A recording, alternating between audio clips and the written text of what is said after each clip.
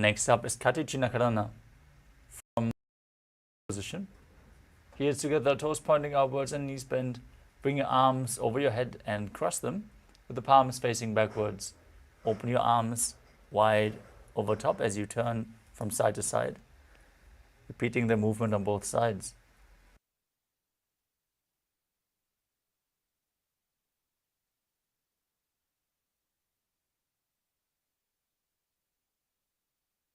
The next asana is Tadasana. From a standing position, rise up onto the toes as you raise your hands up above your head. Visualize yourself as a palm tree as you engage all three bandhas and internally chant the new japa Shivoham. मुद्राबद्ध कोनो ताड़ासन विभेदकान. Next up is Uttanasana. From a standing position, lean forward and down, placing your hands flat on the mat if you can. Otherwise, lean down as low as you can. Bring your head towards the knees as you visualize Swamiji in your inner space and engage all three bandhas, Mahamudra Bandha.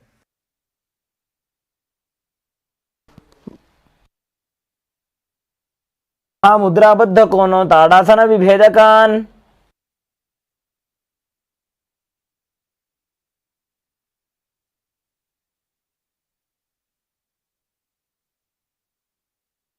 Now keep your hands flat on the mat and step your feet back into a tall plank position.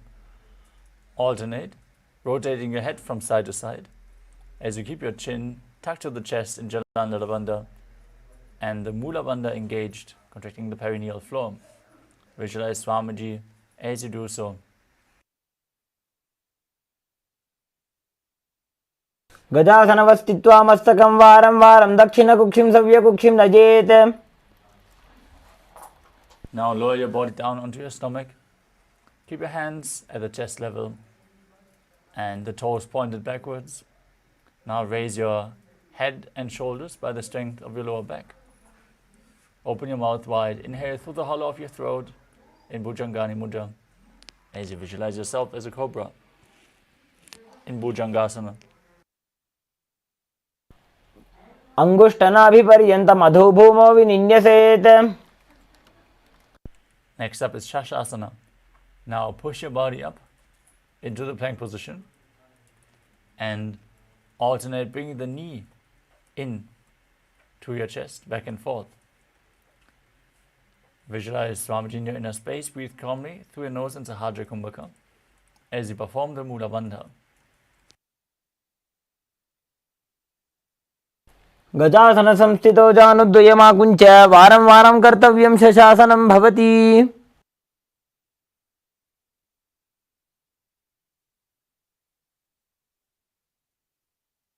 Next up is Rathasana.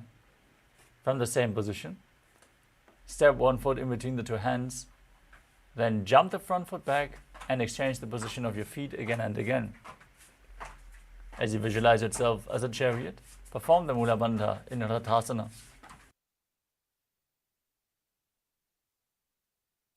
गजासन संस्थितो जानुद्वयमाकुञ्च एकैकं पादं पुरोमार्गेण भ्रामयित्वा कर्तव्यं रथासनं भवति. Now rise up into Virabhadrasana as you keep the front toes pointing forward with the knee bent at a 90-degree angle. Step the other leg far back and keep the knee straight, toes pointing outwards. Now raise your arms up above your head, parallel, as you gaze to your third eye and visualize yourself as Lord Virabhadra and perform Uddiyana Bandha and Mudha Bandha. वासिष्ठमथ कौण्डिन्यम् ऊर्ध्वकुक्कुटमेव च.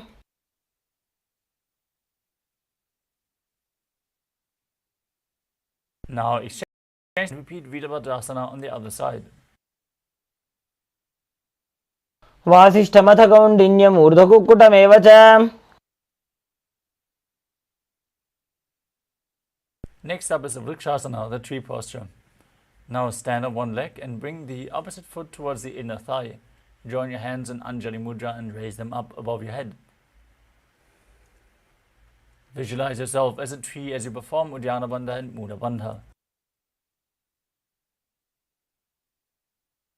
वामोरुमूलदेशे च याम्यं पादं निधायतु. Next up is Garudasana. Bring the raised foot to the opposite hip. Join your hands together in front of your heart in Namaskara Mudra as you visualize yourself as Lord Garuda.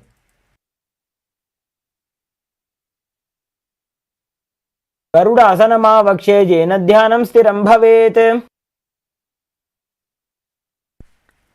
Now exchange the position of your feet. Repeat Vrikshasana, the tree posture on the other side.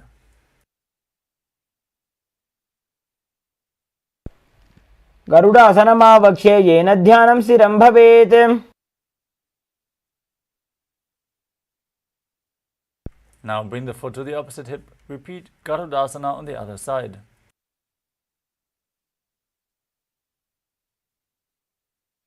गरुडासनमावक्ष्ये येन ध्यानं स्थिरं भवेत्. The next asana is Trigunasana. As you step one foot forward and the other one far back. Keep the front toes pointing forward and the back toes facing sideways. Extend your arms parallel to the ground and lean forward and down as you gaze up and visualize yourself as a triangle.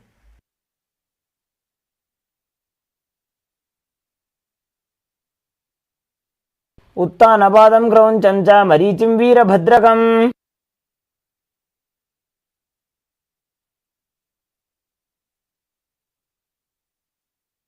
Now exchange the position of your feet. Repeat Trikonasana on the other side.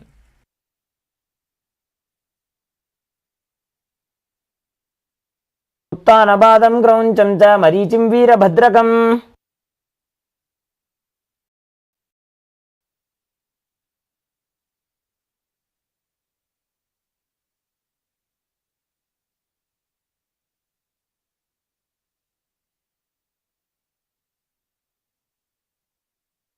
Next up is the Nikutaka Karana. From Arimandi position, heels together, toes pointing outwards, knees bent. Raise one heel off the ground, bring your hands to the chest with the palms facing each other. And now alternate, stomping the raised heel to the other heel up and exchanging the position of your hands.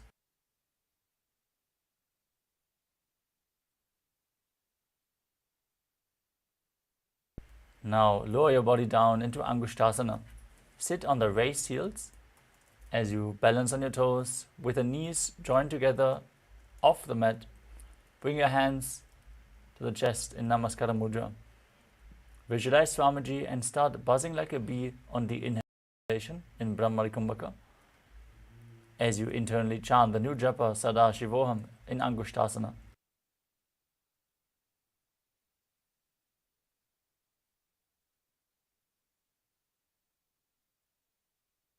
कबन्धासनमित्याहुः गोरक्षासनमेव च.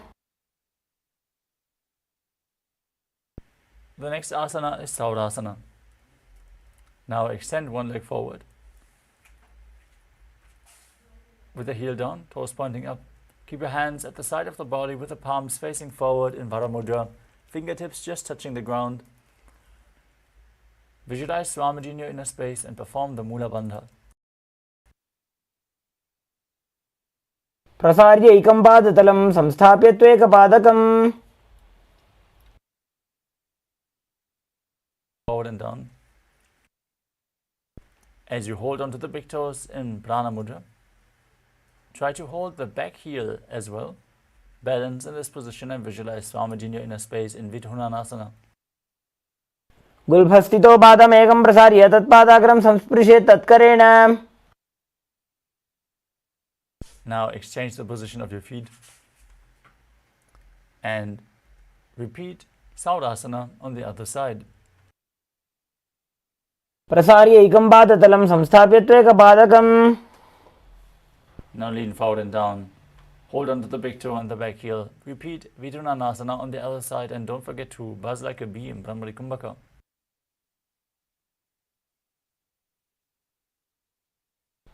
गुल्फौ च वृषणस्याधो व्युत्क्रमेण समाहितः.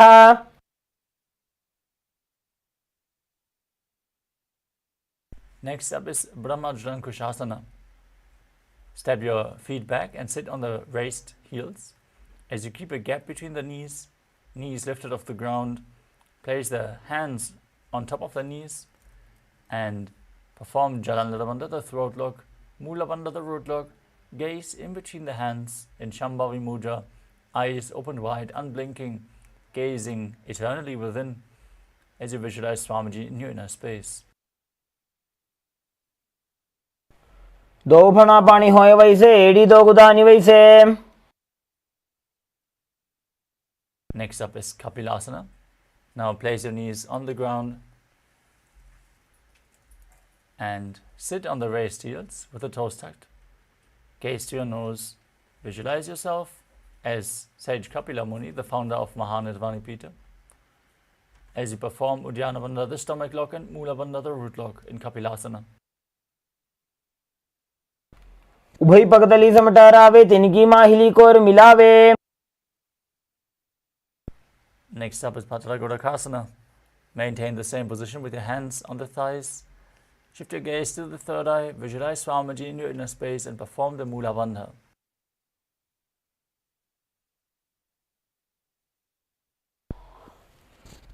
दो पगतली समट करे कोरवारली भूपर इधरे.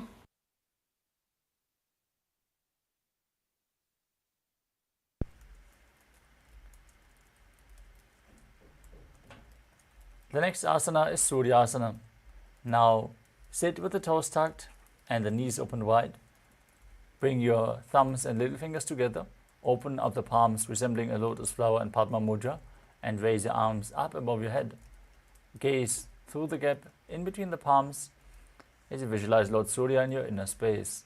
Perform Uddiyana Bandha and Mula Bandha as you do so.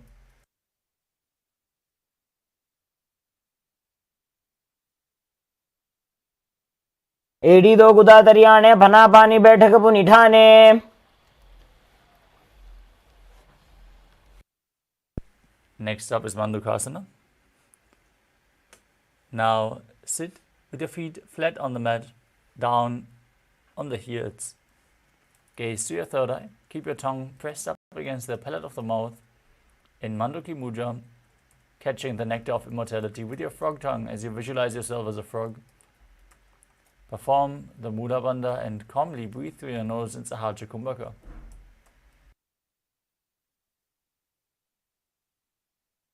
पाद तलो पृष्ठ देशे अंगुष्टे द्वे च संस्पृशेत्.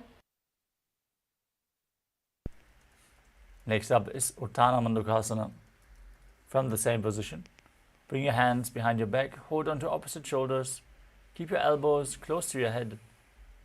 Hold the visualization of being a frog with your tongue up against the palate of the mouth in Manduki Mudra.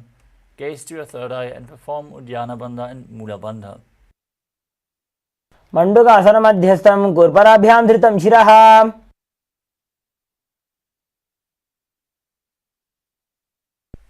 Next up is Simhasana. Now cross your ankles and sit on your feet. As you keep your hands on the knees, open your mouth wide, stick out your tongue, exhale forcefully as you visualize yourself as a lion and gaze to the tip of your nose. दक्षिणं सव्यगुल्फेन दक्षिणेन ततेतरम्. Now uncross your feet behind your back and bring the soles of the feet together, toes pointing backwards as you cross your hands behind your back and hold onto the big toes in Prana Mudra with index and middle fingers. Gaze towards your nose, visualize Swamiji, perform Jalandhara Bandha and Mula Bandha and return to buzzing like a bee in Brahmari Kumbhaka. गुल्फौ च वृषणस्याधो व्युत्क्रमेण समाहितः. Next up is Kakabhushandi Asana. Now squat with your feet flat and the knees spread apart. Bring your elbows in and around the raised knees and interlock your fingers behind your back in Parashu Mudra. As you gaze to your nose, visualize yourself as a crow. प्रथमे वेसकौकटठाने दोवो हाथ पगमी च आने.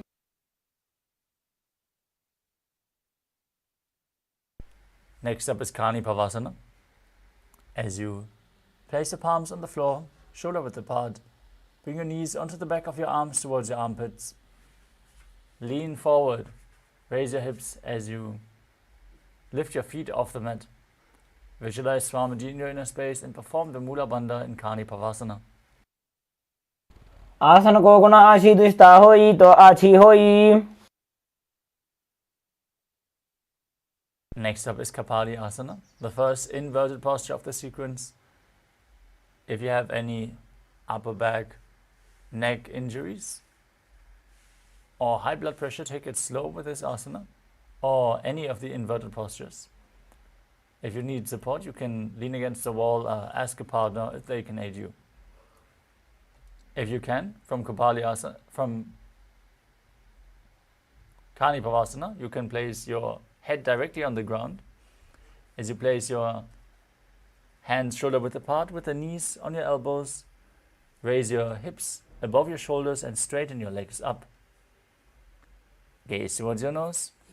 Visualize Swamiji in your inner space as you perform the Mula Bandha in Kapali Asana. शीशी शीशा धरती टेकी पगदो वो मिलीवा ऊंचा कुकरे.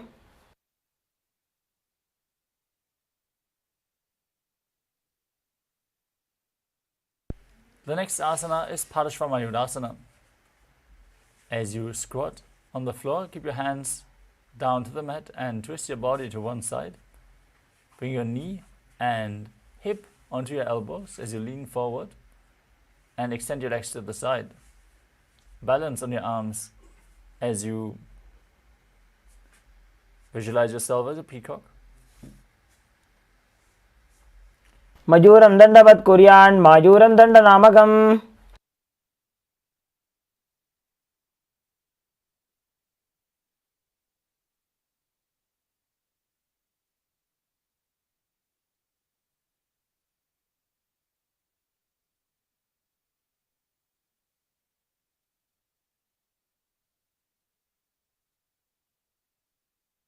Now repeat Parashvamayudasana on the other side.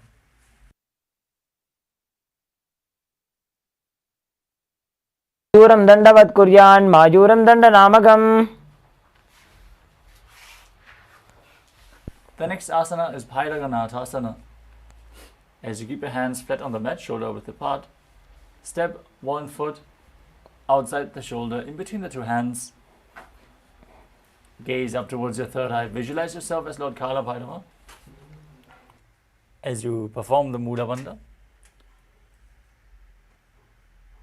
And exhale fully in Richaka Kumbhaka as you hold your breath. आसन को गुण बीती जाई.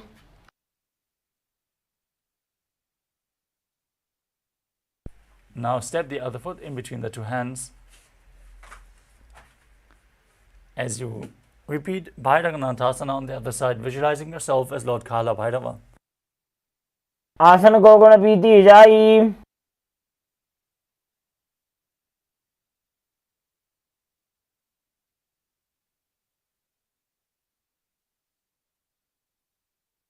The next asana is Unmukha Pitasana.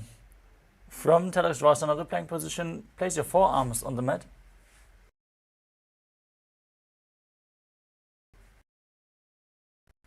Slightly walk your feet forward to raise your hips to your third eye, and when you're in हस्तो चतुष्पदम वाङ्मुखम्. from Unmukha Pitasana, rise back up onto your hands and then rotate your body onto one hand and lift the other hand up towards the sky. Keep your core engaged, your body straight. Gaze to the third eye. Gaze up along the hand as you visualize yourself as Sage Vashishta. ऊर्ध्वकुक्कुटवासिष्ठ मरीचिहल मत्स्यकम्. Now rotate your body in the opposite direction as you repeat Vashishthasana on the other side. ऊर्ध्वकुक्कुटवासिष्ठ मरीचिहल मत्स्यकम्.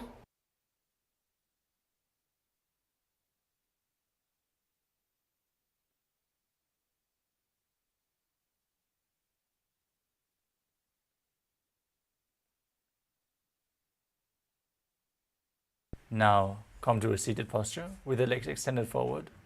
Bring your hands beneath the buttocks with the palms facing up. Gaze to your nose.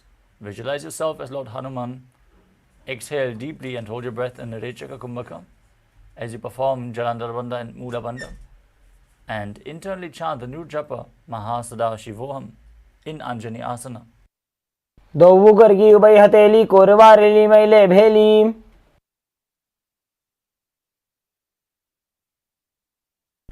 Next up is Paschimottanasana. From the same position, bend from your waist forward and hold onto the big toes in Prana Mudra. Bring your head as close to the knees as you can as you visualize Swamiji in your inner space and engage all three bandhas. जानो परिललाटन्तो पश्चिमं ताणमुच्यते.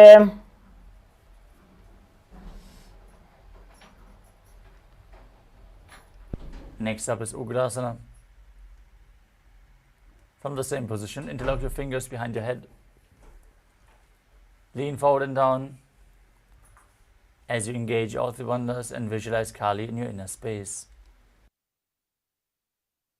स्वपाणिभ्यां दृढं धृत्वा जानो परिशिरोऽन्यसेत्. The next asana is Marichi Asana. As you sit with the legs extended, bring one heel against the groin with the knee raised. Bring your arm in and around the raised knee. Interlock your fingers behind your back as you lean forward and down towards your knee, visualizing yourself as Sage Marichi.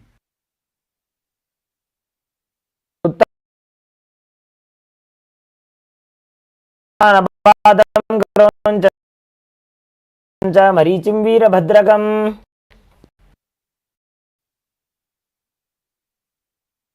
Now drop the knee, lean forward and down, hold on to the front foot with both hands. Exhale, gaze to your nose, visualize Swamiji and perform Mahamudra Bandha in Mahamudrasana.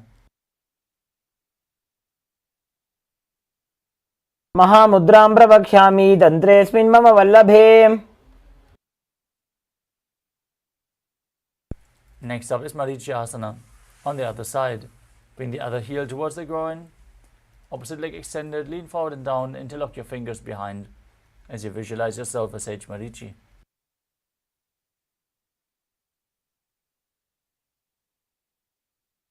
उत्तानपादं क्रौञ्चं च मरीचिं वीरभद्रकम्.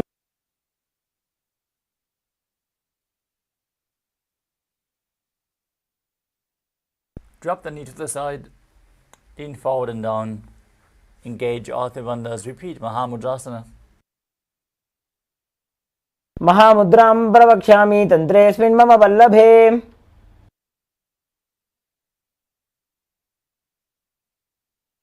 Now place the soles of the feet together in front of your body and hold the feet firmly with both hands as you push your knees down to the ground with the strength of your groin. Gaze to your third eye, visualize Swamiji in your inner space and perform the Mula Bandha in Padadasana too.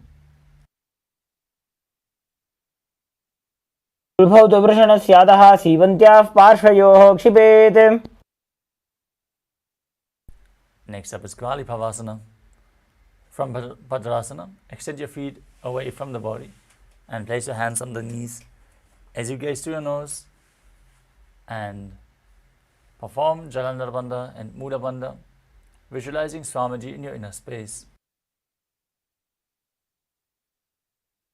पूर्व चरपट चौक कख्यो सोजी वाही विधि जो कीजे sooji.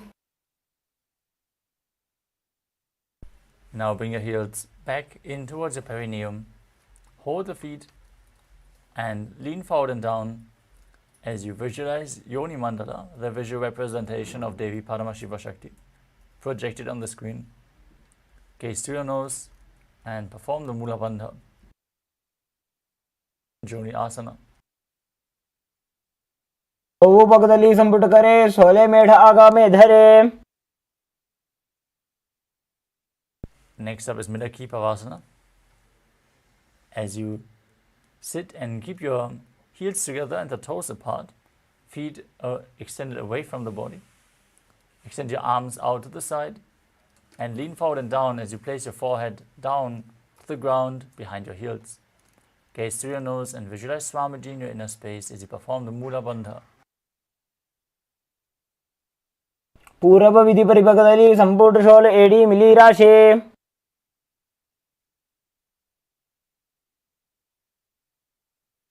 Next up is Siddhasamadhyasana. Now bring your legs back in towards the body. Bring your arms underneath the shins and extend them forward with the palms facing up. As you lean forward and down, bring your toes towards your throat if you can. Gaze to the nose and visualize Lord Surya in your inner space as you perform Mula Bandha in Siddhasamadhyasana. वो पगदली संपुट करे, सोले मेढ आगा में धरे. Next up is Chinakipavasana. Now keep the heels against the groin and hold the feet as you open them up like a book. Bring your elbows to your thighs. Gaze to your nose and visualize Swamiji in your inner space in Chinakipavasana. दो पगा की एड़ी धरती मगिवा मेढ लगावे. Next up is Chadapata Drokasana. As you keep your hands on top of the knees with the heels close to your groin, gently push the knees down towards the mat. Gaze to your third eye, visualize Swamiji in your inner space and perform Uddiyana Bandha and Mula Bandha.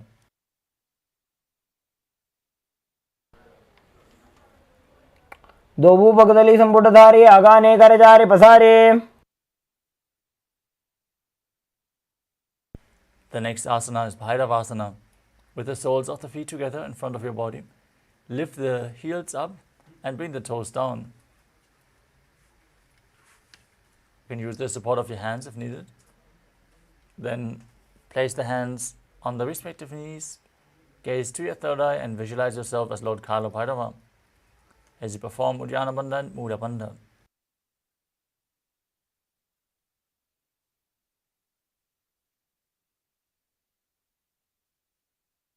गुल्फो संपीड्य चान्योन्यं व्युत्क्रमेणोत्थितं शनैः. Next up is Samanasana. Now keep one heel against the perineum and lift the sole of the other foot towards your chest. Hold your foot with both hands as you gaze to your third eye and visualize Swamiji in your inner space. समानासनमावक्ष्ये सिद्धमन्त्रादि साधनात्.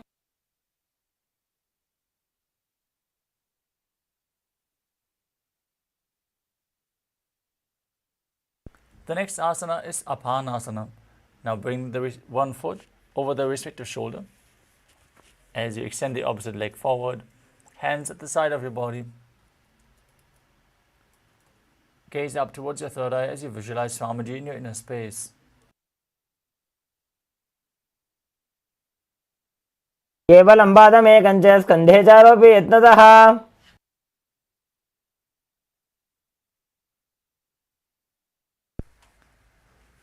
Now repeat Samanasana on the other side by pulling the other sole towards the chest.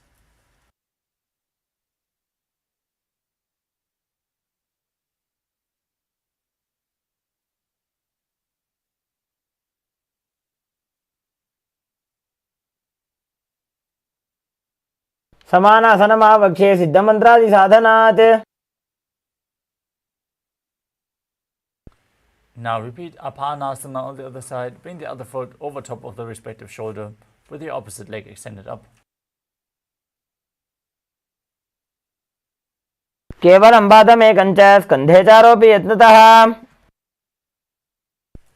Next up is Gomukhasana. As you stack your knees in front of the body with the heels close to the hips, place your hands on top of the knees in Padusha Mudra. Gaze to your third eye, gaze to your nose, visualize the face of a cow. As you start breathing in Siddhkari Kumbhaka, hissing through your teeth as you keep your tongue up against the palate of your mouth without touching the teeth. Internally, chant the new japa, Om Nithyanandoham.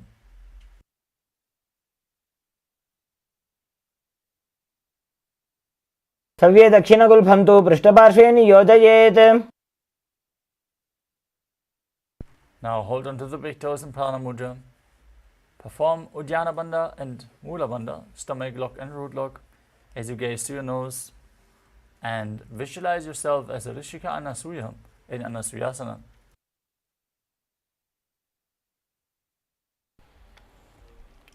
दक्षिण घोड़ों नीचे उठाने बाहों ताकि ऊपर आने.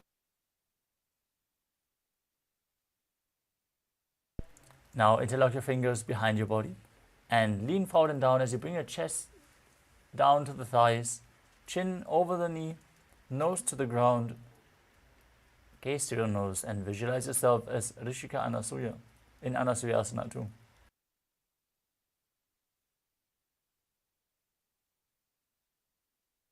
जीमणा गोदा की संधि ऊपरी डावा घोड़ा की संधि.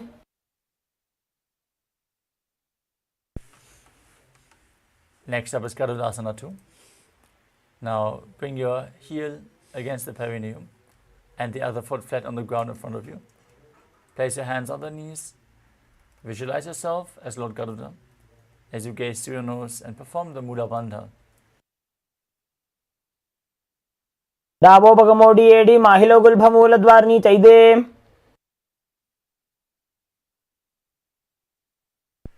Next up is Naradasana. As you raise your perineum onto the heel, interlock your fingers behind your back, behind your neck, and twist your elbows outside the raised knee. Gaze towards your third eye and visualize yourself as Sage Narada in Naradasana. पिष्ठिज वाम पगदली गेरी भूपरिता ही लगावे फेरी. Next up is Matsya Pitakasana. Now place one foot on top of the opposite thigh as you bring your arm around, hold onto the shin and hold onto the big toe with the respective hand in Prana Mudra. Gaze to your nose.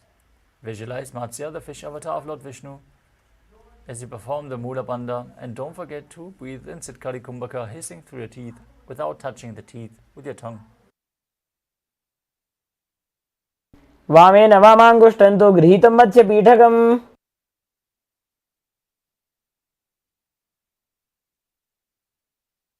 Now repeat Gomukhasana on the other side. Stack your knees, put the other knee on top, interlacing your fingers on both knees, visualizing the face of a cow represented in the name of the asana, Gomukhasana. सव्ये दक्षिण गुल्भं तो पृष्ठपार्श्वे नियोजयेत्.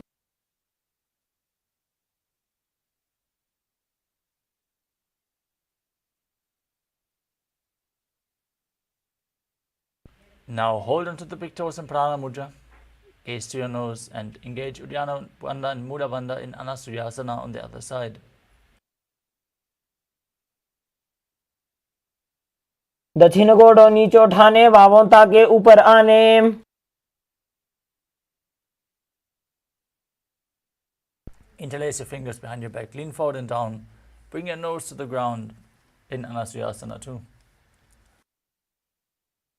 जीमणा गोदा की संधि ऊपरी डावा घोड़ा की संधि. Now repeat Garudasana 2 as you bring the other heel against your perineum, opposite foot flat, knee raised,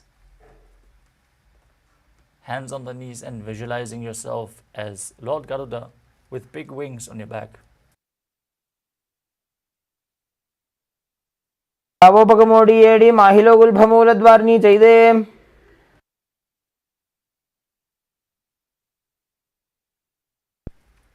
Now repeat Naradasana as you raise your perineum on the heel, interlace your fingers around your neck, and twist your elbows outside the raised knee.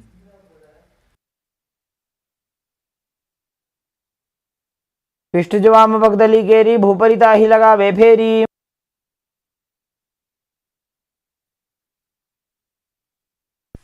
Now repeat Matsya Pitakasana, bringing the other foot on the opposite thigh, holding onto the shin and the big toe in Prana Mudra as you gaze and visualize Matsya, the fish avatar of Lord Vishnu. वामेन वामांगुष्टंतो गृहीतं मत्स्य पीठकम्.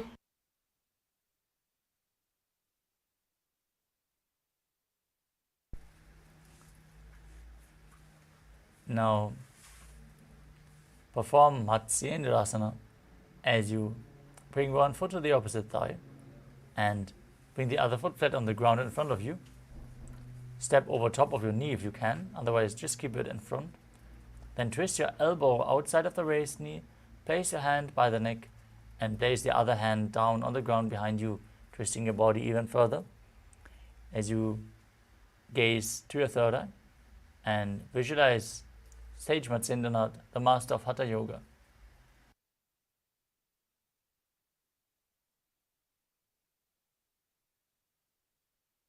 उत्तरं पश्चिमाभासं कृत्वा तिष्ठति यत्नतः.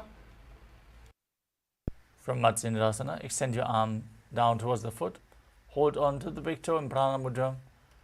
As you hold your other ear with your hand, gaze to your third eye and visualize yourself as a camel in Kubasana.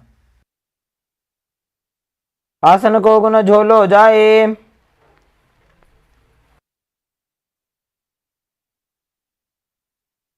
Now drop the hand from your ear down to the mat behind you.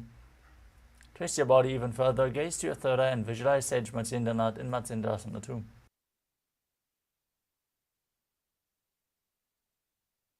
मत्स्येन्द्रपीठं जठरप्रदीप्तिं प्रचण्डरुक्मण्डलखण्डनास्त्रम्.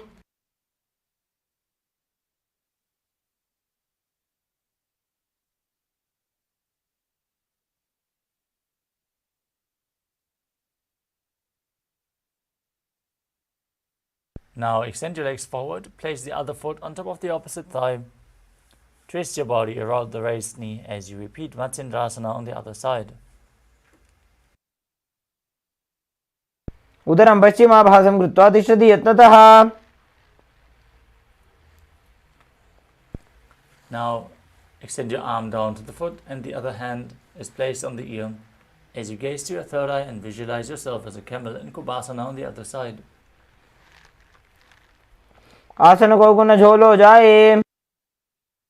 Drop the hand behind your body, twist your body even further, gaze to your third eye, visualize Sage Matsyendranath in Matsyendrasana 2. मत्स्येन्द्रपीठं जठरप्रदीप्तिं प्रचण्डरुक्मण्डलखण्डनास्त्रम्.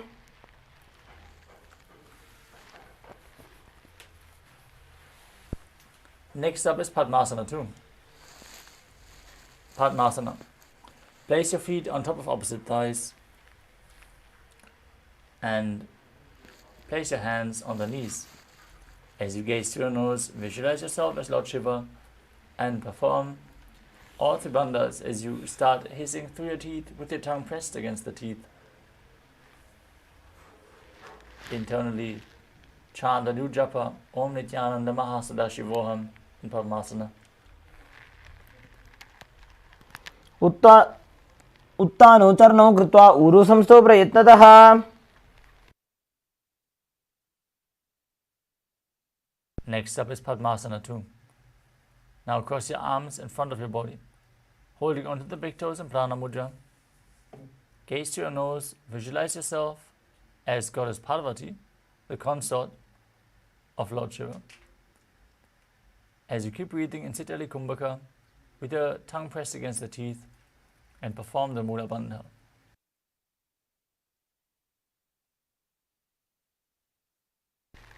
उत्तानोचरणौ कृत्वा ऊरु संस्थो प्रयत्नतः.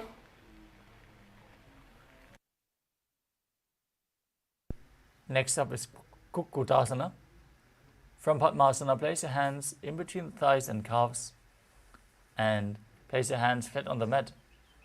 Lift your body off the mat and balance as you visualize yourself as a rooster, calmly breathing through your nose in Sahajra Kumbhaka.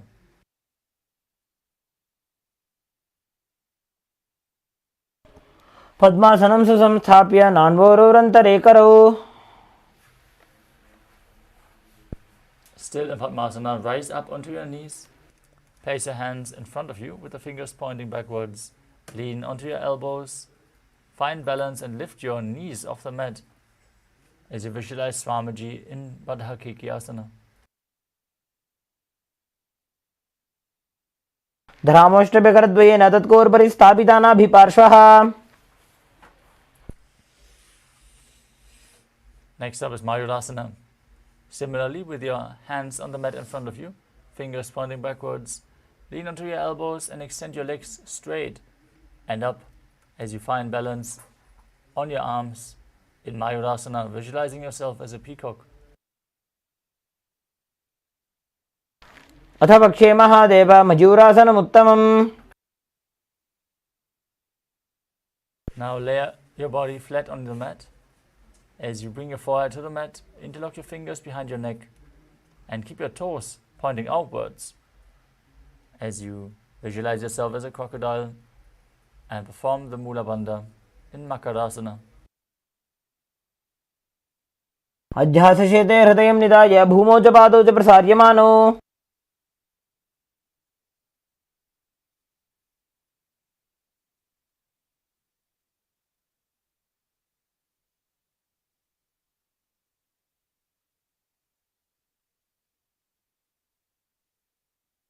Next up is Shalabhasana. As you lay down on your stomach and place your hands next to your chest, raise your entire legs off the mat by the strength of your lower back. Visualize yourself as a locust and breathe calmly through your nose in Sahajra Kumbhakam in Shalabhasana. अध्यासशेते करयुग्मवक्षो भूमिमवष्टभ्य करयोस्तलाभ्याम् Now hold onto the feet and pull them outside the hip. Pull them as close to the ground as you can as you visualize yourself Ustrasana. अध्यासशेते पदयुग्मव्यस्तं पृष्ठे निधाय अपि धृतं कराभ्याम् Next up is Dhanurasana. As you lay on your stomach, holding onto the feet, backing up as you lift your shoulders and head. Gaze up towards your third eye as you visualize yourself as Pinaka, Lord Shiva's bow. Perform the Mula Bandha as you do so. प्रसार्य पादौ भुजदण्डरूपौ करौ च पृष्ठे धृतपादयुग्मम्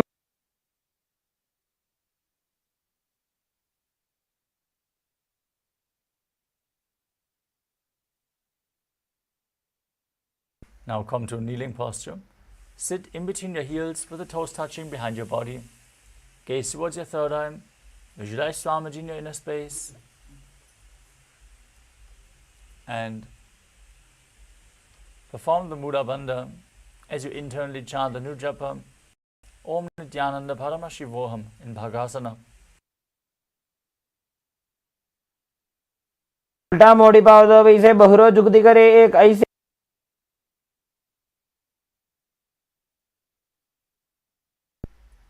Next up is Gohi Asana, the next inverted posture of the sequence.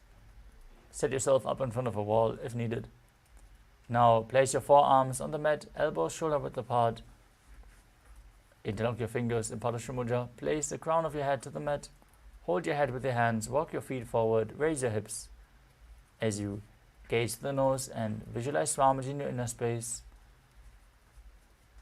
And pull your knees in towards your chest in Gohi Asana. दो हाथ की कहुनी जोई पुनः कलाई जाने दोई From Gohi Asana, extend your legs up straight into Shirshasana. Gaze to your nose. Visualize Swamiji in your inner space and perform the Mula Bandha. विपरीतं मण्डलं च द्विधैव विदितं हिनः Gently lower down your legs. Come to a seated posture with the legs forward. Have a sequence of rapid exhalations through the nose in Bhastrika Kumbhaka as you contract your stomach and push the air out again and again.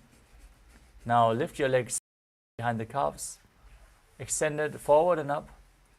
Bring your head in towards the knees as you bring your legs vertical. Visualize Swamiji in your inner space in Podhyasana. दो हाथ पग बाहर आने घोड़ा तरे काकसी ठाने Keep rapidly exhaling in Bhastrika Kumbhaka as you extend your legs forward and up at a 45-degree angle. Bring your hands behind your back, hold onto opposite shoulders and gaze to your third eye as you visualize yourself as a mace in Padikasana.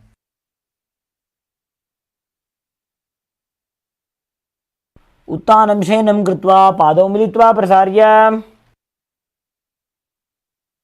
With your legs extended forward and up, extend your arms parallel to the ground. Gaze to yourself as a boat in Naukasana.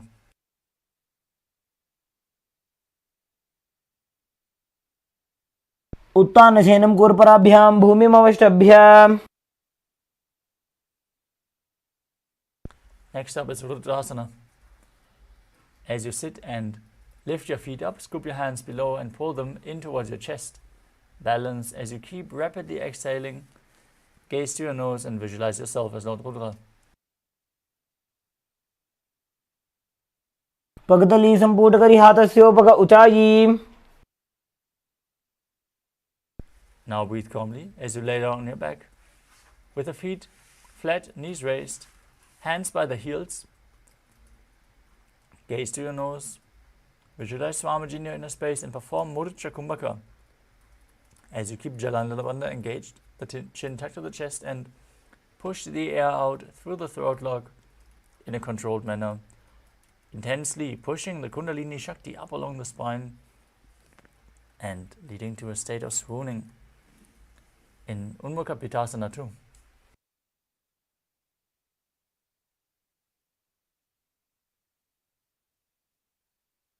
ऊर्ध्वे च जानुनी कृत्वा शवित्वोर्ध्वमुखं तथा उत्थाप्य हस्तौ तिष्ठेत्तु पीठ उन्मुख नामके. Next up is Shavasana. Now lay down completely flat with your hands by the side of your hips, palms facing up. Form Shakti Chalan Mudra as you forcefully pull the Kundalini Shakti up along your spine. Relax, completely unclutched from any micro movements of the body and mind. As you visualize that your body is dead and Swamiji, the Supreme Pontiff of Hinduism, is liberating you. Internally chant the Mahavakya, Om Nithyananda, Paramashivoham.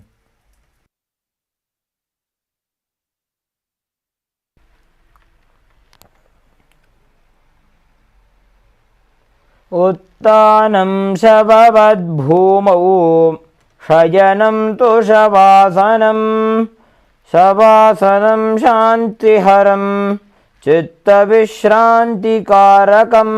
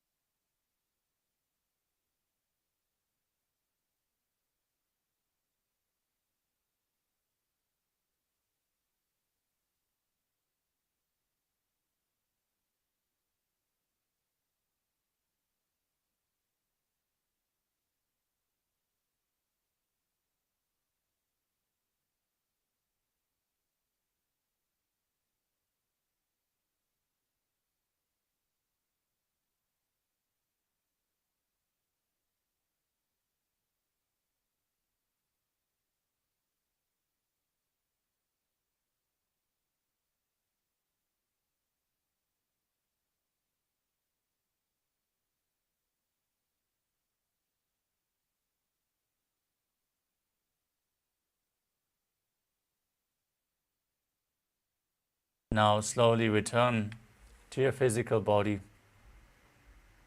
Start to wiggle your fingers and toes, your wrists and your ankles, your elbows and your knees.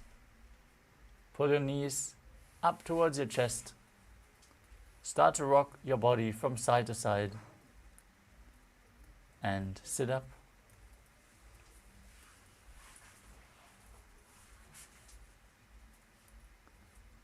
Congratulations, you completed the first 108 asanas of the sequence, the Pratama Vinyasa Krama. We're now going to move on to the next asana of the sequence. Before that, we would like to request all the participants to please keep your camera switched on. Make sure you're visible on camera with your room properly lit. This is a security measure, so please follow along with the guidelines. As we move on to the next asana of the sequence, Yadhasana Nishthasana. Sit in a posture that brings ease to your physical and mental space Any position is fine. As you place your hands on the knees in Bindu Mudra, visualize Swamiji in your inner space. Perform Samana Kumbhaka. Inhale into your stomach, hold your breath, and visualize a flame rising up your spine. As you perform the Mula Bandha and internally chant the Mahavakya, Om Nithyananda Paramashivoham. पर्यङ्कं तत्समाख्यातं यतिः. Next up is Samasana. As you sit in a cross-legged position with your hands on the knees in Bindu Mudra, inhale deeply, hold your breath, then exhale deeply, inhale deeply again and again. As you visualize Swamiji in your inner space.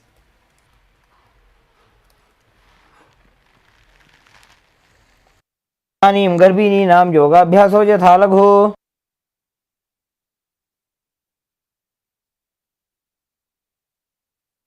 Next up is Muktasana. Now place the left foot against the genital region and the right foot over top of the left. Keep your hands flat on the knees, gaze towards your nose, and visualize yourself as a sage liberated by the Supreme Pontiff of Hinduism.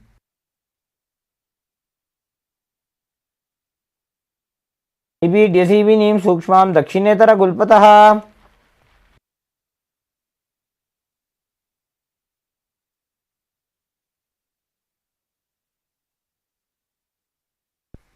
Next up is Siddhasana. Now maintain your feet in the same position and shift your gaze to the third eye as you visualize Swamiji in your inner space. स्थानुसंयमितेन्द्रियोचलदृशा पश्यन् भ्रुवोरन्तरं चैतन्मोक्षकपातभेदजनकं सिद्धासनं प्रोच्यते. Next up is Siddhyasana. As you maintain the same position as in Siddhasana, switch your gaze to the ground in front of you. Engage all three bandhas. As you visualize Swamiji in your inner space, keep breathing in Samana Kumbhaka.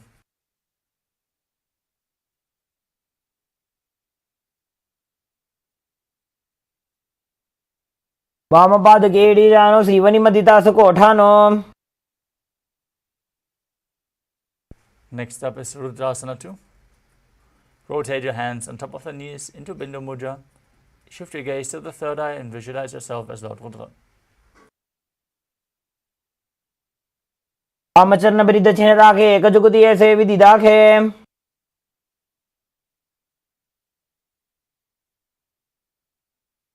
Next up is Sandhadhurnasana. Maintain the same position. Shift your gaze to the nose as you embody tranquility and an unshakable nature. आसन की गुण मन की चंचलता meet.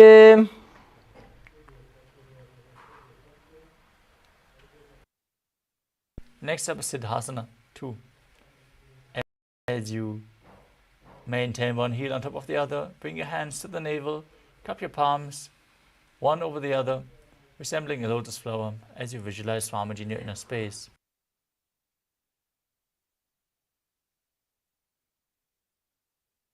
ऋजुकाय समासीन सिद्धासनमुदीरितम्. The next asana is Bandha Yoni Asana. Maintaining your legs in the same position. Set the sankalpa to manifest the womb of creation and get ready to enter Shanmukha Mudra. Exhale deeply, perform the Mula Bandha.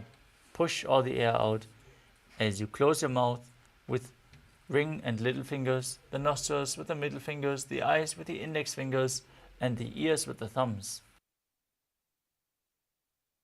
यत्र मध्ये महादेव बन्धयोन्यासने शृणु.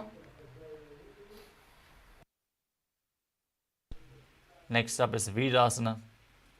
As you place one foot on the opposite thigh and the other foot below the opposite thigh, keep your hands on the knees in Bindu Mudra and embody the state and space of bravery.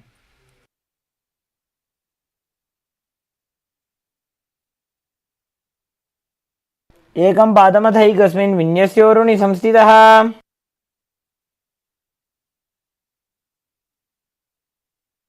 From the same position, with your hands on the knees in Bindu Mudra, shift your gaze to the third eye and visualize Sage Valmiki, the great poet and author of Ramayana in Valmikasana.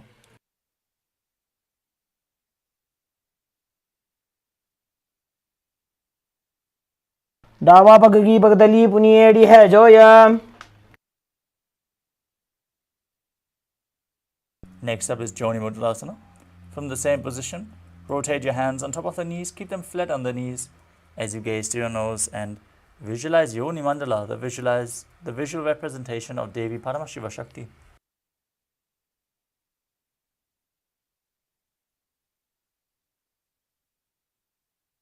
वाम पाद की पगतली जाहि माहिली core.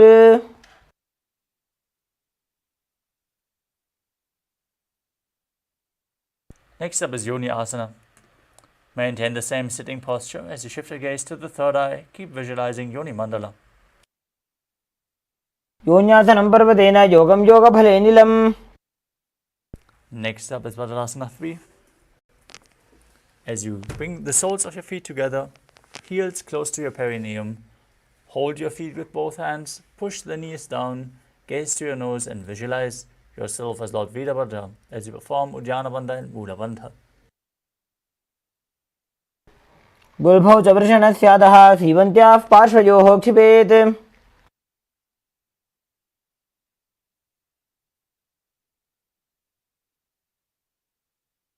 Next up is Aghodasana. As you keep the soles of the feet together,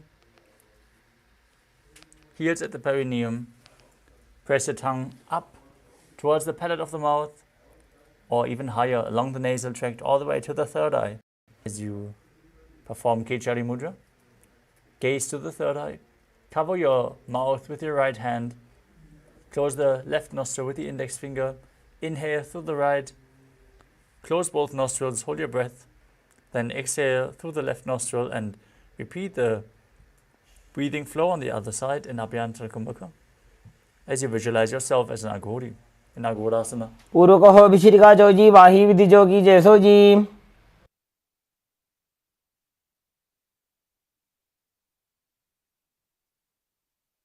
Next up is Kanadipavasana. As you bring the feet together in front with the toes together and the heels apart, place your elbows on the heels and hold your chin with both hands. As you lean forward and down, perform Uddiyana Bandha and Mula Bandha. Exhale fully, gaze to your nose and visualize yourself as a female elephant drinking water. ग्वाली पावा आसन कक्ष्यो है जैसे जाहू में जाने विधि तैसे. Next up is Padasana. As you sit with your knees raised, arms between the thighs and calves, interlace your fingers in Padasana Mudra and lift your feet off the mat. Gaze towards your nose as you visualize Swamiji in your inner space in Padasana. ततोर्ध्वं रेचयेत् वायुं मृदुनिश्वास संयुतम्. Next up is Gopi Chandasana. As you interlace your fingers around the feet with the soles together, toes at the groove of your throat, keep your chin on the hands and gaze to your nose. Embody the state and space of a king. पूर्व विधि पगा का अंगूठा कंठ को पराशे. Next up is Uddarasana. Now, insert your hands underneath the legs and hold the feet with interlocked fingers as you bring your feet up to the chest and the head down with the chin touching the soles of the feet. Gaze to your nose and visualize your body free from any defects. दो पगतली संपुटटाने उभय हस्त करी उरद हिताने.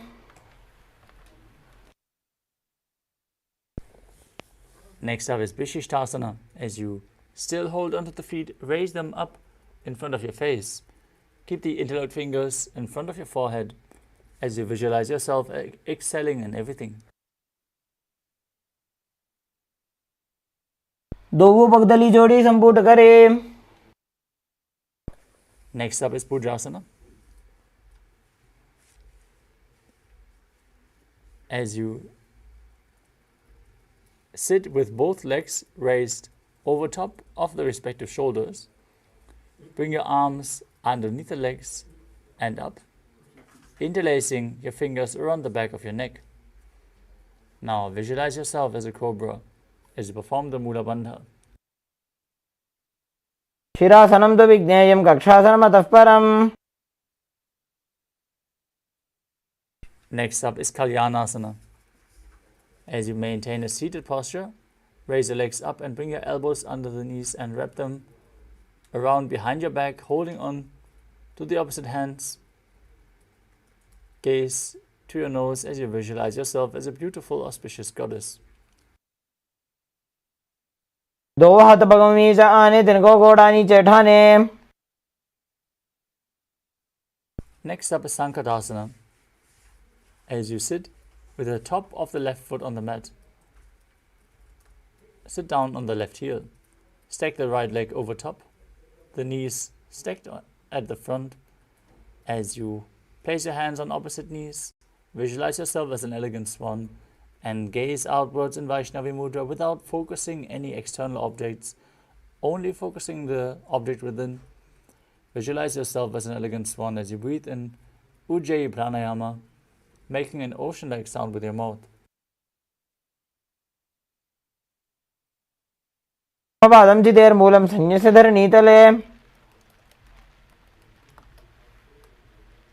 Next up is Dhenukasana. As you slide the heel outside the hip, sit down on the ground, place both hands on the top knee, visualize a cow in your inner space and perform Uddiyana Bandha and Mula Bandha. अनुषागी Nagar पंचडं वृषीलिन्दकल्यं neem. Next up is Machandrasana. As you place the right foot on the left thigh and the left foot on the right knee, bring the left hand behind your back, twist your body to hold onto the opposite thighs with your hands. Once you catch hold, twist your body even further, shift your gaze to the third eye and visualize Swamiji in your inner space. वामजङ्घपरदक्षिणटाने वामहस्तभिष्टीदिशाने.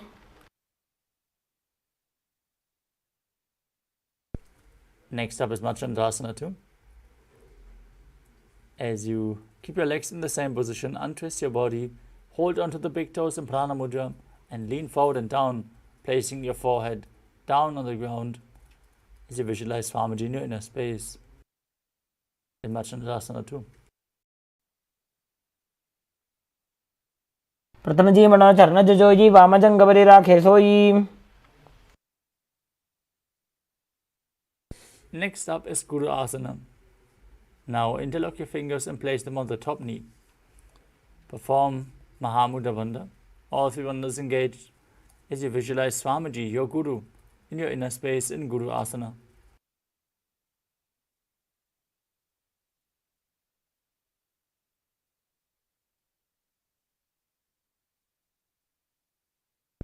Next up is Sankatasana on the other side.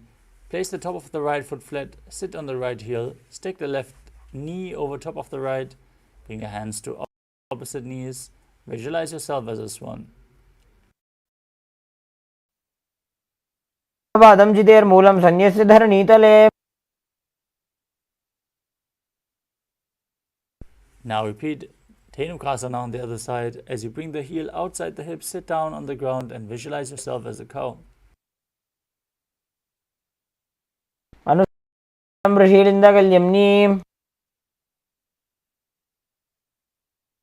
Now repeat Machandrasana on the other side. As you bring the left foot to the right thigh, right foot on the left knee, twist your body and hold on to opposite shins, opposite thighs as you visualize Swamiji in your inner space.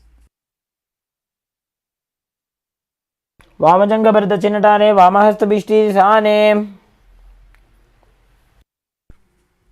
Now untwist your body, hold on to the big toes as you lean forward and down, repeating Machandrasana 2.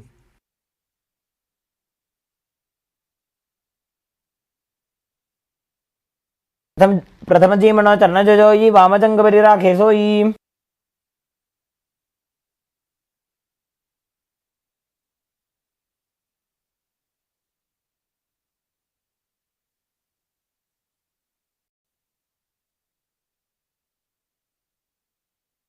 Now repeat Guru Asana as you place interlocked fingers on the knee and perform all three wonders, visualizing Swamiji, your Guru, in your inner space. गुरुमूले इतरपादस्य कनिष्ठिका प्रदेशगुल्भं संस्थाप्य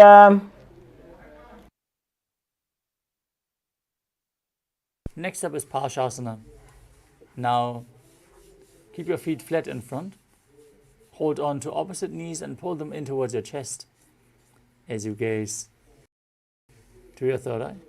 Keep your tongue up in Kechari Mudra and visualize Swamiji in your inner space. पादतले भूमौ निधाय जानुनिवृसि निधाय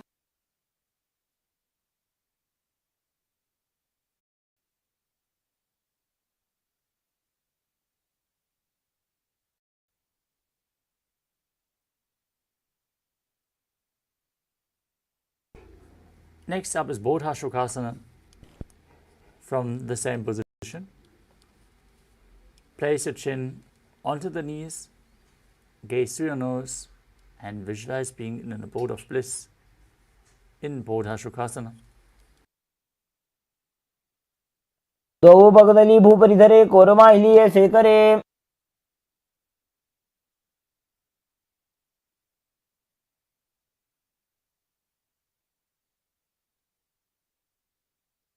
Next up is Kurakatasana. From the same position, bring your arms underneath the knees and hold on to opposite elbows. Gaze towards your nose as you visualize Swamiji in your inner space.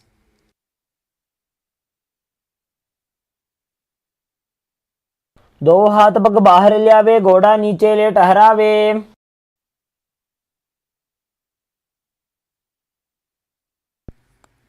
From Kurakatasana, cross your ankles with the right foot over top and the toes pointing up. Visualize the great sage Maharishi Sumati as you gaze through your nose in Sumati.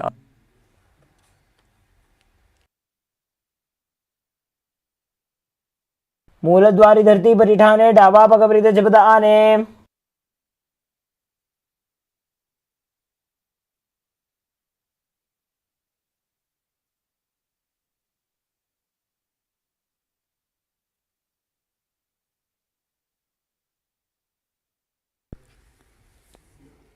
Next up is Dandasana. Now extend your feet straight out in front of you as you extend your arms up. Interlock your fingers with the wrists pointed outwards. Perform all three bandhas, gaze to your nose and visualize Swamiji in your inner space.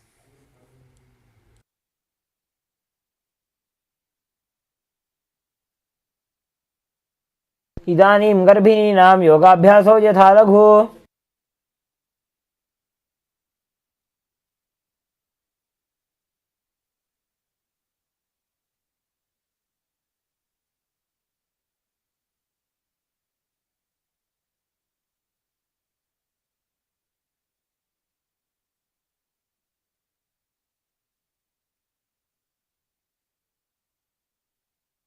Next up is Arambhasana.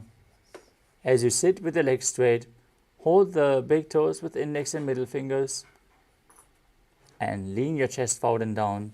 Bring your head to the knees as you inhale through one nostril, exhale through the right alternately. Visualize Swamiji in your inner space as you perform Nadi Shodhana without using the support of your hands, cleaning your तो वो पग मिलीवा पसारी पगा का अंगूठा पकड़ी लीलाट घोड़ा लगावे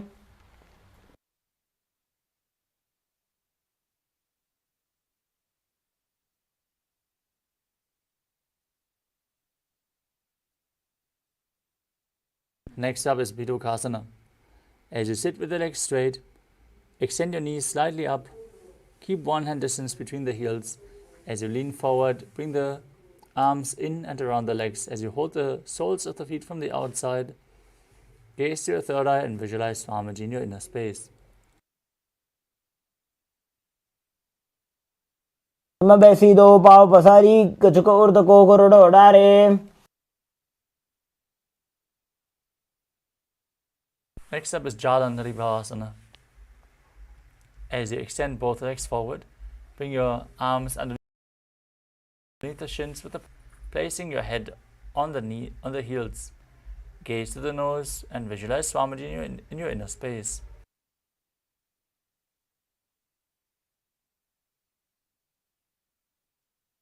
दो एड़ी मेली के दीजिए हाथ पसारी.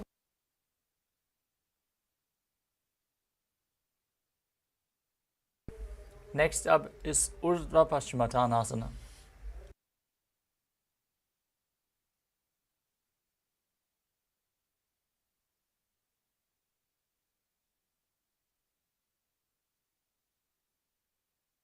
As you sit with your both legs extended forward, bring one leg behind your neck and visualize Swamiji in your inner space as you lean forward and down and hold the front. Perform the Mula Bandha and breathe in Pratyahara Kumbhaka. Visualize the prana flowing upwards through your body, through 9 points of the body, one by one, from one point to the next, starting with the soles of the feet, the regenerative organ, to the navel, to the heart, to the throat, up to the uvula, the palate of your mouth, the center of the eyebrows, the top of the forehead, and finally reaching the Brahmarandra, the crown of your head, flowing out at the top. These 9 points are revealed by Mahadeva himself. Perform the Mula Bandha and push the Kundalini Shakti up in Urdhva Paschimottanasana. पश्चिमतानवत् स्थितिं कृत्वा एकं पादं ग्रीवायां धृत्वा तिष्ठेत्. From the same position, with your leg behind your neck, lean straight backwards, lay down with the leg behind your neck and hold onto the foot with the other hand. If you can't bring your leg behind your neck, you can bring it over your shoulder or pull it in towards your chest with the other hand. As you gaze to your nose, visualize yourself being in Anantasana.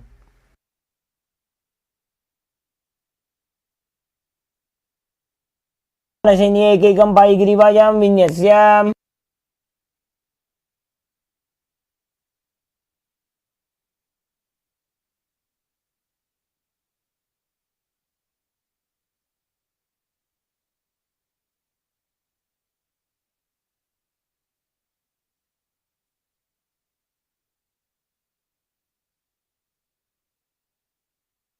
Next up is Ankushasana, with the leg behind your neck. Roll to the side. As you feel in complete control, gaze to your nose and perform the Mula Bandha. उत्तानसहित एकैकं पादं ग्रीवायां कुर्वन्. Next up is Chasana. Now pull both knees towards your chest. Hold them with opposite hands and pull them close to your chest as you roll your body from side to side and visualize Swamiji in your inner space. उत्तानशयनं जानुनि हृदयवष्टम्भ.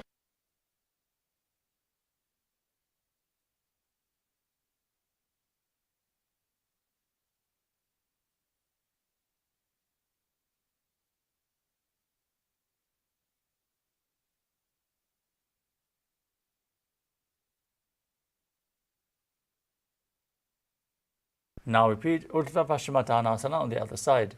Bring the other leg behind your neck. Lean forward and down. Hold the front foot and visualize the prana flowing up along your body. पश्चिमतानवत् स्थितिं कृत्वा एकं पादं ग्रीवायां धृत्वा तिष्ठेत्. Now lean back with the foot behind your neck. Hold onto the foot with the opposite hand as you straighten your spine and lay down, visualizing yourself as being unending in Anantasana.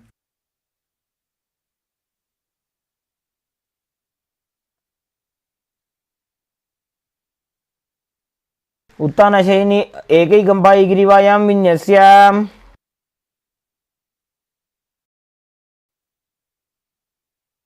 Now roll onto the side, feeling complete control in Ankushasana. उत्तानसहित एकैकं पादं ग्रीवायां कुर्वन्. Next up is Yoga Nidrasana. As you lay on your back, one by one, bring your legs behind your neck. And then interlock your fingers behind your back as you gaze to the nose and visualize Swamiji in your inner space. अभ्याम वेष्टयेत् कंठम हस्ताभ्याम पृष्ठबंधनम.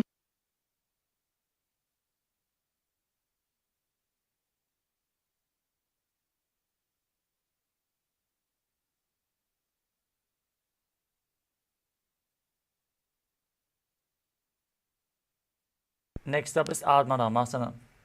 As you lay on your back, raise your legs towards your head, wrap your hands around the legs and intertwine your neck.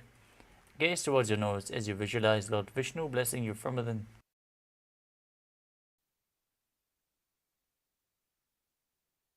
Ram आसन प्रथम सुधोषोभे.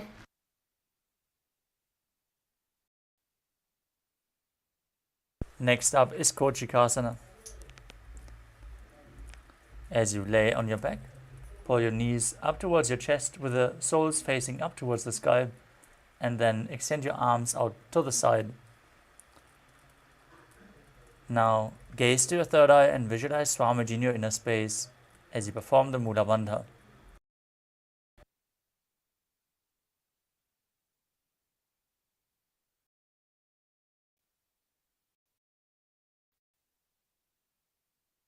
दो हाथ सीधा सा करे, 300 बेसपा करे.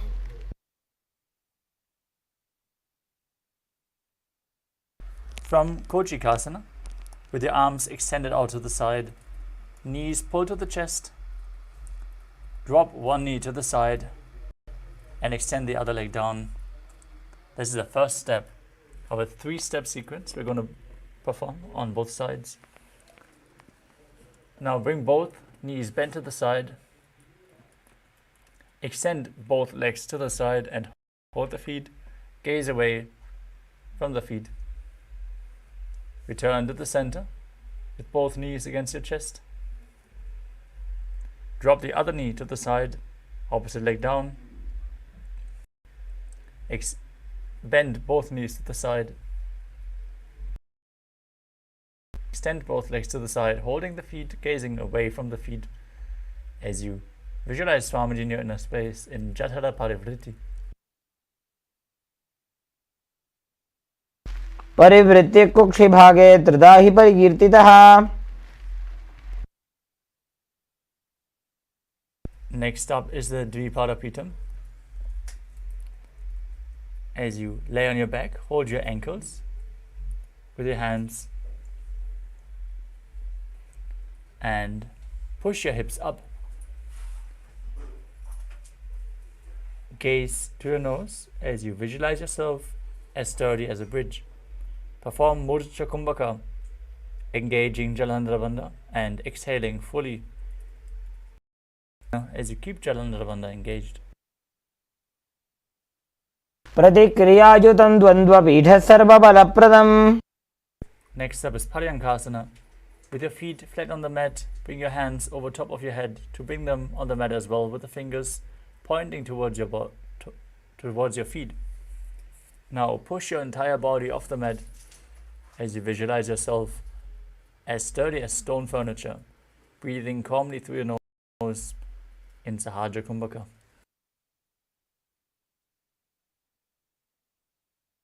उत्तानशयनं हस्ततलाभ्यां भूमिमष्टभ्याम्.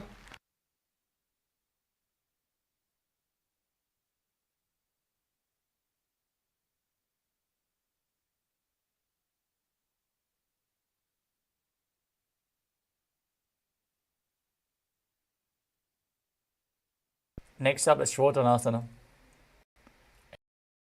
As you pull your knees in towards your chest and place your hands on the shoulders. As you move your hips in a circular motion, visualize yourself as a dog playfully rolling around on its back.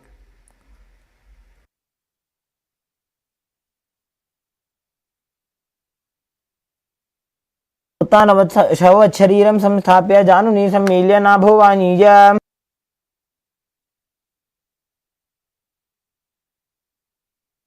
Next up is the Viparita Karani.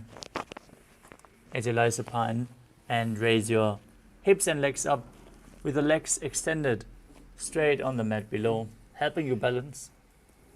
Move your legs in a circular motion and visualize Swamiji in your inner space.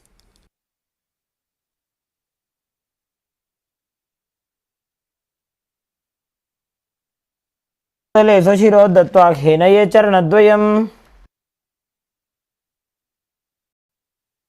Now stop the movement. Be straight in this position in Viparita Karani 2. विपरीताख्या सर्वाधिव्याधिनाशिनी.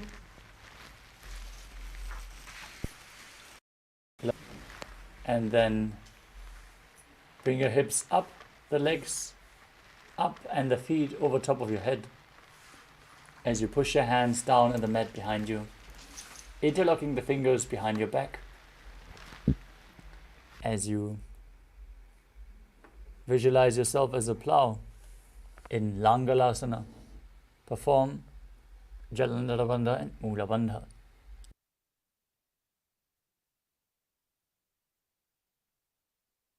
नरकासने स्थित्वा नासिका प्रदेशे भूमौ पादपृष्ठे स्थाप्य.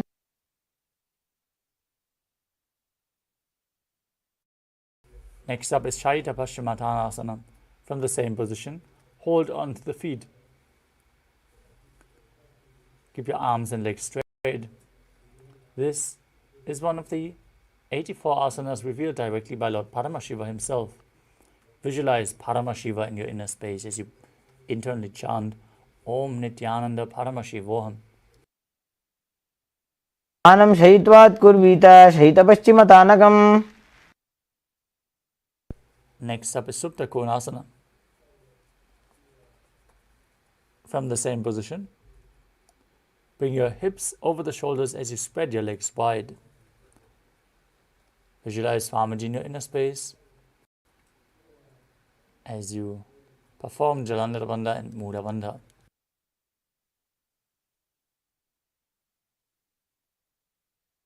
परिवृत्य कोक्षे भागे त्रिदाहि परिकीर्तितः. Next up is Chakrasana. Now join your feet back together above your head, hold onto your ankles and roll onto your back as you keep your legs straight, visualizing yourself as a chakra, a wheel in Chakrasana.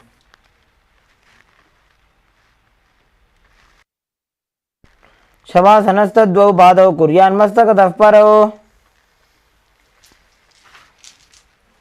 Next up is Supta Prasarita Parangushtasana. As you lay on your back, keep your legs straight above your body and hold onto the big toes in Prana Mudra. Then perform the Mula Bandha and breathe in Ujjayi Pranayama. Make an ocean-like sound with your mouth as you inhale, as you visualize Swamiji in your inner space.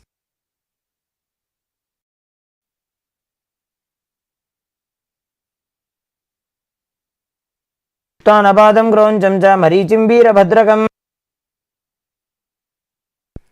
Next up is Supta Parangushtasana.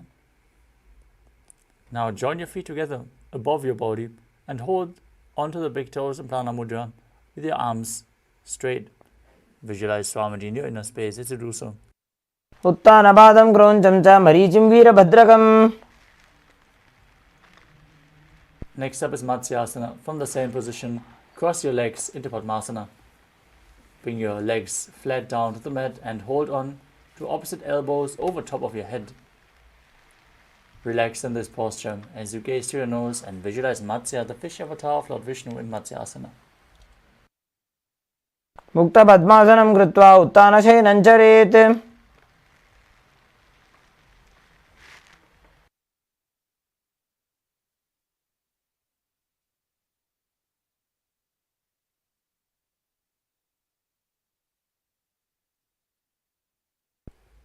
Next up is Parasharamasana.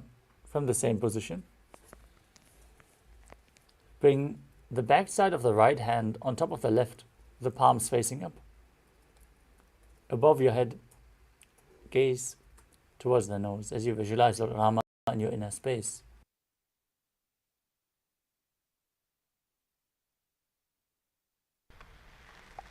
प्रथम करे पद्मासन आचे सूदो सोवे भूपरि पाछे.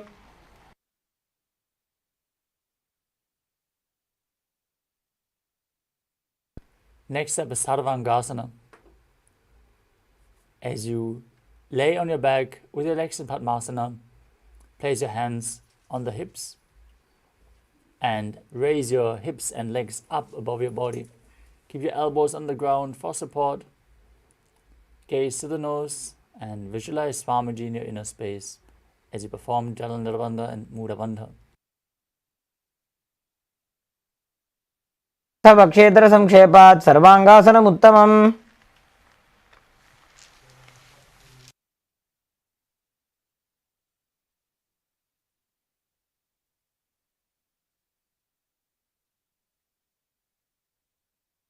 Next up is Vrishikasana. As you lay on your back, bring one foot over top of the opposite thigh. Stretch your arms up above your head and hook the fingers forward. As you gaze to your third eye and visualize yourself as a scorpion. प्रथमशयन सुधो शीशिकेशिके सन्धि सुदाखे. Now repeat Vrishikasana on the other side by bringing the other foot on top of the opposite thigh. प्रथमशयन सुधो शीशिकेशिके सन्धि सुदाखे. Next up is Vrishaparakshipasana. As you interlock your fingers behind your neck, stretch your legs up. Keep them off the ground as you alternate, bringing them in towards your chest, back and forth. Visualize Swamiji in your inner space and breathe calmly in Sahajra Kumbhaka. Don't let the movements take away the control over your breath. Breathe calmly.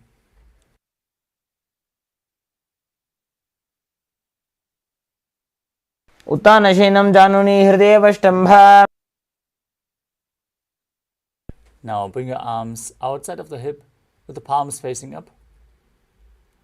As you alternate, touching your ears with the knees again and again. Visualizing Swamiji in Maruttanasana.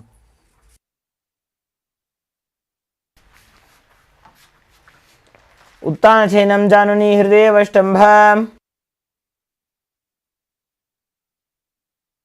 Next up is Vrikasana. As you lay on your back, place your feet flat on the ground and then stand up and sit back down again and again as you visualize yourself as a wolf. उत्तानशयनं कृत्वा पादतलाभ्यां भूमिं धृत्वा.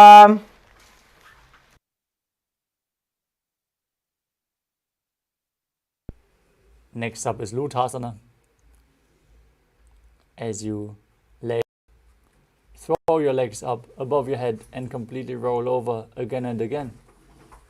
Visualize Swamiji in your inner space.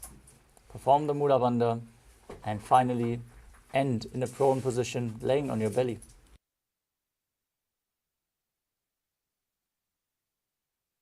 उत्तानशयनं पादौ शिरौ उल्लङ्घ्य. I see our participants are enjoying watching our acharyas do the back rolls. The next asana is Sarathasana. As you lay on your stomach, keep the hands by the shoulders and contract your lips as you make a whistling sound like a flute.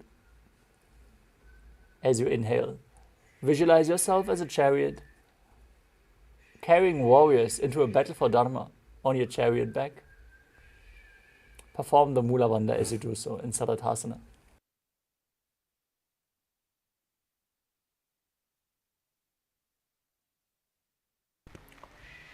नुब्जशयनं कृत्वा नाभिं भूमौ निधाय.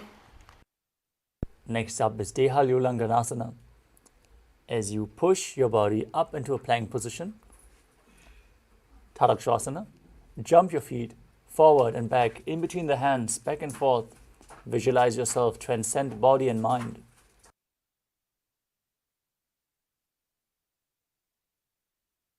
हस्तद्वयं बद्ध्वा तन्मध्ये चरणद्वयम् उड्डानैव बहिरानीय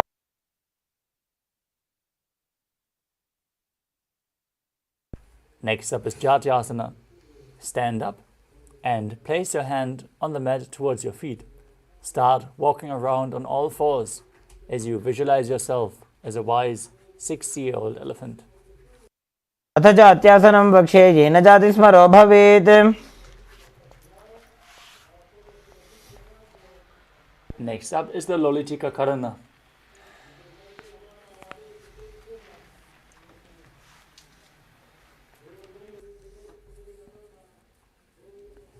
As you bend backward, open up your chest wide, bring your hands to the side of your body and rotate your arms around the body and move your head in all directions.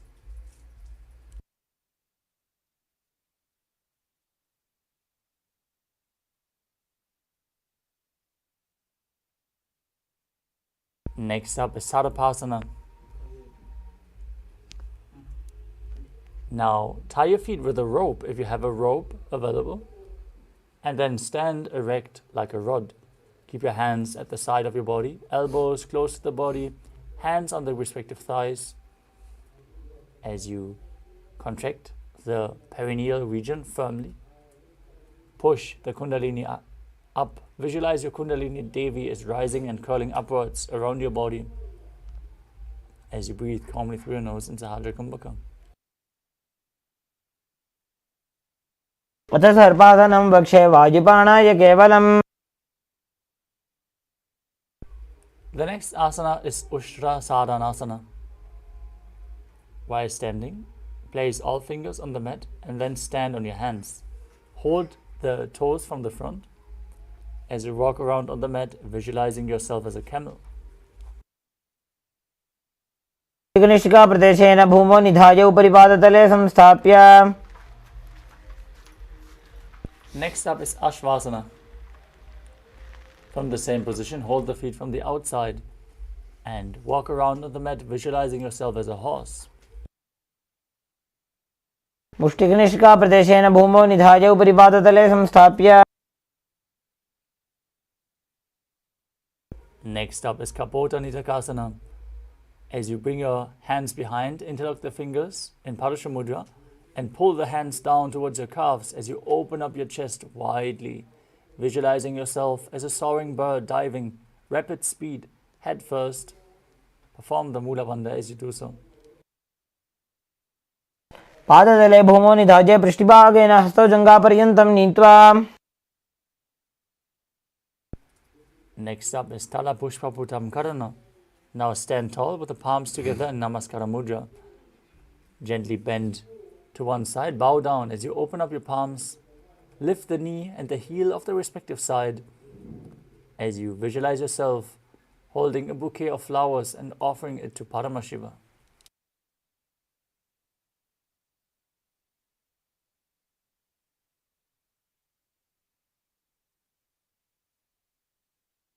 The next asana is Khadgasana. Now visualize yourself as a rhinoceros. Gaze to your nose and then lay down on your stomach and jump your feet back up to your hands. Stand up, bring your hands in Namaskara Mudra in front, forming the horn of the rhinoceros. नुजसर्तमासनं कृत्वा पादतलाभ्यां भूमिं धृत्वा.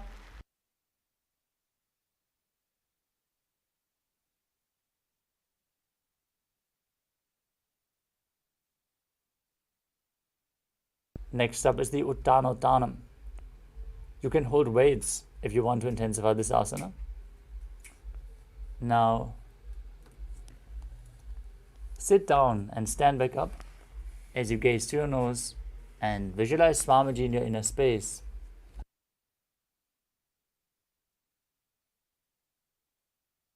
पुनः पुनः उत्थातव्यम् असितव्यम् इति उत्थानोत्थानं भवति. Next up is Musalasana. As you stand straight on the mat, raise your arms up above your head and jump repeatedly, visualizing yourself as a mace. सरलं स्थित्वा ऊर्ध्वं बाहु नयेत्.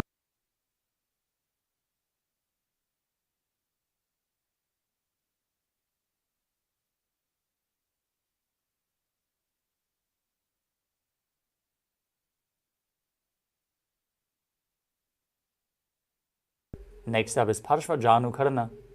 Now raise one knee up towards your chest as you hold it with a hand in a fist.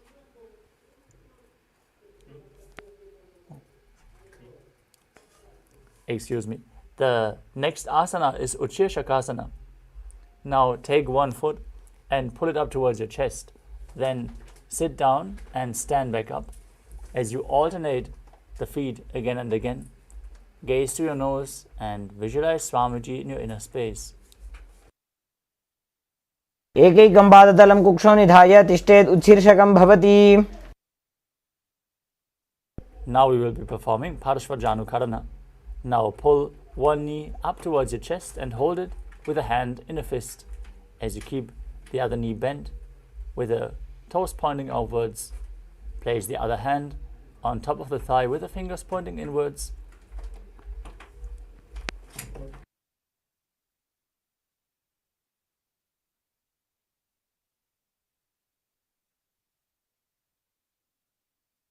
Next up is Tandavasana. Now visualize yourself fiercely dancing as Lord Shiva. As you extend your arms and one leg forward and sit down and stand back up, holding weights if you want to intensify this asana. एकेन पादेन स्थातव्यं ताण्डवासनं भवति. Next up is Brahmanasana. Now stand on one leg and bring the sole of one foot towards the opposite inner thigh. Keep your hands relaxed at the side as you visualize yourself being blessed by Lord Brahma. ब्राह्मणासनमावक्षे यत्कृत्वा ब्राह्मणो भवेत्. Next up is Garudasana 3.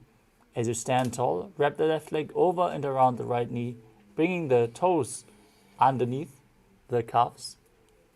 Now bring the left arm underneath the right and join the hands in Namaskara Mudra as you visualize yourself as Lord Garuda.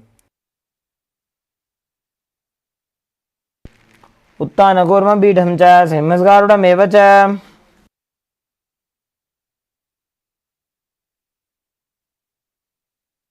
Next up is Ekapadasana.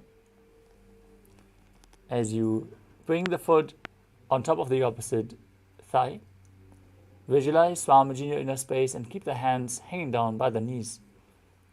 Performing the Mudra Bandha, calmly breathing through your nose in Sahajra Kumbhaka in Ekapadasana.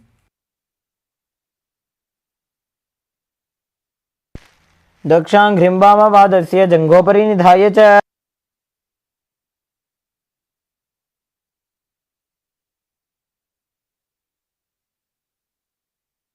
Next up is Dhruvasana, the pole star posture. Now visualize yourself as the North Pole Star as you hold on to the big toe of one foot and extend it out to the side, quickly rotating on the standing leg.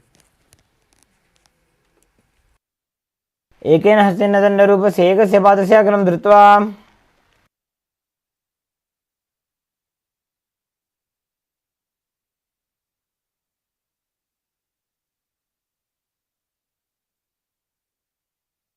Next up is Trivikramasana. As you stand on the right leg, lift the left foot behind your neck and stand straight. If you can't bring the leg behind your neck, you can bring it over your shoulder or pull it up towards your chest. Otherwise, place the leg on top of your thigh. Then sit down and stand back up as you visualize Lord Vishnu blessing you from within. ग्रीवायां पादं संस्थाप्य स्थातव्यम् उत्थातव्यं त्रिविक्रमासनं भवति.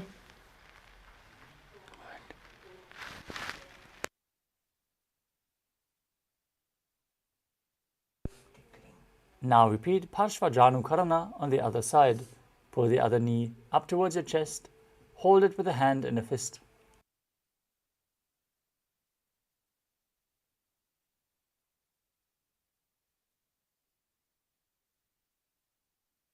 Now repeat Tandavasana on the other side as you visualize yourself fiercely dancing as Lord Shiva.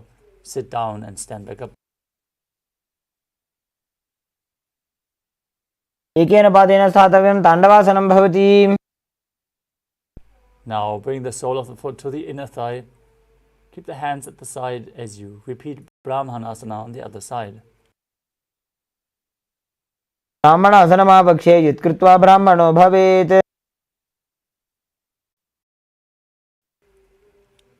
Now repeat Garudasana 3.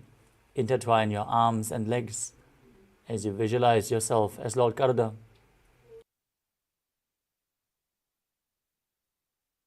उत्तानकूर्मपीठं च श्रीमद्गारुडमेव च. Now repeat Ekapadasana on the other side. Bring the foot to the opposite thigh, hands at the sides. Visualize Swamiji in your inner space.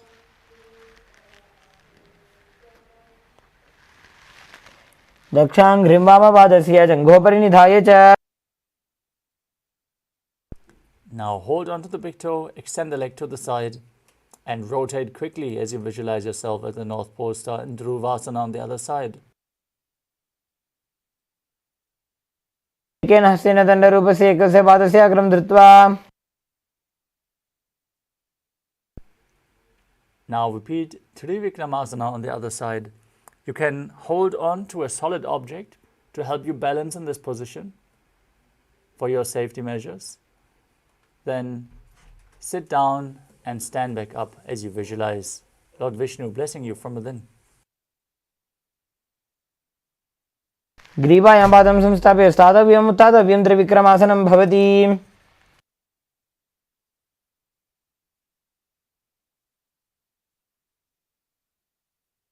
Next up is Samanaka Karana. Now stand with your heels touching, toes pointing outwards, and the hands slightly extended away from the body, fingers pointing one by one in a natural, relaxed position after this sequence of intense asanas. Let us get ready for the final 100 asanas of the sequence, starting with the Godak Anjali asana. Now, bring your hands underneath the knees and interlock the fingers in Parusha Mudra. Bring the finger lock to the navel as you squat down and visualize the great sage Goraknath, founder of the Natha Yoga Hindu Sampradaya, as you perform the Jiva Chala Kumbhaka, inhaling deeply, holding your breath, and forcefully moving the prana up and down within your system, along with the mind. Perform the Mula Bandha and internally chant Om Nithyananda Paramashivoham.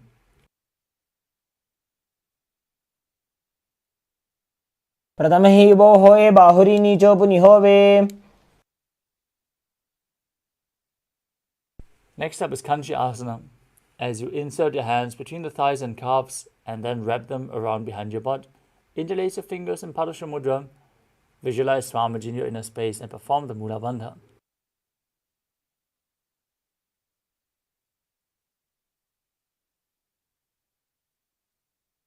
गुरुमध्यात् हस्तो निवेशय नितमं धृत्वा.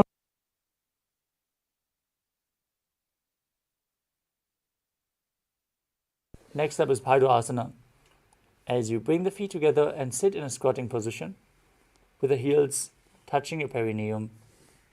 Hold the hands at the back and sit upright as you gaze to your navel and visualize Bhagavan Kala Bhairava, the Lord of Time, in Bhaidu Asana. दो बूपक की थलिया की माहिली core मिला जी फना पानी उकड़ मोड़ वैसे. Next up is Varahasana, as you squat all the way down to the ground with your feet together, toes apart.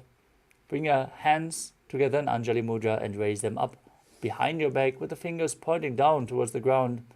Keep your elbows at the head, gaze to your nose and visualize yourself as Varaha, the boar avatar of Lord Vishnu.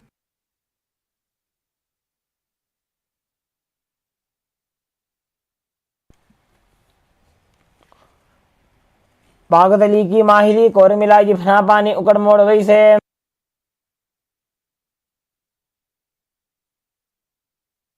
Next up is Pripitasana. Now hold onto the big toes in Prana Mudra and raise your hips to the same level as your knees. Visualize Swamiji in your inner space.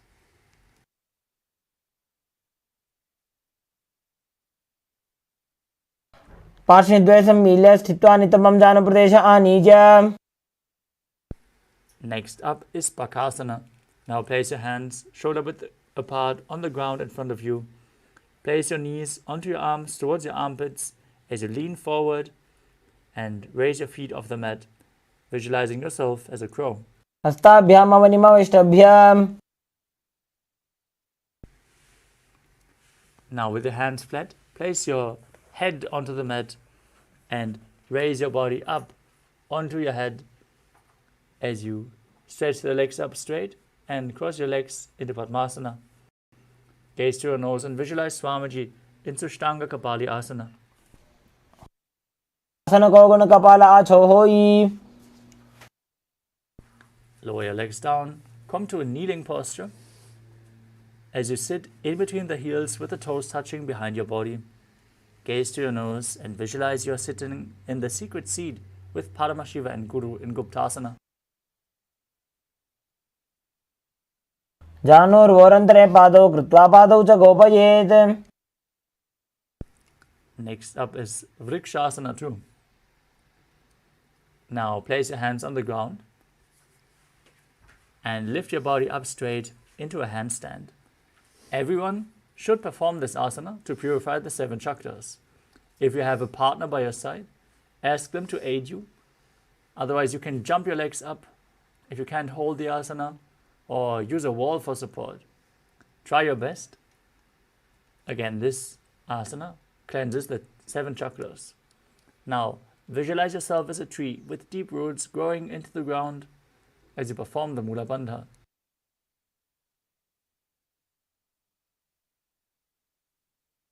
चक्रक्षालनाय vrikshasana विशेषकान्.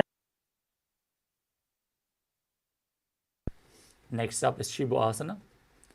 In the handstand posture, bring your feet closer together and join your hands as you gaze up towards your third eye and visualize Tejas energy is flowing to your third eye, rejuvenating your body and bringing divine radiance to your being.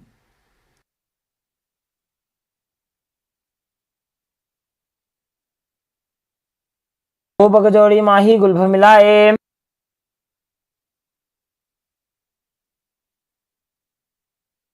Next up is Matsyasana 2.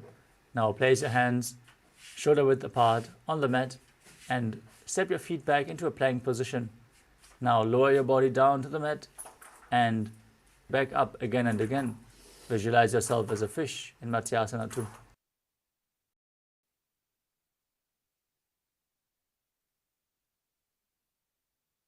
शयनं कोर्पर पार्श्वभागायां मूर्धकृत्य.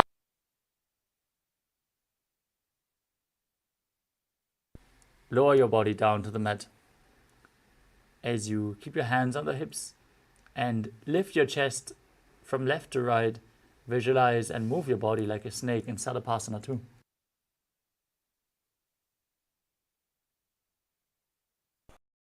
युज्यं शयनं कृत्वा हस्तौ नितम्बं संस्थाप्य. Next up is Nidhalambanasana. Now stretch your toes straight behind, keep your elbows on the mat in front and hold your chin in Padma Mudra, the Lotus Mudra, as you feel self-supported and completely independent.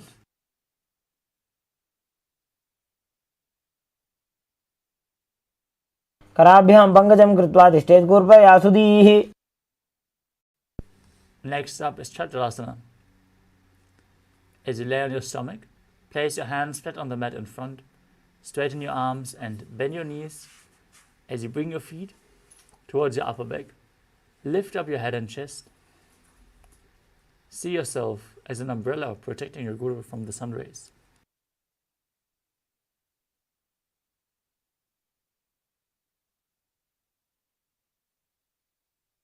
अर्ध्यासनं स्थित्वा हस्ततलाभ्यां भूमिं धृत्वा. Next up is Vajrasana. As you sit in a kneeling posture with your perineum on the heels, stretch your arms out in front. Bring them down to the mat as you bring your forehead to the ground as well. Gaze to your nose and visualize yourself as Vajra, the weapon of Indra, symbolizing your indestructibility in Vajrasana. इदानीं गर्भिणीनां योगाभ्यासो यथा लघु. Now push your hips up into Gajasana as you alternate striking the ground with your hands. Experience yourself as a powerful ram in Meshasana. गजासन संस्थितो एकैकं बाहुं भूमौ ताडयेत्.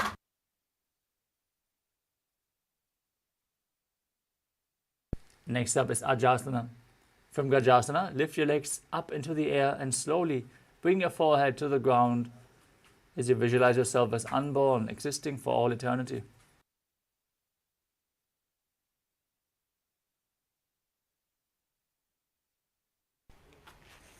गजासन संस्थितौ पादद्वयमन्तराळे कृत्य.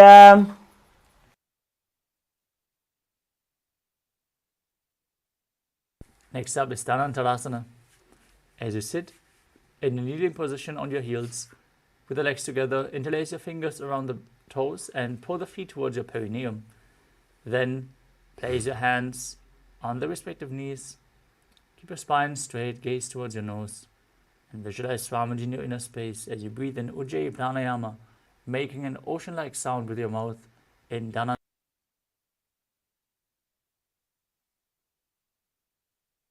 पूर्व विधि परिहाता की काकसी से फणा शरा मोड़ी. Next up is the Angamuttanam. Now, interlace your fingers and stretch your arms in front, to the side, up, back, in all directions. And then interlace them behind you. Repeat the same as you give massage to various different joints and muscles of your body.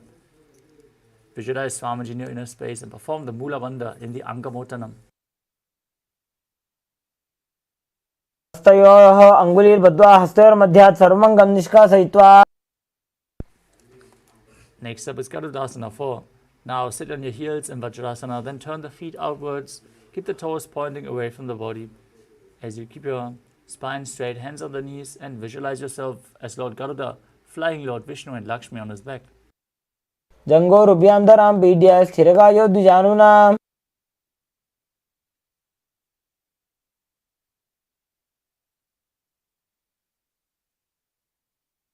Next up is Ananda Mandirasana. As you sit with your legs folded back, toes pointing backwards, knees open wide, holding onto your ankles, place the front of your buttocks on the ground and gaze to your third eye as you visualize yourself residing in the blissful space of a temple.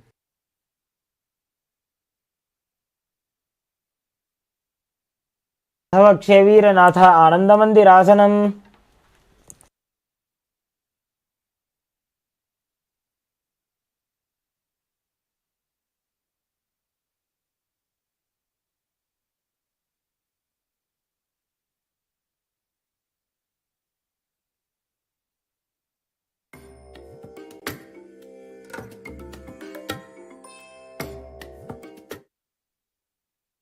Sorry for the technical glitch.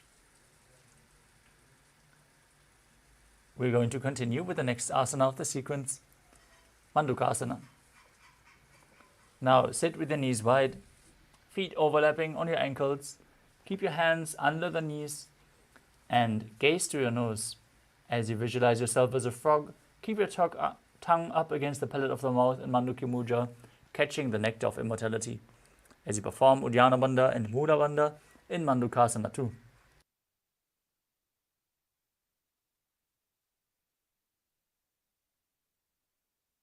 पृष्ठं सम्पीड्य गुल्फाभ्यां जान्वङ्गे सबलयाकृतिः.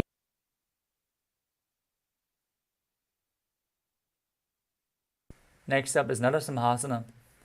As you keep your toes on the mat, heels up and together, place your perineum on the heels, place your palms on the ground, fingers spread wide, thumbs touching, and the base of your hands should touch your toes. As you gaze through your nose and visualize Narasimha, one of the 10 avatars of Lord Vishnu, as you stick tail forcefully, like a lion.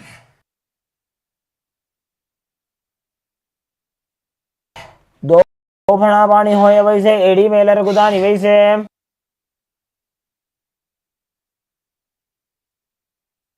Next up is Vishrakasana.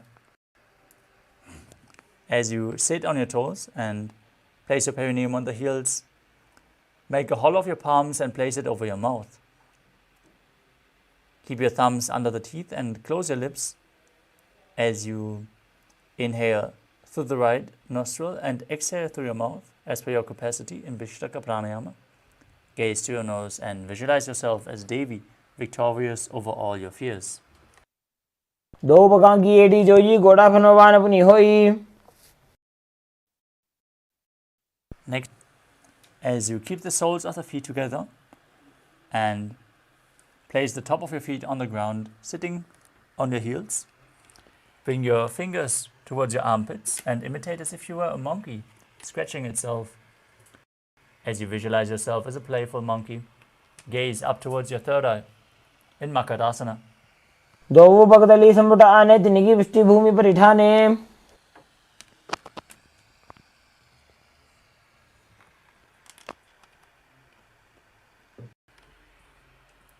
The next asana is Vajrasangarasana. Now, stand on your toes with your perineum on the heels. Keep your knees wide. Bring your hands behind the back and hold on to opposite elbows as you gaze through your nose and embody diamond-like strength for you and your Sangha, your spiritual community.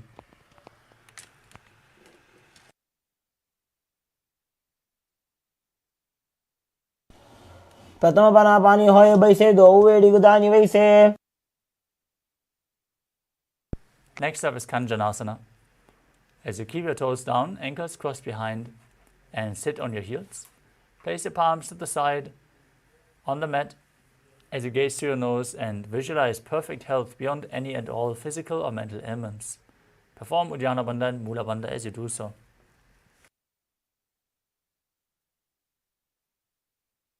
खञ्जनासनमावक्षे यत्कृत्वा सुस्थिरो भवेत्.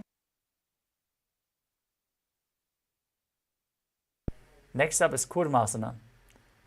From the same position, bring your hands on top of the knees and make your upper body stiff like the shell of a turtle as you visualize yourself as a turtle with a stable body and mind to live for centuries. Gaze to your nose.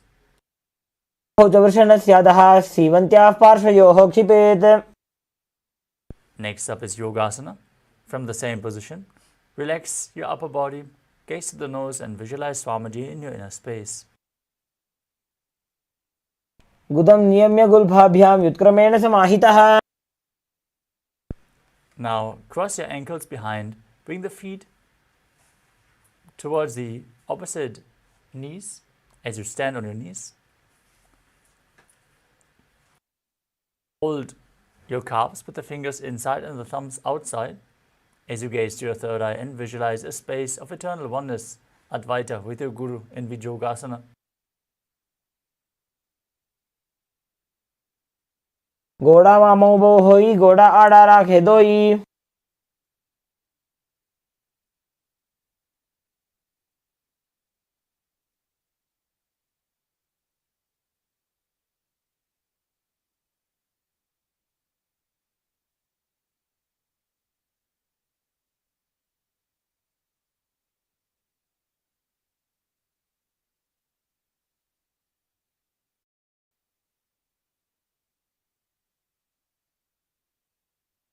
Next up is Ushtrasana 2.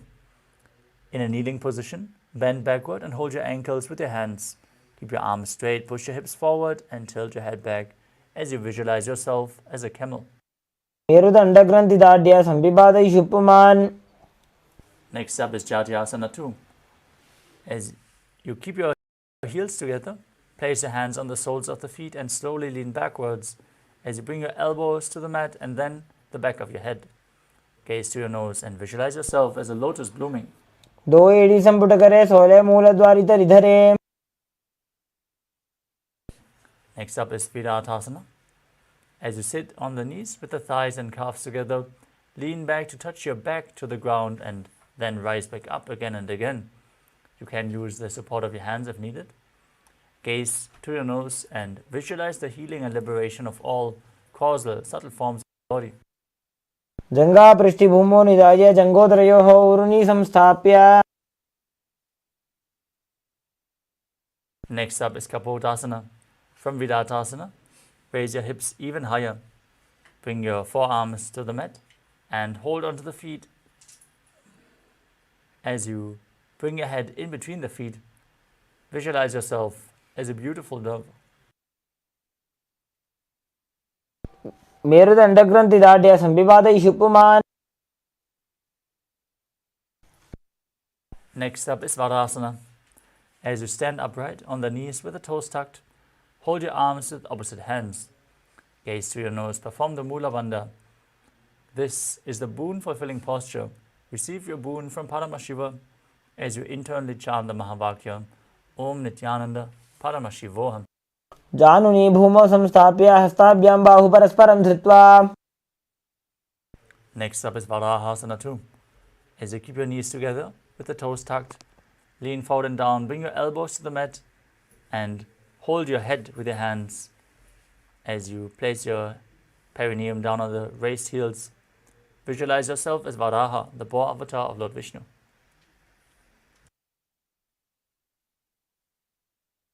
Suryam Chandram భేదనాని ఆసనాని నిగత్యతే.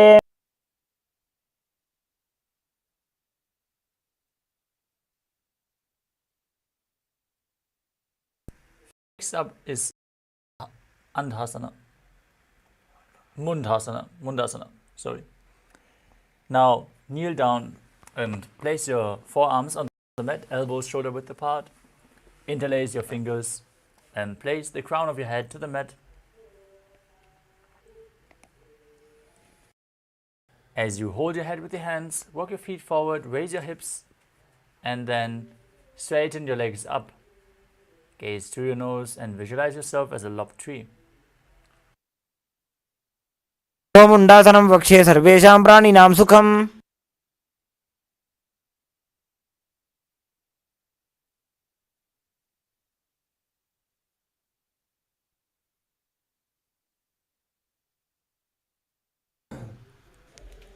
Next up is Andhasana. As you sit in a kneeling position, place your head in between the knees and hold onto your head with your hands, bringing the elbows outside the knees. Gaze through your nose, visualize Swamiji, breathe calmly through your nose. ప్రథమ భక్తలి సమటారావే కోరమాహిలి ఉభే మిలావే. Next up is Viparita Shalabhasana. You can hold weights if you want to intensify this asana.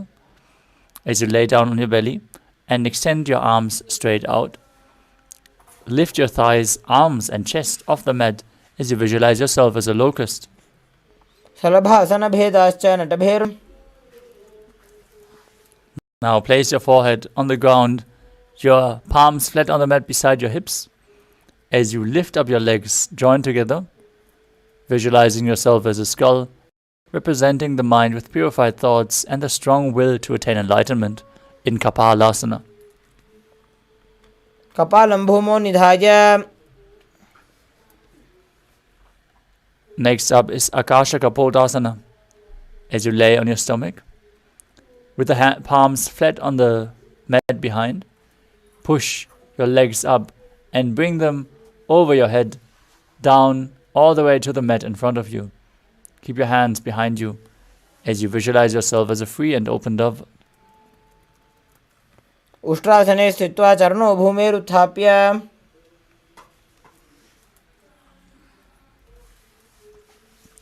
Next up is Chatakasana. As you sit in a kneeling position, bring your forearms down on the mat in front of you. Be sturdy as you visualize yourself as a sparrow. కూర్బరవర్యంతో హస్తో ధరామోష్టభ్య. Next up is Vrishchikasana too. As you kneel down with your forearms on the ground in front of you, raise your feet over and up. Touch your feet to the head as you visualize yourself as a scorpion. విచ్ఛేవ పుచ్చ ప్రతిమాంగ్రిభాష్ని ధృత్వా స్వశీర్షే చిబుకం విధార్యకౌ. Next up is Vrishasana. As you sit in a kneeling position, bring the left foot outside the hip with the toes pointing to the side.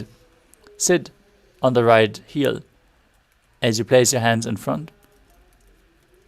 Visualize yourself as a bull forcefully inhale through the nose, then hold your breath and slowly exhale through the nose again in Antaranga Kumbhaka.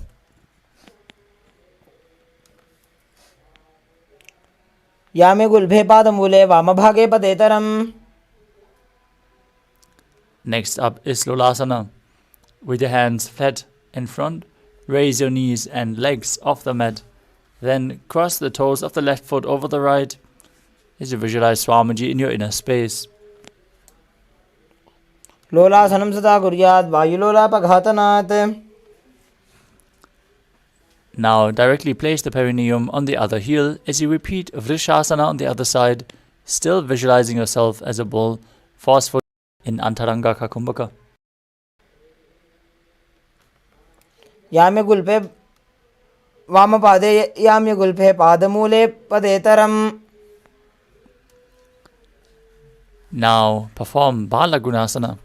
As you place the toes of the left foot on the ground with the heel raised, sit on the left heel. Place the right foot flat with the knee raised towards your chest. Keep your hands on the respective knees as you visualize Balagunahai, one of the 84 siddhas in your inner space. Asana ko guna jalabika rajai. Now perform Grahasana. Now stand up and then squat down as you hold down. As you bring your elbows under the thighs and wrap your hands around the shins, holding onto the ankles from the outside. Visualize yourself as the entire planet, Bhuma Devi, in Grahasana. Padatale bhumo samstapya janu madhya kurparo sthapya. Now repeat Balagunasana on the other side. Sit down on the raised right heel. As you keep the left knee to the chest, hands on the knees. Asana jai. The next asana is Utkatasana. You can hold weights if you want to intensify this asana. Now squat on the toes with the heels up, knees off the mat. Place your perineum on the heels. Keep your hands on the knees and your spine straight, visualizing Swamiji in your inner space. Yujas pijastita urvajano yatrasane padataladvayo pari. Next up is Vajrasangarasana.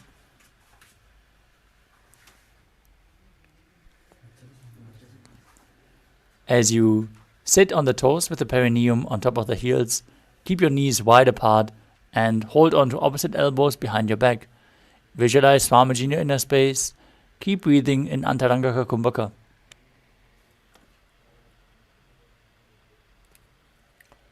Pratama panapani hoye jaise do vedi kudani vaise.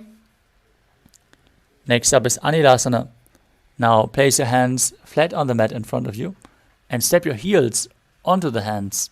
Keep your arms straight, knees bent, squat down all the way as you gaze through your nose and visualize you are able to consume and live off of air alone. दो हाथ भूमि पर इठाने कहूनी जाड़ी ना भी लगाने. Next up is Padukasana. As you place the back of your hands onto the mat, with the fingers pointing towards your body, step your feet on top of your hands and wrap your hands around the feet like a shoe. Start walking around and visualize yourself wearing padukas walking across India. हस्ततलयोः पादतले कृत्वा तिष्ठेत् गच्छेत् पादुकासनं भवति.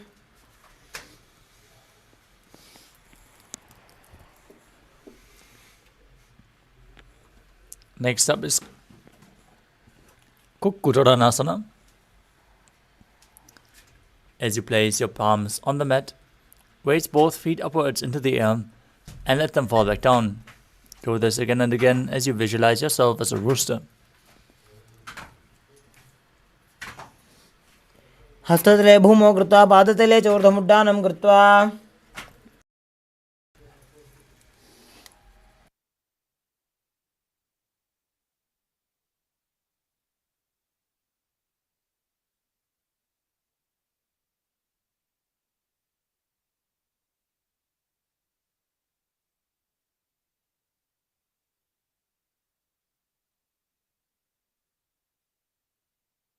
Next up is Viparita Nrityasana. As you place your hands on the mat, Raise your legs upwards into a handstand. Move around on two hands dancing as you feel yourself become free of inhibitions. हस्ततलाभ्यां भूमिं वष्टभ्य ऊर्ध्वपादाग्रे कुर्वन्. Next up is Kunjarasana. As you separate your feet and place one palm down on the mat with your arms straight, bring the opposite hand to the head, be stable. Visualize Swamiji in your inner space as you do so. अथ वक्षे Mahadev कुञ्जरासनमुत्तमम्. Place the other hand down, repeat Kunjarasana on the other side. अथ वक्षे Mahadev कुञ्जरासनमुत्तमम्. Next up is Kadambasana. As you sit on the ground with your feet flat, heels close to your body, hold onto the respective ankles with your hands and lift your feet off the ground, visualizing yourself as a Kadamba tree, a pious tree that promotes a long life. पार्श्वभ्यां भूमिं वष्टभ्य. Next up is Pavana Muktasana. As you sit with your heels at the perineum, hold your opposite knees and pull them in towards your chest with your hands. As you visualize any excess vata being released from or balanced within your system. द्वयोस्तु पादयोः पाणिं लात्वा तम्बके. Next up is Chakrasana. As you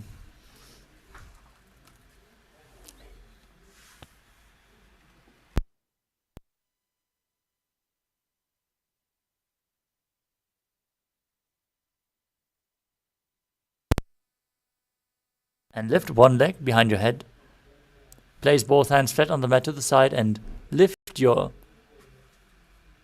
entire body off the mat, extending the opposite leg forward. Gaze to your third eye as you visualize yourself as a powerful. पूर्वतानं चतुष्पादपीठं वज्रासनं तथा. Next up is Dhanurasana 2.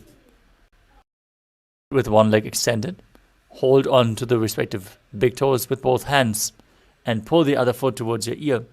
Visualize yourself as a bow.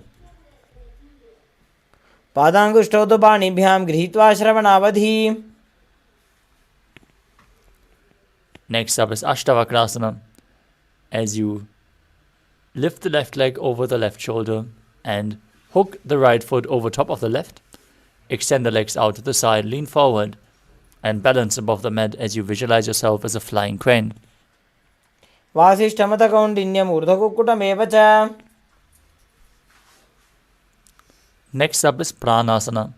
As you place the right foot on the left thigh and bring the left foot flat on the ground, have the left shoulder underneath the raised left leg, with the left hand on the mat, the right hand on the right knee, pushing it down. Gaze to your third eye and visualize yourself as immortal and able to exist solely from prana. एतत् प्रभेदं वक्ष्यामि करोति यस्य चामरः. Next up is Parshvamatyendrasana. Now keep the right foot at the left hip with the knee flat on the ground. Step the left leg over top of the knee. Twist your elbow outside the raised knee. Bring your arm underneath the raised leg and interlace your fingers behind your back in this intense stretch as you gaze to your third eye and visualize the great sage and yogi Matsyendranath, the master of Hatha Yoga. पार्श्वाभ्यां धृतदेयास्तु पार्श्वमत्स्येन्द्रमुत्तमम्. Now extend your legs back and front. Bring the other leg behind your neck. As you lift your body off the mat in Chakrasana on the other side. पूर्वतानं चतुष्पादपीठं वज्रासनं तथा. Now repeat Dhanurasana 2 as you hold on to the big toes, pull the other foot towards your ear, and visualize yourself as a bow. पादाङ्गुष्ठौ तु पाणिभ्यां गृहीत्वा श्रवणावधि. Now repeat Ashtavakrasana. Bring the right foot over the right shoulder, hook the left foot over top, extend the legs to the side and balance on the mat. visualizing yourself as a flying crane. वासिष्ठमथ कौण्डिन्यम् ऊर्ध्वकुक्कुटमेव च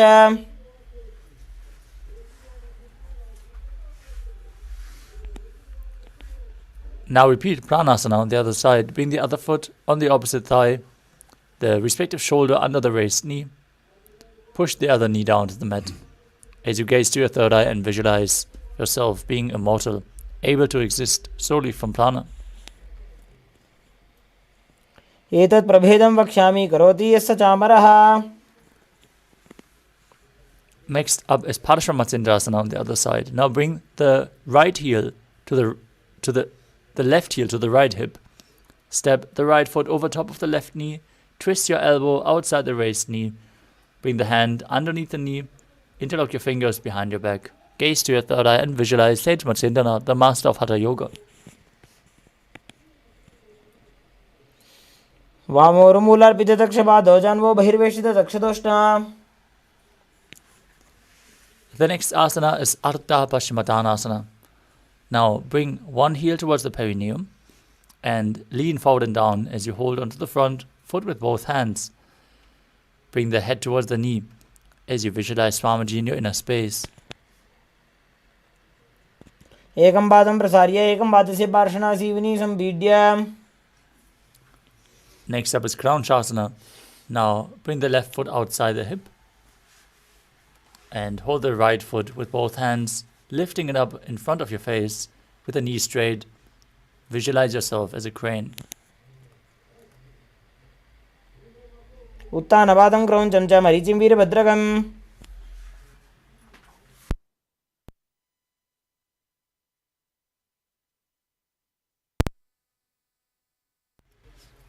Now repeat Ardha Paschimottanasana on the other side. Bring the other heel against the perineum, opposite leg straight, lean forward and down, and hold the front foot with both hands as you visualize Swamiji in your inner space.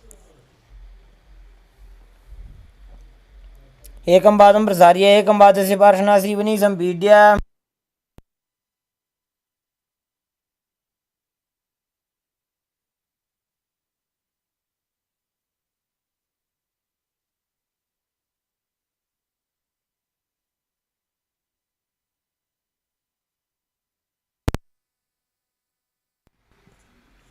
Next up is Kranchasana on the other side. Bring the right foot outside the hip, hold the sole of the left foot and extend the leg forward and up as you visualize yourself as a crane. उत्तानपादं क्रौञ्चं च मरीचिं वीरभद्रकम्. Next up is Swastikasana. Now bring the soles of the feet between the thighs and calves. As you keep your hands on the knees, gaze towards your nose and visualize a swastika as you embody peace, well-being, good fortune and prosperity in Swastikasana.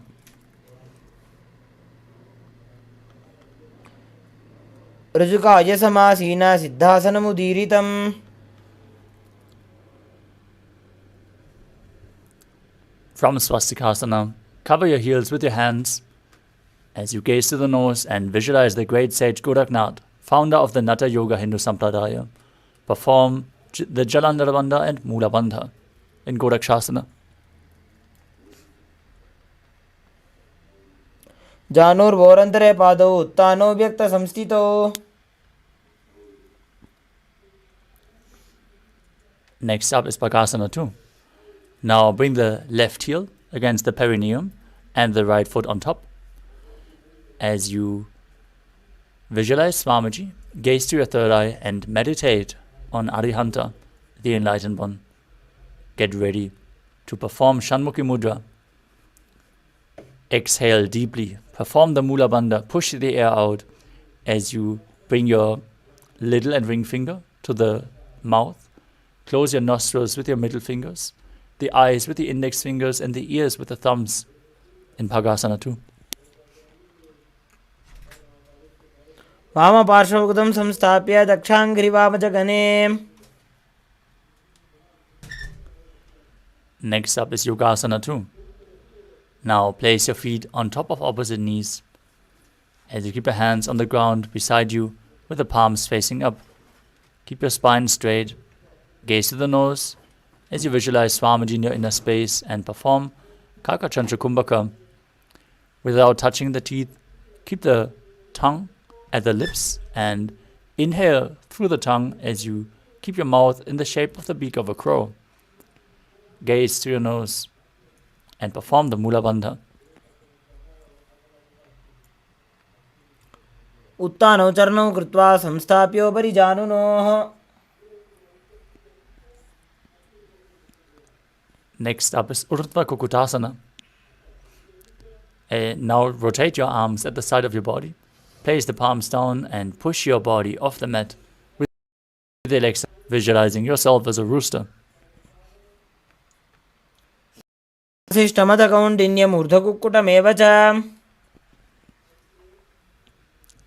Next up is Siddha Haratali Asana. From Padmasana, insert both hands through the knees and place them on the mat.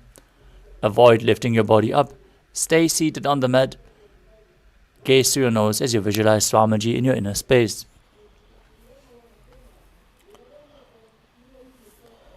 प्रथम पद्मासन को करे, हस्तुदो वो गोडासन दिधरे.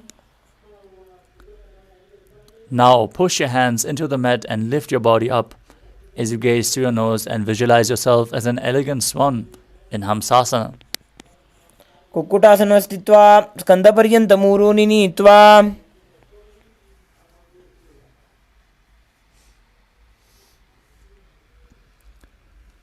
Next up is Karmukasana. From Padmasana, place your hands between the thighs and sitting. Reach your hands behind the body and interlace your fingers in Parashu Mudra. As you bring your forehead to the floor in front of you, gaze towards your nose and visualize yourself as Pinaka, Lord Shiva's bow, as you perform the Mula Bandha.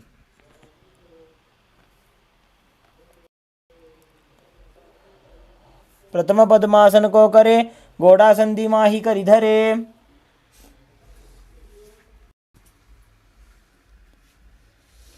Next up is Kurmasana 2.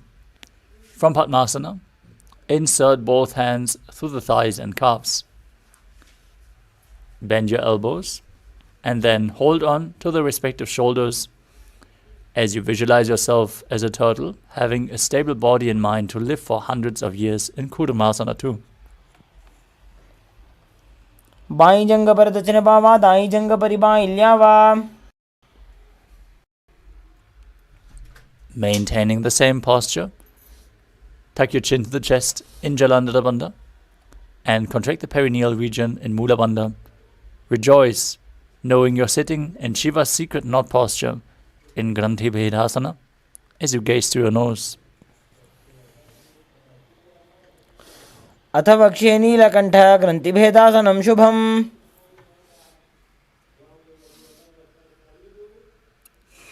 From the same position, roll onto your back. As you lay on your back, legs in Padmasana, holding onto the opposite shoulders, the respective shoulders. Gaze through your nose and embody a turtle laying on its back. Kukkutasana बन्धस्थं कराभ्यां धृत.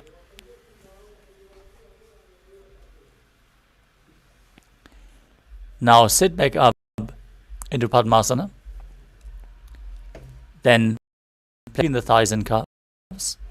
Keep one palm flat on the mat and hold its wrist as you push your entire body up on one hand, visualizing yourself as a rooster in Pangu Kukkutasana. कुक्केन हस्तेनान्यस्य निबन्धं धृत्वा.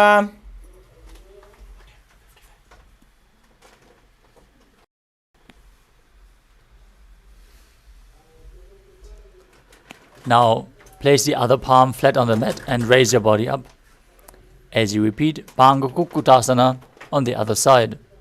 Perform Kakachantra, breathing through your rolled up tongue as you do so. Kukkutasana स्थित्वा एकेन हस्तेन अन्यस्य निबन्धं धृत्वा.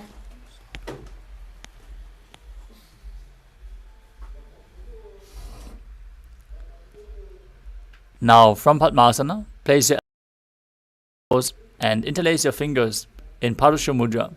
Rest your chin on the knuckles, press your thumbs to the throat as you visualize you have gone beyond all greed and covetous. In Gridasana. जानोर्भोरन्तरे पादौ उत्तानो व्यक्तसंस्थितौ. Next up is Padmasana 3. From Padmasana, hold one hand over the other with the palms facing upwards. Keep your spine straight, gaze to your nose.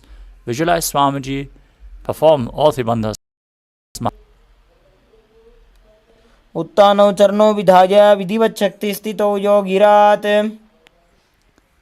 Now place your hands on the knees, gaze to your nose and visualize Paramashiva as you perform the Mula Bandha in Padmasana form. एतत् पद्मासनं कुर्यात् प्राणवायु प्रसिद्धये. With one hand on the respective knee, other hand around the big toe. Move the toe round and round as you visualize yourself as Paramashiva's bow, and then repeat the movement on the other side in. अथान्यासनमावक्ष्ये योगपूरकरक्षणात्. Now cross your arms behind your back and hold on to the opposite big toes as you keep your legs in Padmasana. Gaze to the nose, engage all three bandhas and visualize yourself as Paramashiva's bow in Karmukasana 3.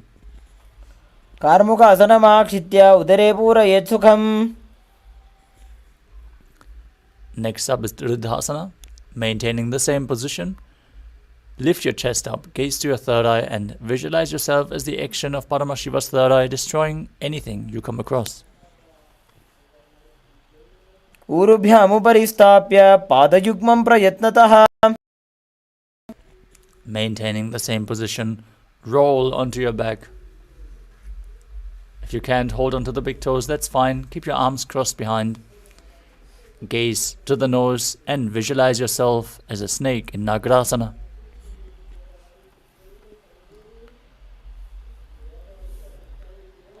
प्रथम पद्मासन कोठाने दो हाथ पाछाने आने.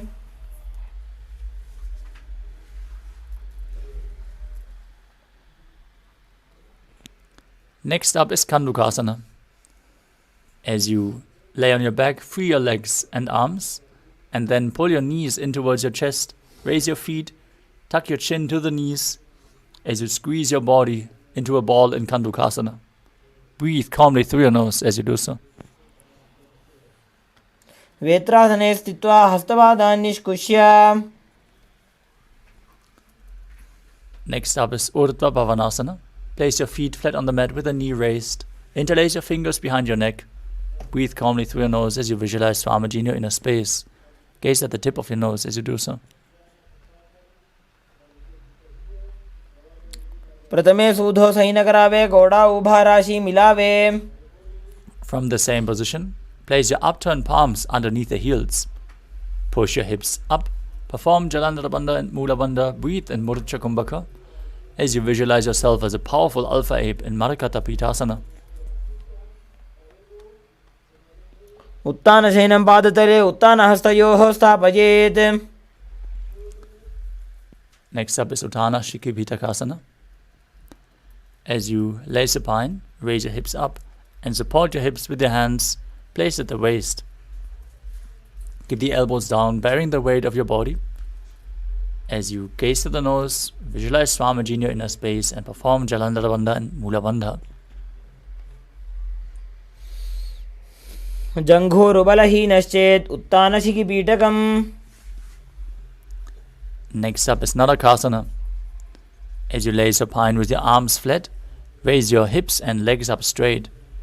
Balance on the mat with your arms for support as you visualize yourself blissfully traversing through Naraka Loka unscathed in Narakasana.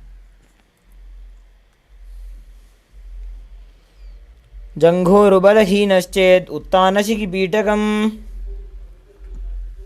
Next up is Tirana. Your hands to the hips and slowly lower and angle your legs as you keep your core engaged.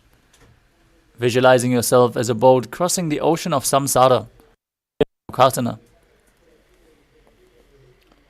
नौकावत् स्थित्वात् ऊर्ध्वपादाग्रद्वयं नयेत्. Next up is Dajasana. Place your hands back on the mat and keep your legs straight. Be stable like a flagpole as you visualize yourself as the KAILASA flag, respected across all nations in Vajrasana. तिर्यन्नौकावते ग्रीवा पृष्ठकूर्परैः भूमिं वष्टभ्या. Now gently lower your legs down and lay down on the mat in the final position, the final asana of this sequence, with the hands by the sides of your hips, palms facing up. Asana. Pull the initiative of your spine forward. Shakti Chakra.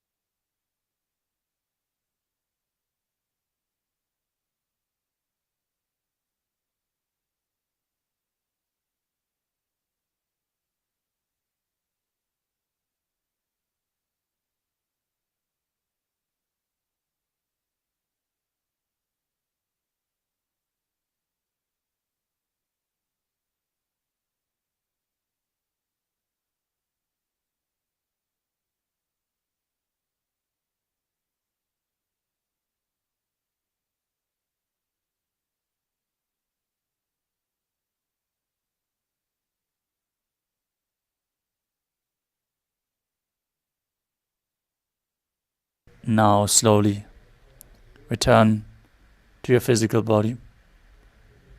Start to wiggle your fingers and toes, your wrists and your ankles, your elbows, knees.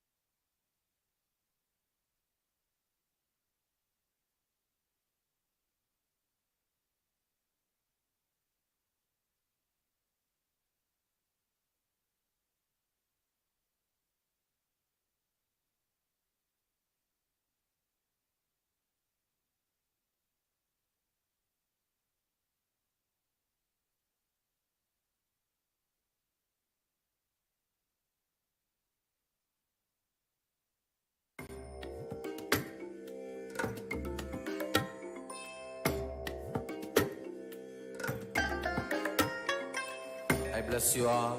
Let you all open all your three eyes and manifest the powers of Mahasadashiva. Om Nithyananda Paramashivoham. Om Nithyananda Paramashivoham. Om Nithyananda Paramashivoham. Om Nithyananda Paramashivoham. Om Nithyananda Paramashivoham. Om Nithyananda Paramashivoham. Om Nithyananda Paramashivoham. Om Nithyananda Paramashivoham. Om Nithyananda Paramashivoham. Om Nithyananda Paramashivoham. Yes, Nithyanandam. Om Nithyananda Let all the participants quickly settle down. Om Yes, Nithyanandam. I request all the participants to quickly settle down. Let's get ready for the power manifestation.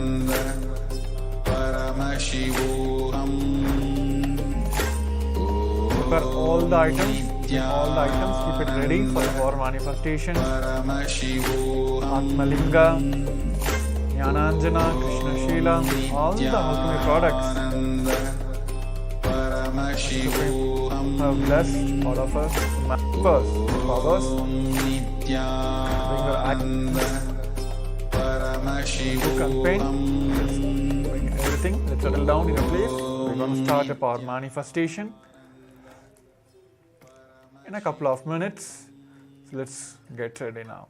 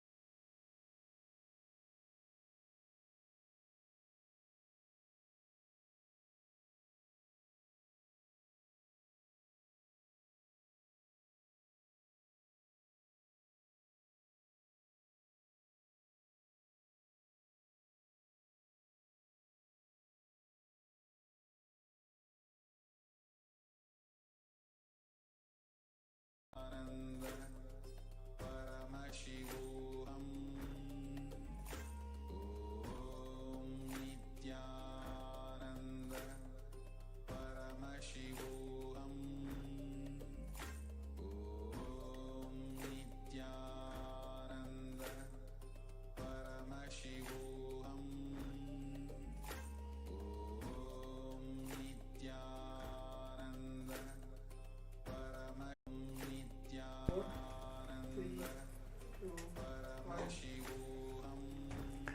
Yes, Nithyanandam. Sorry for the technical glitch. So let's quickly get ready for the power side manifesting segment. Now all of us will be manifesting the power of third eye. We'll be leading to the blindfolds. So let's get ready. I request all the participants to quickly put your blindfolds. Make sure it is completely tight, and also there should not be any lights which is penetrating inside you.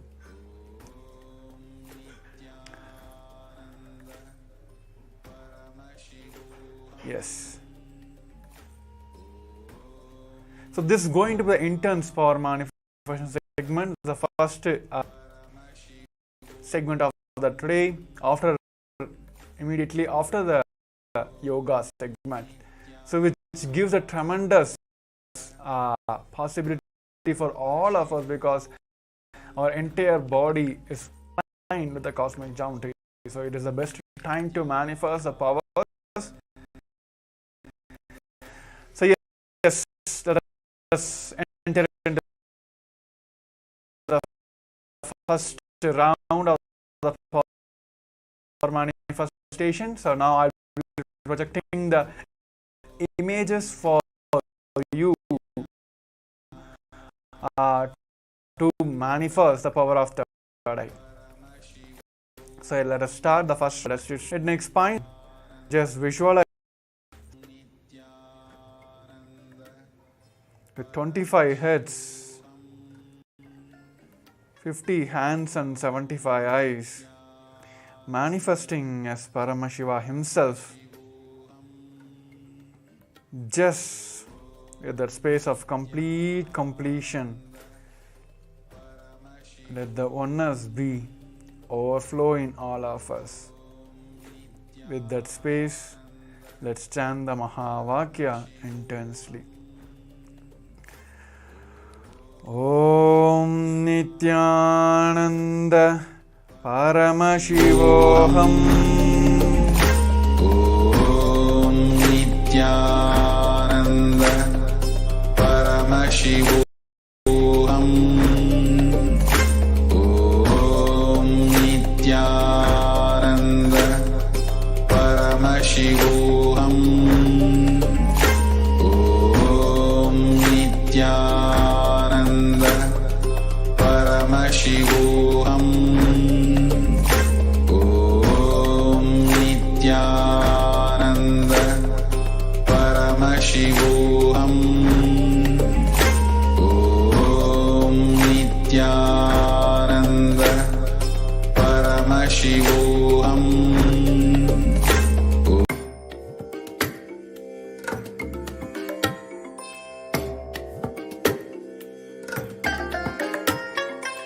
I bless you all. Let you all open all your three eyes and manifest the powers of Mahasadashiva. Om Nithyananda Paramashivoham. Om Nithyananda Paramashivoham. Om Nithyananda Paramashivoham. Om Nithyananda Paramashivoham. Om Nithyananda Paramashivoham. Om Nithyananda Paramashivoham. Om Nithyananda Paramashivoham. Om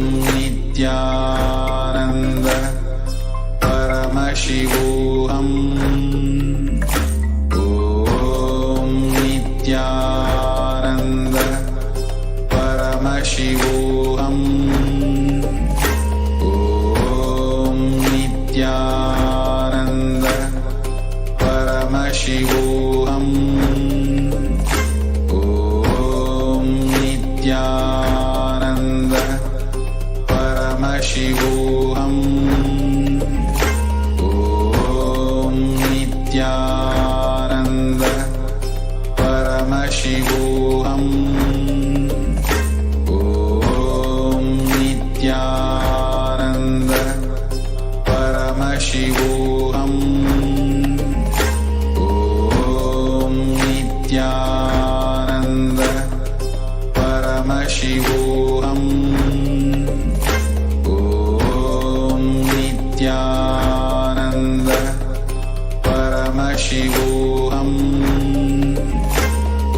Om Nithyananda Paramashivoham. Om Nithyananda Paramashivoham. Om Nithyananda Paramashivoham. Om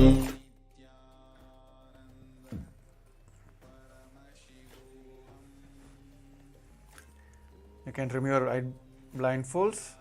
You can open your eyes. Yes. So before verifying the answers, let us hear from all of you.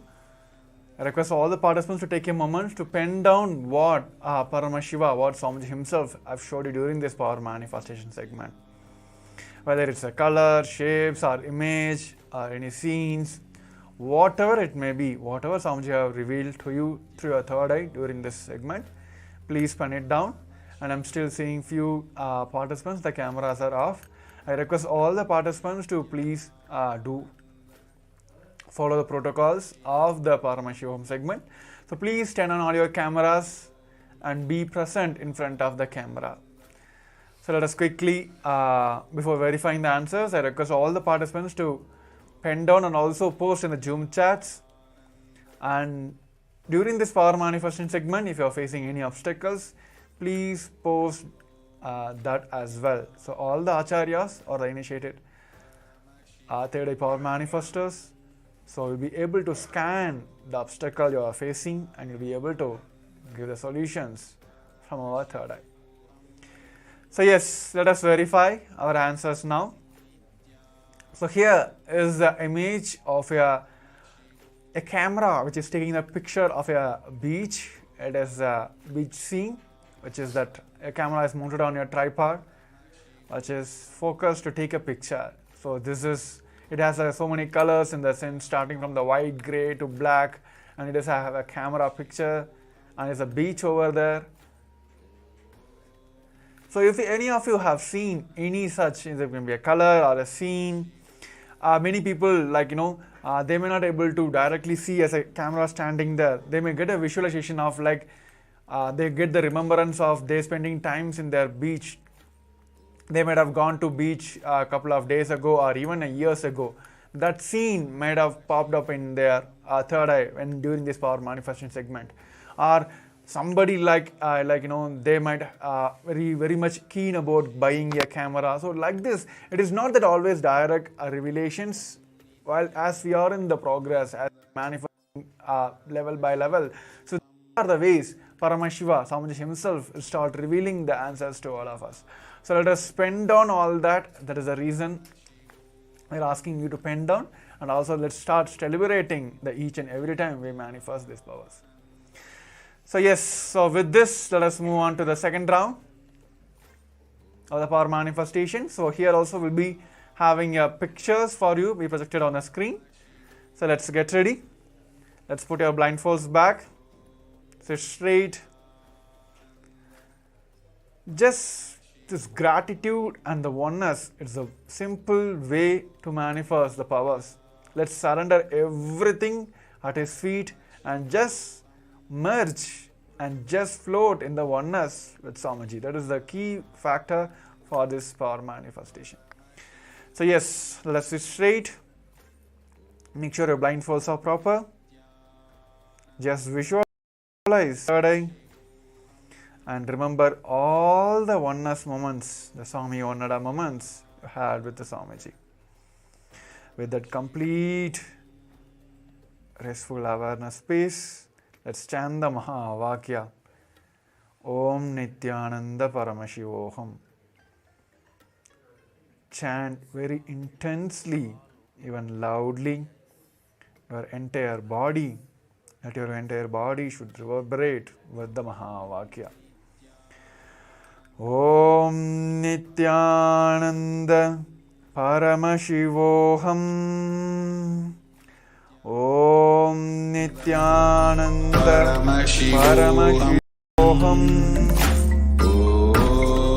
Nithyananda Paramashivoham. Om Nithyananda Paramashivoham. Om Nithyananda Paramashivoham. Om Nithyananda Paramashivoham.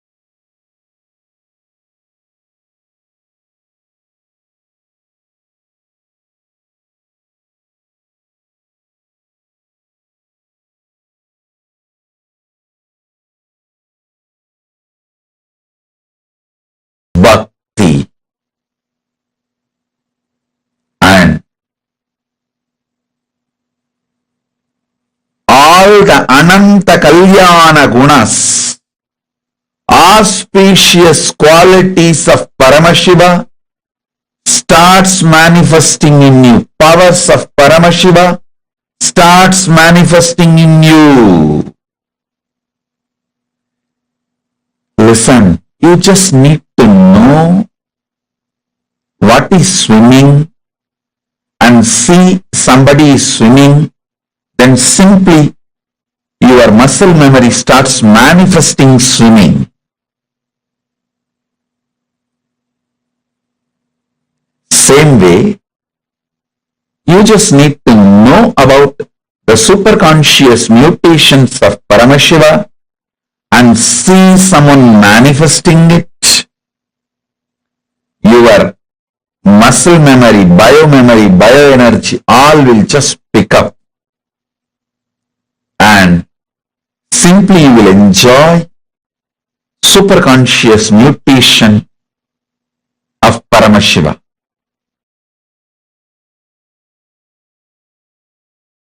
See, when the initiation into unclutching, first time when you unclutch, that experience only, Patanjali calls it as asampranyada samadhi. The first unclutching experience. Beautifully in Ramakrishna's life it happened. Let me describe how Ramakrishna moved from sampranyada samadhi to asampranyada samadhi. Ramakrishna had all kinds of experience with the Kali's Murti, with the deity of the Kali. And it was just, even when you read, I don't know how it would have been to see. It was a romance. It was a pure romance. He was living with the deity, with the Devi. Very powerful connection. He used to keep a small thread near her nose just to check whether she is really breathing. And he says she always used to breathe. And he always saw the thread waving. The thread will be moving with that air, with the prana, with that breathing. Not only this, so many things. Can give you one example of him putting the conch bangle. The bangle is made out of conch. If you are from Bengal, you can understand. They will make bangles out of conch. And the Devi is holding the left hand, the head, the severed head of the demon, without breaking the deity, without breaking, damaging the deity or the conch or the bangle. He put the bangle for the deity. And the other people asked, how it happened? How can you put it? This bangle cannot go into the hand. Because she is holding the sira, the head of the demon. He says, no, I just told her, drop it. She gave it in my hand and I put the bangle. I told her again, please hold it, and she is holding. That's all. The power over the matter, the mind over the matter. The power of his mind over the matter. He was connected to Kali that deeply. He was living in Sampranyada Samadhi. He was constantly living in Sampranyada Samadhi.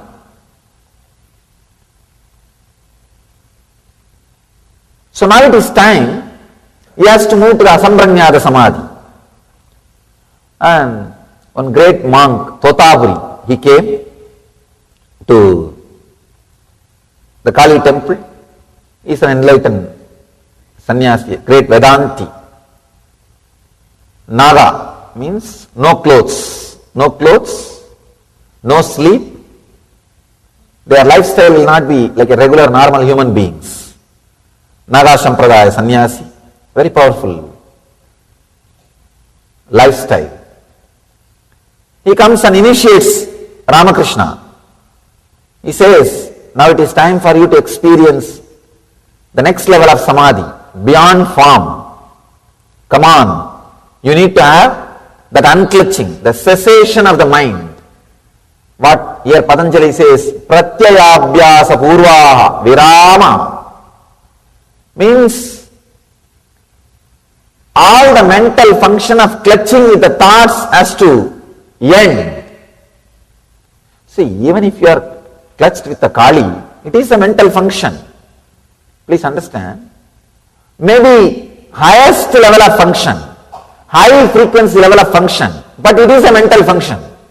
You can experience in your life sometime, early morning when you are out of dream state, but you are not completely fully awake. That those few seconds you can see, you want to possess your body, but you can't move your body. You are out of your dream state, but you are not completely awake. That state means in between. You can see those few moments only, suddenly you will try to move your body with force. You will try to jump out and fall out of the bed. Even though it is the high frequency, almost the action's ending, it is an action. There is a clutching with the Kali. So, beautifully, Totabari says, it is time you go beyond. You have to be initiated into Vedanta. You have to be initiated into next level Samadhi. This guy says, wait, I'll go and ask my mother's permission. I'll run. He ran. When Ramakrishna came back, he said, yes, my mother told me, I can go for this practice, you can teach me. Totabari asked, you said you want to take permission from your mother, but you went inside the temple? Ramakrishna says, yes, that is what I meant. She is my mother. I am living with Kali. I asked her now. She said, please take it. Then Totabari started laughing. Oh God. Totabari could not understand. Ramakrishna is living with Kali. And he said, all right, I don't want to disturb his faith. It's okay. Let him experience the next level, Samadhi. Then he initiates. He says, now concentrate on the Ajna Chakra and unclutch completely from all your thoughts. Ramakrishna says, I am able to unclutch from all the thoughts, but I am not able to unclutch from Kali's form. I am not able to unclutch from Kali's form. He says, I am stuck. The moment I see her, even the idea to unclutch disappears from me. I am just completely drowned. Sambranyada Samadhi, the first level Samadhi. But the beauty is that Samadhi itself is so powerful, it will lead you to next level. It has to lead you to next level. Totabari says, no, you have to go beyond. Then Kali, she herself appears and says, my son, don't bother. Cut my form with this sword. He says, she gives her own sword. She says, think this as a sword of knowledge and cut my form. You will go beyond my form.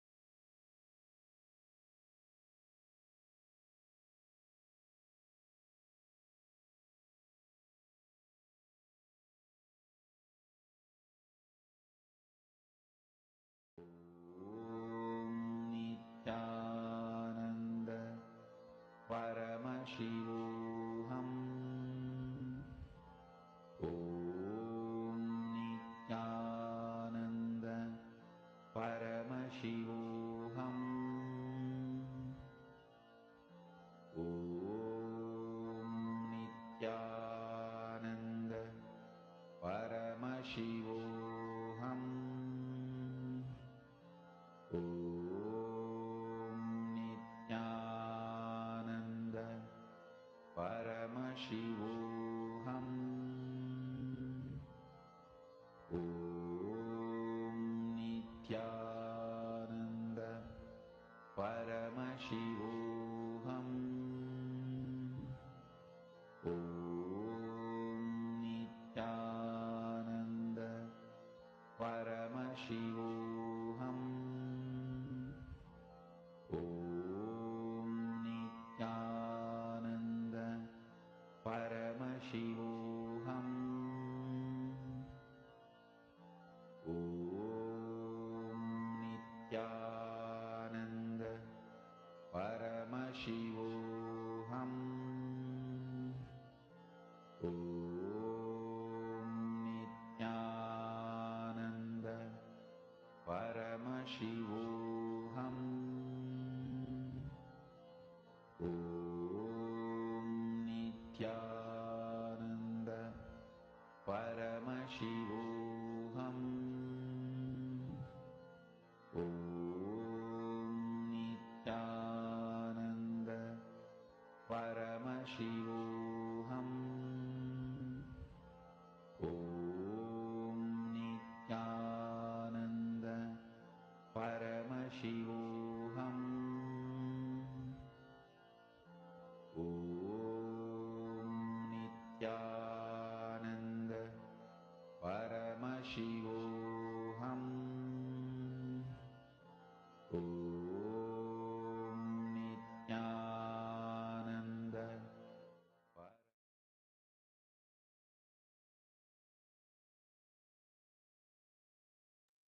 Three, two, one.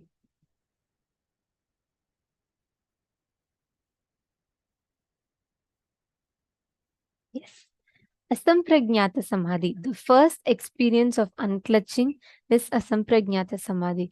And Swamiji has revealed so beautifully to all of us about how the space of Asampragnata Samadhi is, right? When you experience that unclutching, when you are in that space, deep unclutched space, you manifest that state, that experience of Asampragnata Samadhi.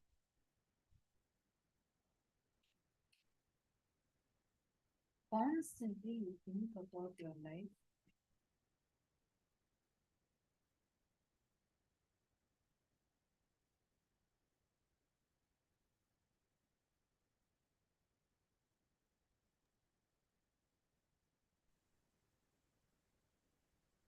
Constantly you think about your life either in a positive or in a negative way. You think your life is a chain of beautiful incidents, or you think of your life as a chain of many sufferings. Usually all of us think on it only as a chain of suffering. Whether we think of it as a chain of suffering or as a chain of beautiful incidents, both of these are just expressing ignorance. Because this shaft that we try to create actually does not exist.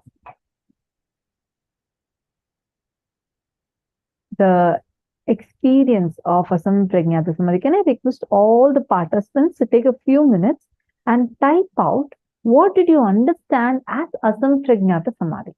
What is Asampragnata Samadhi? Whatever you have understood so far, please type and post. Yes, I see so many of you, you're posting your clicks. Wonderful. Now, please post the answer to this question. What is Asampragnata Samadhi? Come on. What exactly is Asampragnata Samadhi? Please take a few minutes and post the answers.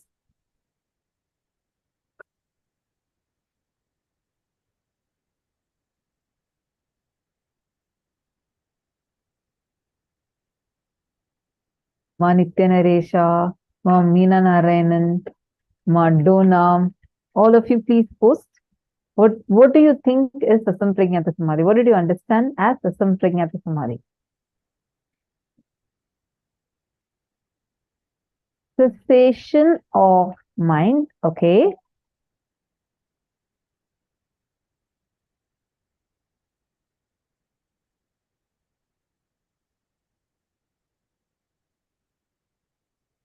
Yes, I see someone named Priya. Nithyanandam.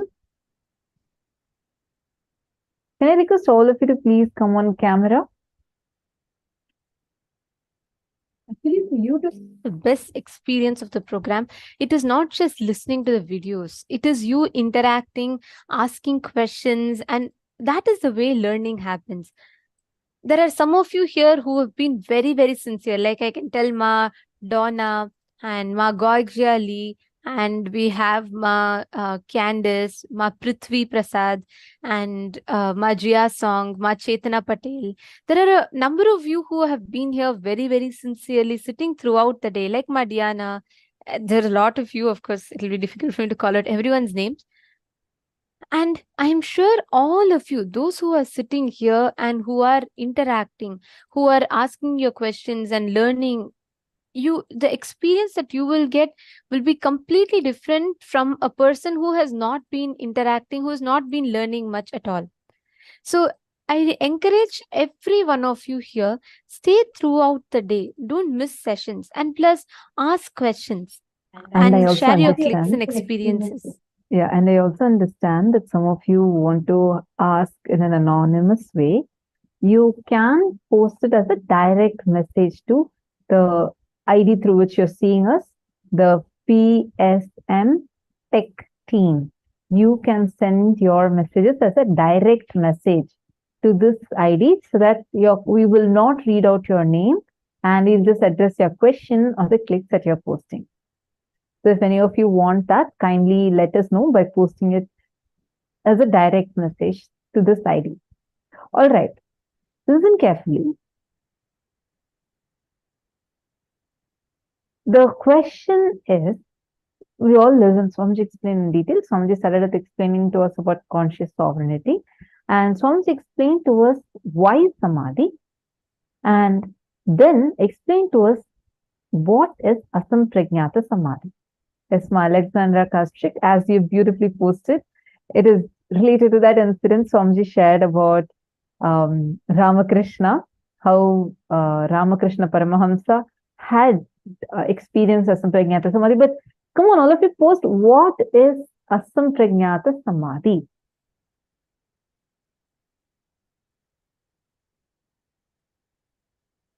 Okay, first unclutching experience, peace beyond the form and senses, total unclutching, no attachment.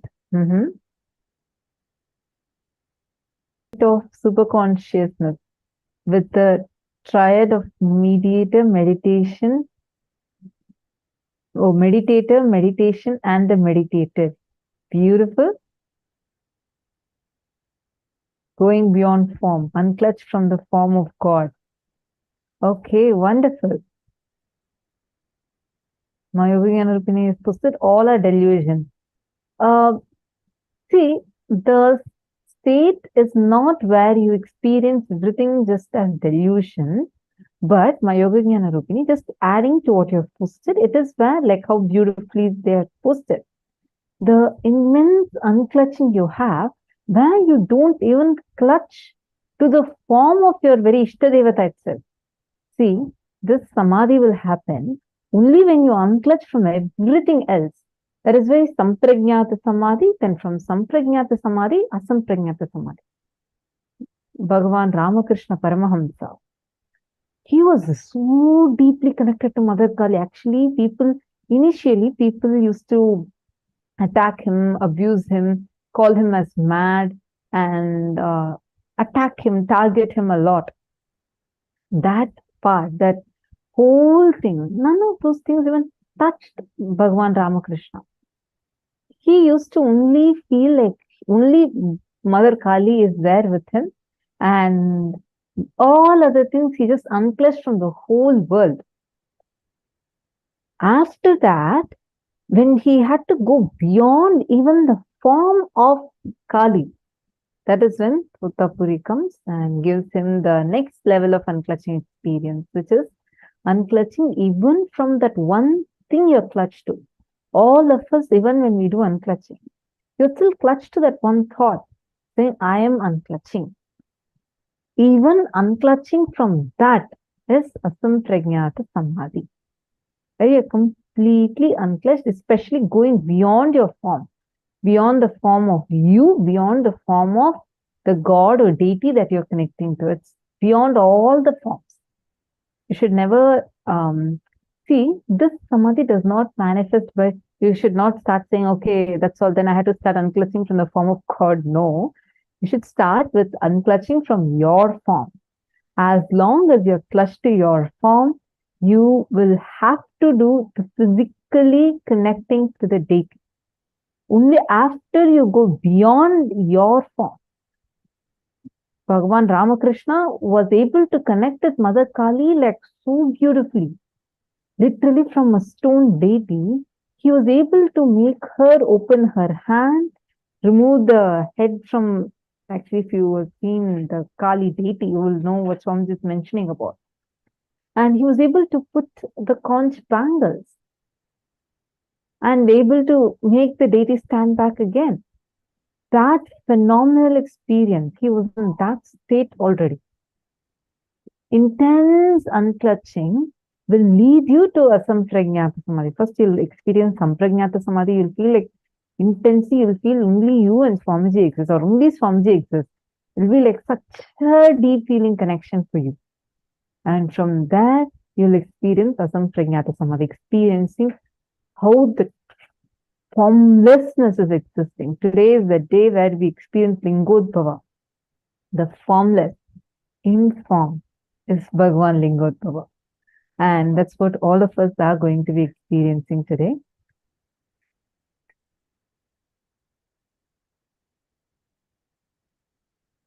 That is why in Hinduism, masters.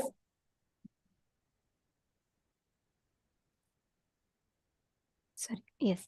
That is why in Hinduism, masters are called as the Simhasvapna, because that form comes and wakes you up from the form to the formlessness. That last form that you connect to reach the formlessness is Guru. So that is why even Guru is called as a Simhasvapna. Like that, sometimes there are nightmares which come, which wakes you up from the whole sleep, right? Similarly, master is like that. That Simha Swapna who comes and wakes you up from the dream or the delusion that you are stuck in. All right. Now, the space of Asampragnata Samadhi that we all exist in, that's our true nature in, we experience that every time you unclutch. So whenever you want to experience it, just unclutch. You are experiencing, you're awakened to the state of Asampragnata Samadhi. Now, all of us are going to be entering into the next session.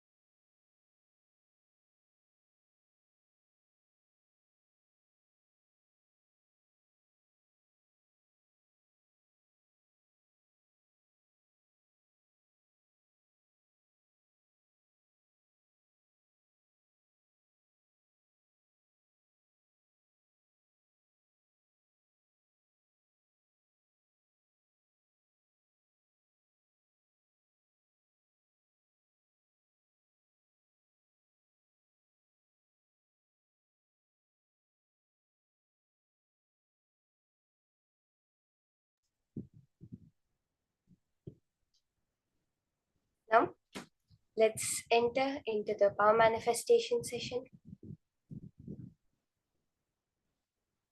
Today we're having very beautiful power that we're going to be manifesting, starting with the power of clairvoyance.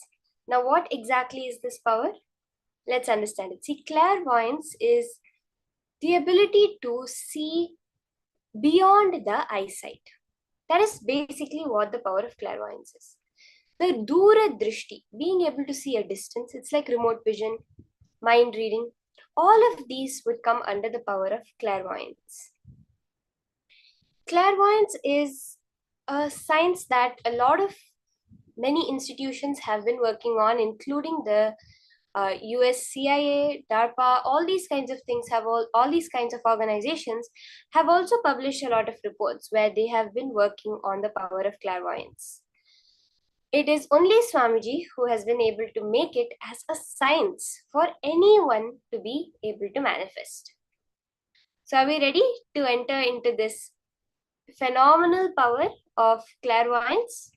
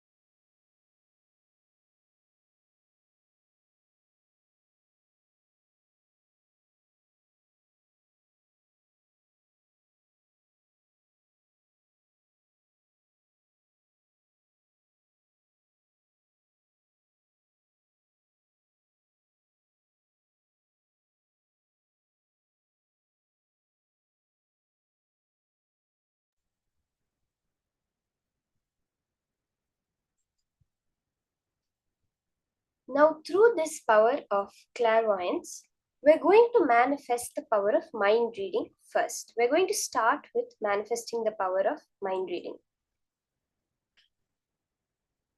The Shastra Pramana for the power of clairvoyance is from the Shiva Samhita, chapter 5, verse 86. ज्ञानन्य च प्रतिमन्तस्य त्रिकालविषयं भवेत् दूरश्रुति दूरदृष्टि स्वेच्छया खागतां व्रजेत्. Bhagavan Paramashiva says, he gets immeasurable experiential knowledge, knows the past, present and future time, has Dura Shruti and Dura Drishti, the power to listen to things at far distances, and the power to have a direct vision of anything at great distances, clairvoyance, anywhere. Khagatam, the power to move in air like a bird, and the ability to speak on any unknown subject, omniscience.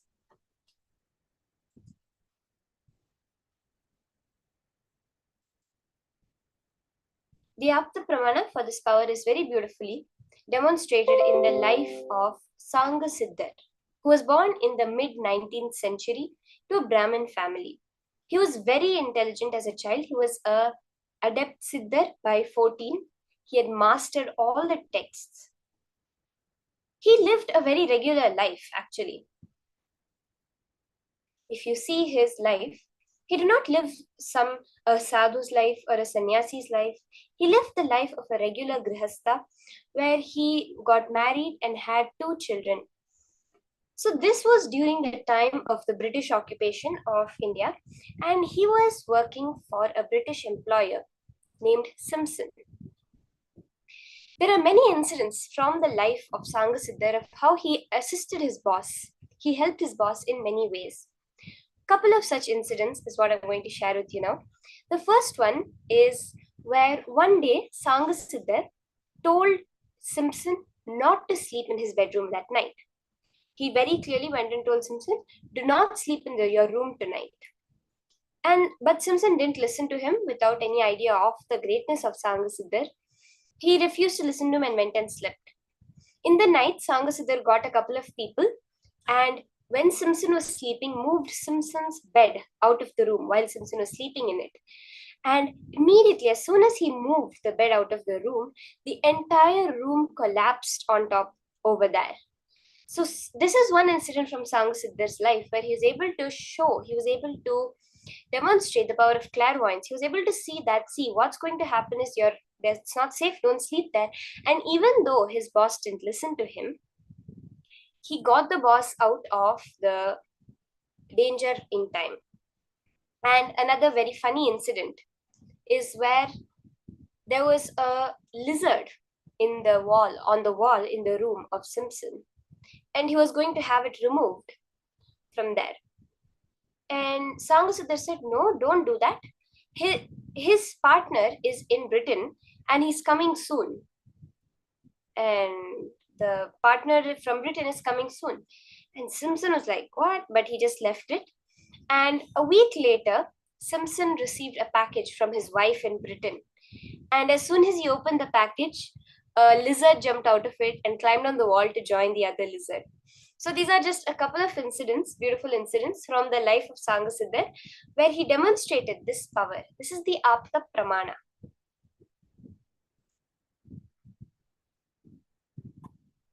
Swamiji's own life, we would have heard in the past sessions, where Swamiji has beautifully shared, where he was able to get the answer about the temple, the Ardhanarishwara temple.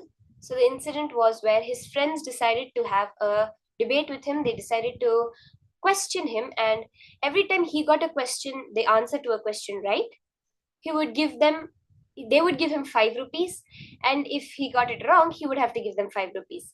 And he was answering, and finally a tricky question came up, where a boy who was a son of a priest in a temple asked that temple was what deity's temple.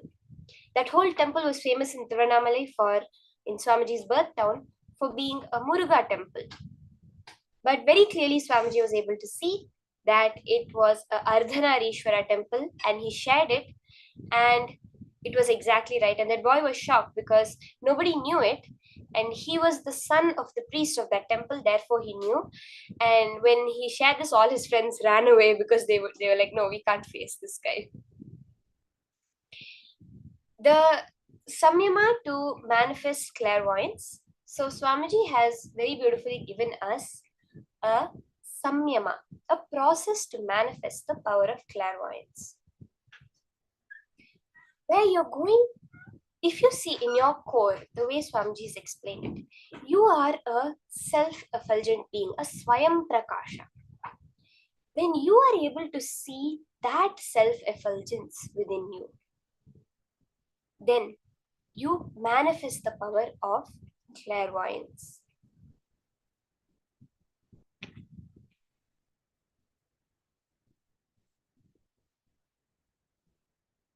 So let's go through the steps of the samyama very quickly.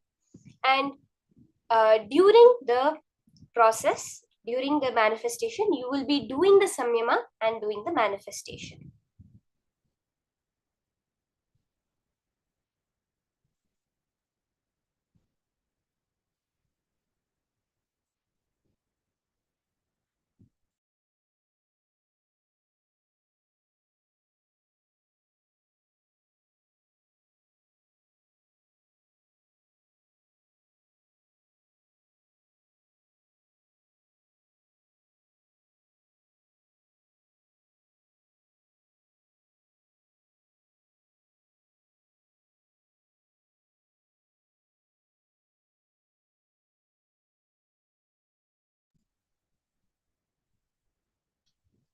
So you can start the process. I'll quickly guide you through the steps, and as we're doing the manifestation, ensure that you are doing this process. Okay.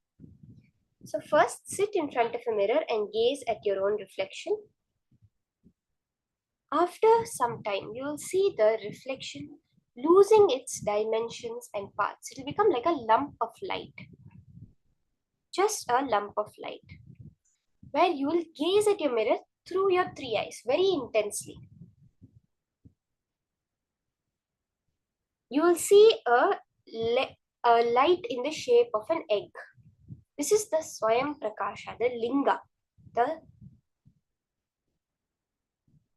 Angushta Matra Purusha, which is there within your being. Then all the attributes will melt down and you will see just a light ball in the mirror. So this is the first step.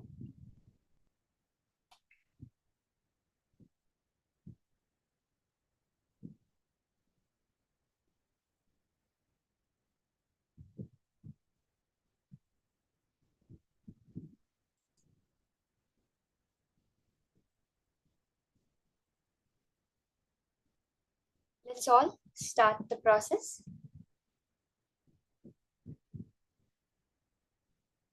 Sit in front of a mirror. Can I request everyone to get a clear, plain mirror?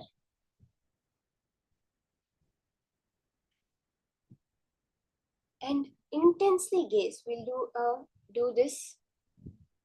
Madonna, you've asked, is clairvoyance the same as seeing through the third eye? Clairvoyance is one of the manifestations of the third eye, Ma. There are many powers Swamiji has explained that manifest through the third eye, like third eye reading, means blindfolded and you're able to read, the remote vision, body scanning, X-ray vision. There are various manifestations of the third eye. One of them is the manifesting the clairvoyance.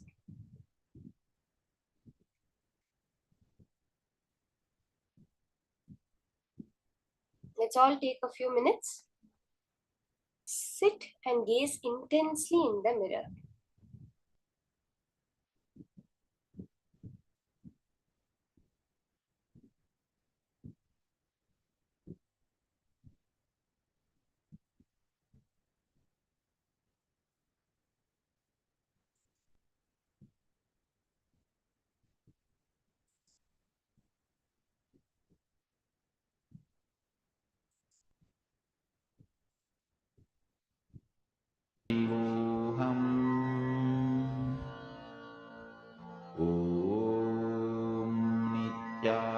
Nithyananda Paramashivoham Om Nithyananda Paramashivoham Om Nithyananda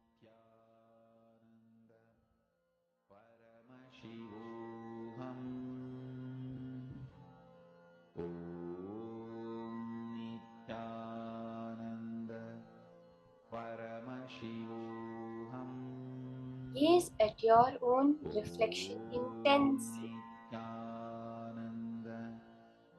Your reflection will lose its separate dimensions and parts.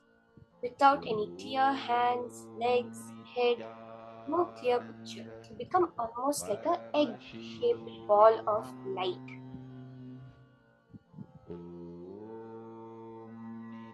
That is the being within you. Paramashivoham Om Nithyananda Paramashivoham Om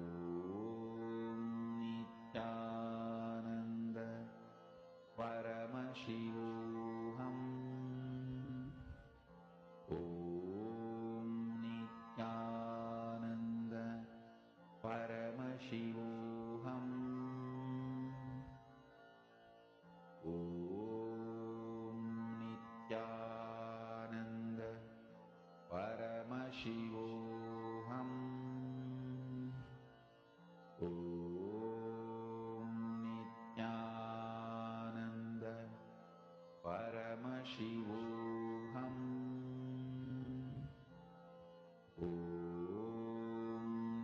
Nithyananda Paramashivoham. Om Nithyananda Paramashivoham. Om Nithyananda Paramashivoham. Om Nithyananda Paramashivoham. Om Nithyananda Paramashivoham. Om Nithyananda Paramashivoham. Om Nithyananda Paramashivoham. Om Nithyananda Paramashivoham. Om Nithyananda Paramashivoham. Continue to gaze at your reflection in the mirror. With that intense gaze on it, you will see the whole picture disappearing. Nithyananda Paramashivoham. Let your whole reflection turn into a light ball. Nithyananda Paramashivoham. Om Nithyananda Paramashivoham. Now, let's enter into the next step of this samyama. Once you are able to see your reflection as a pure light ball in the mirror, do samyama on that light in your inner space. Do samyama, put your intense awareness, all your being. Don't look any other way, just look only at the light ball. Contemplate on it. Internalize it. The first thing you will see, the subtlest thoughts and moods and happenings in your own system you will understand. Even physical changes you will be able to know at a molecular level. Let's take a few minutes to do an intense samyama on that light in your inner space. See the light in the mirror reflected in your inner space and intensely put your awareness on it. Om Nithyananda Paramashivoham. Om Nithyananda Paramashivoham. Om Nithyananda Paramashivoham. Om Nithyananda Paramashivoham. Om Nithyananda Paramashivoham. Om Nithyananda Paramashivoham. Om Nithyananda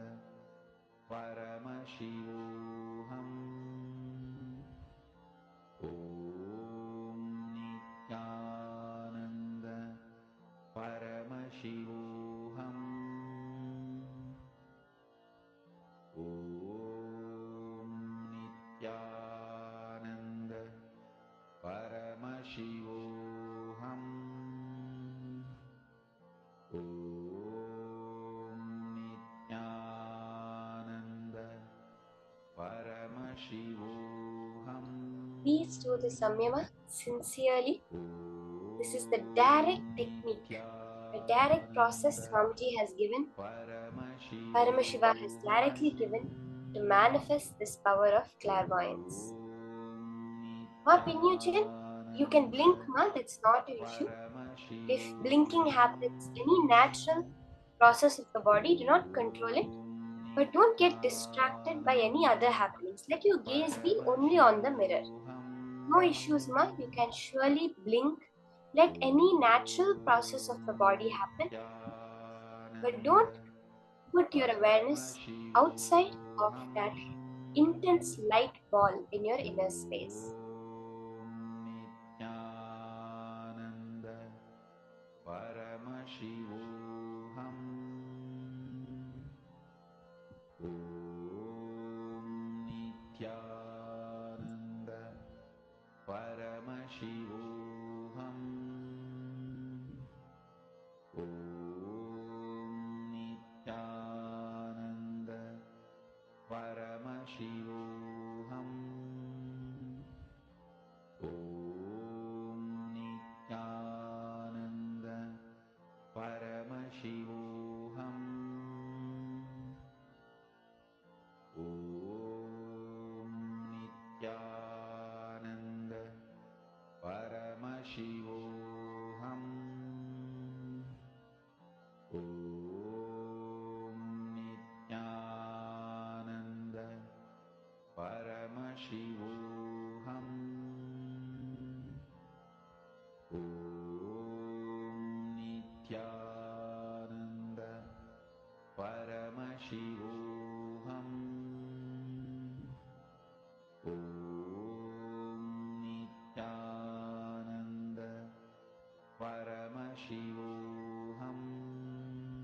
Om Nithyananda. Paramashivoham. Om Nithyananda. Paramashivoham.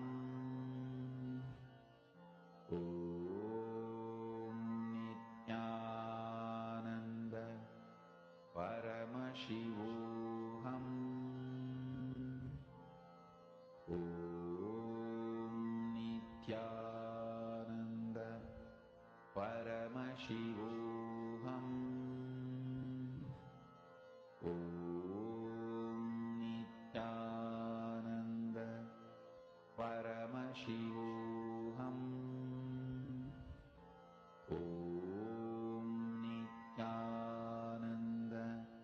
Paramashivoham. Om Nithyananda. Paramashivoham. Om Nithyananda. Paramashivoham. Om Nithyananda. Paramashivoham. Om Nithyananda. Paramashivoham. Om Nithyananda. Paramashivoham. Now, let's get into the power manifestation. Paramashivoham. We'll be first starting with the power of clairvoyance, mind reading, where you'll be able to scan the image in your partner's mind. So can I request all of you to pair up with a partner? Can I request all the participants, Ma Yan Yan Wang, Ma Motao, Ma Candice, Ma Ben Saunders. Can I request all of you to Ma Adela Sculin, Ma Mukila Damodaran. All of you can now pair up with a partner to start the power manifestation. This samyama is a direct technique to manifest the power. So all of you will see how so simply when you do this samyama, the power manifestation happens. Ma Parvati and Ma Gwanel, Ma Revati, all of you can start pairing up with a partner for the manifestation process now. In the first round, we're going to be scanning an image which your partner is thinking of. So you can ask your partner to think of an image. So they can keep the image open on their phone, so that because you're going to be reading their mind, right? Usually our mind tends to get distracted. So you can ask them to keep the image in front of them. You're going to scan their mind and pen down what you're able to see. First, once you connect to your partner, you can explain to them the whole power manifestation science, get their consent to scan their mind in this particular incident, and scan whatever image they are thinking of. Some picture, it can be like nature, flowers, a person, any sort of picture, they can now just hold it in their inner space. As you're doing it, visualize yourself as a light ball, the whole samyama. Do that samyama on the light ball in your inner space. You sitting as Lingodbhava, as the being emerged from light, as the Swayam Prakasha, as light itself. When you sit like that, whatever is revealed to you, just share it with your partner. Are you all ready? We have a 7-minute round for this round of power manifestation. Spend 7 minutes and scan your partner and reveal to the detail whatever you're able to see. Reveal the colors, the shapes you're able to see, any designs, any details that are appearing in your third eye that Paramashiva is revealing to you. Share it exactly like that with your partner. Let's start. As you're doing it, do the intense samyama of the light ball and chant the Mahavakya, remembering yourself as Angushtamatra Purusha, as Paramashiva.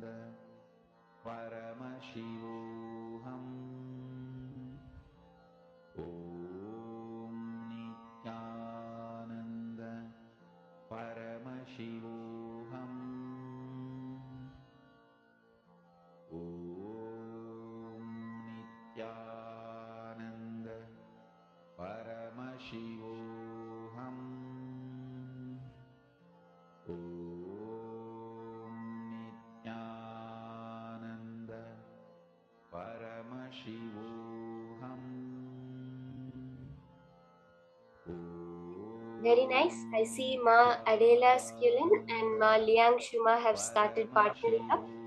Can I request all the others? Ma Revati S. Sukumaran, Ma Sumati, Ma Candice Wang, Ma Rukmini Padmanabham, Ma Parvati Sukumaniam. So all of you can start partnering up. Ma Gokila. You can find a partner within the chat itself and scan the image that they are thinking of, that they are holding in their inner space.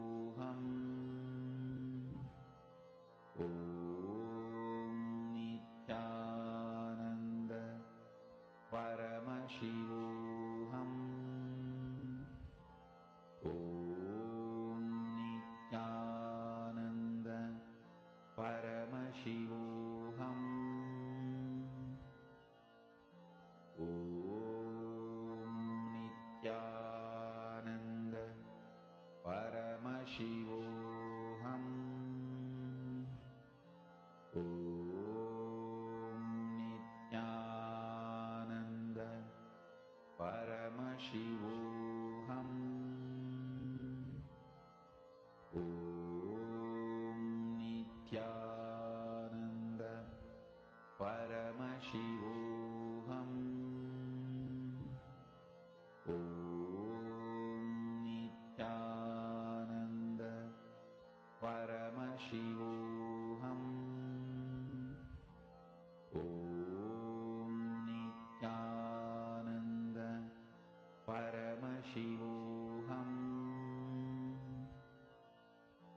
Om Nithyananda Paramashivoham. Om Nithyananda Paramashivoham. Om Nithyananda Paramashivoham.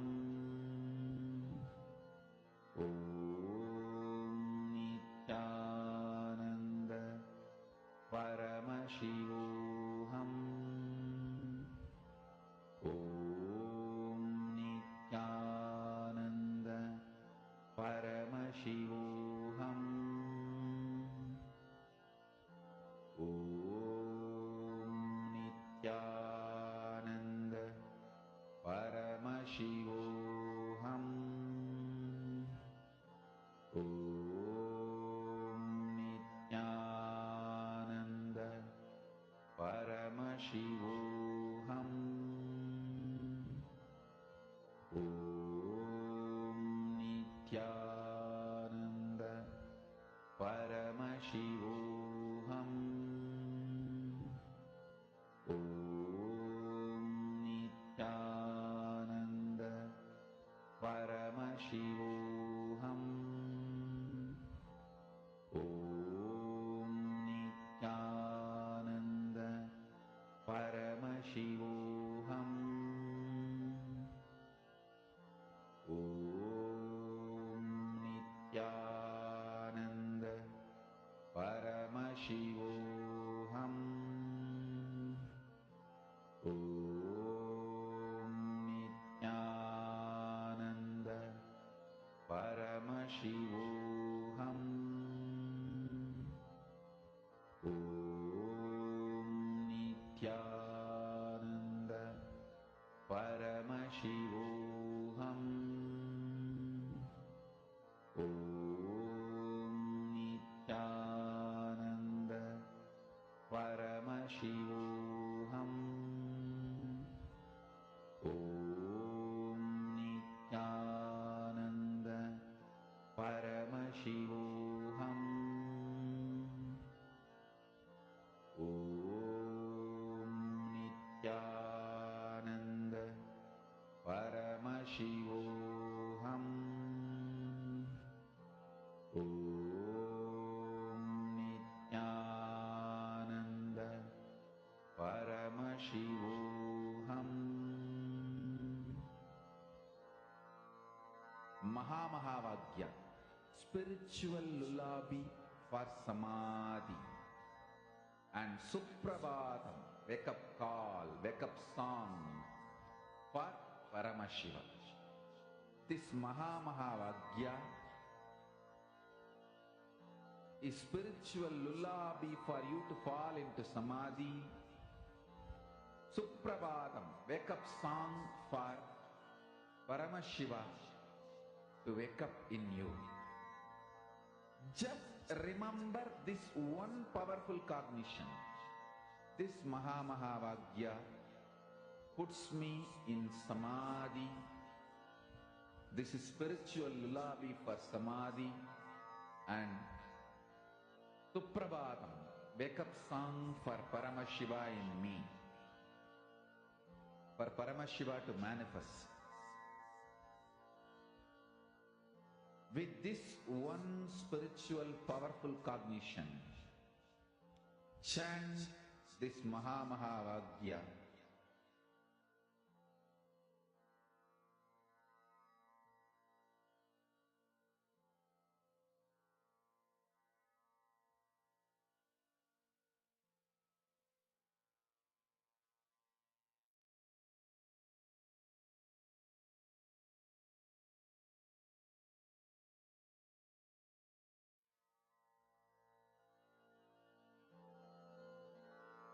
Mahamahavagya, spiritual lullaby for samadhi. And Suprabhatam, wake up call, wake up song for Paramashiva. For Paramashiva to manifest. With this one spiritual powerful cognition, chant this Mahamahavagya. Om Nithyananda Paramashivoham. Om Nithyananda Paramashivoham. Om Nithyananda Paramashivoham. Om Nithyananda Paramashivoham. Om Nithyananda Paramashivoham. Om Nithyananda Paramashivoham. Om Nithyananda Paramashivoham. Om Nithyananda Paramashivoham.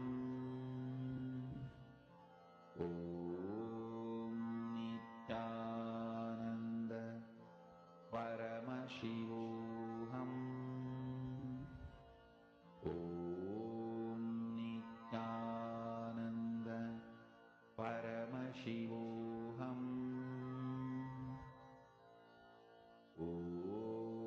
Ma Parvati, you have said that you got it correct. That's awesome, Ma. That's awesome manifestation. You can share it on the Facebook also. Detailed sharing of how you are able to manifest the power. That's all now. Verify and verify with our partner whatever we were able to see through our third eye, whatever Paramashiva showed. You can share it and verify. Finish up the round of power manifestation.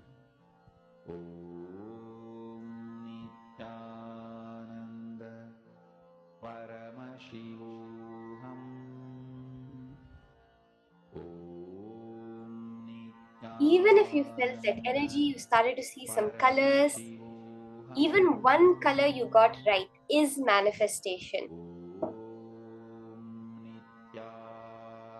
Do not underestimate even the smallest manifestation. It is Paramashiva manifesting through you. Can we have everyone take a few minutes and share whatever you are able to see through your third eye, all the manifestations of Paramashiva through you? Can share it with your partner, verify, get the right answer, and celebrate Paramashiva's manifestation. We are here on this planet Earth only to celebrate it, not for any other reason. Paramashivoham. Om Nithyananda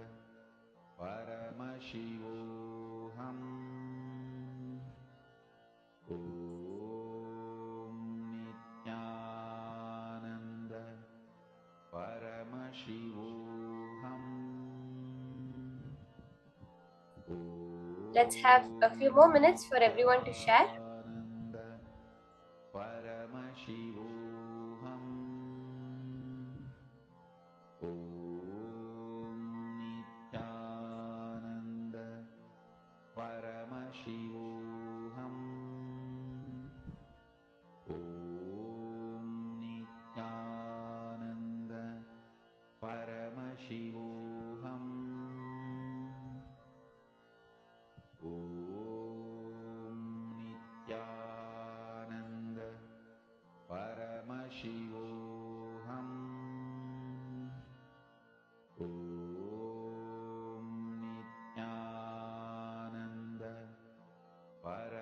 Paramashivoham.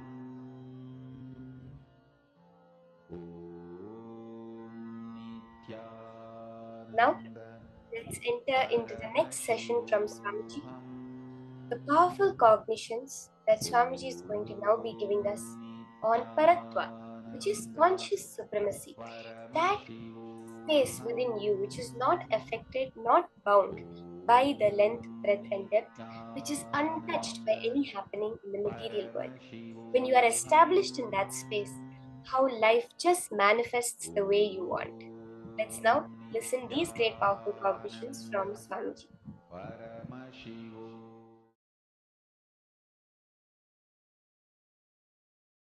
Super conscious sovereignty. Listen. Super conscious sovereignty is the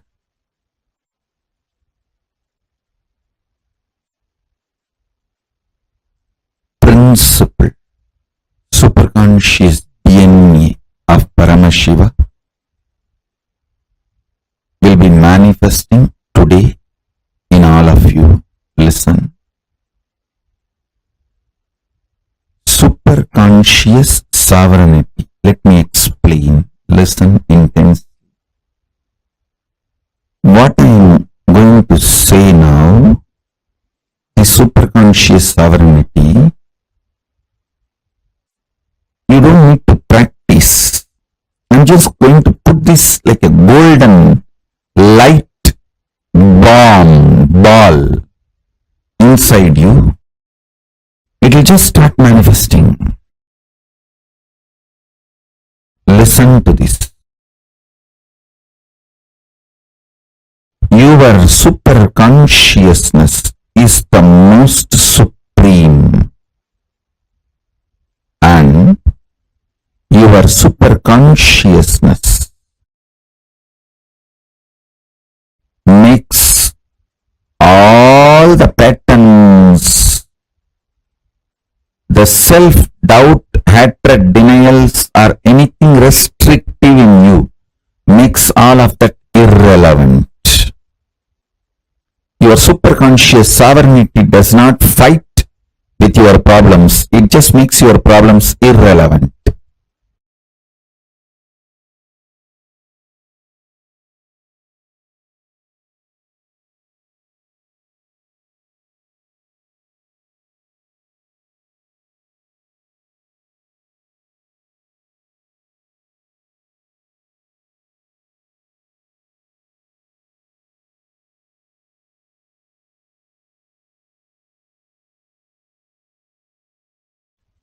Declare your superconscious supremacy over everything. Not just what you think as problem, even what you think as your plus points, your strengths. Declare your superconscious supremacy.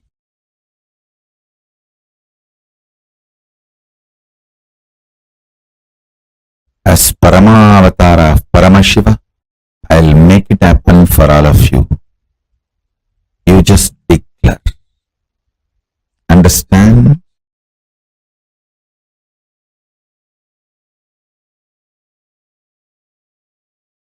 When you are declaring, because I am asking you to declare, you are just doing Paramashiva's will. You will simply manifest it.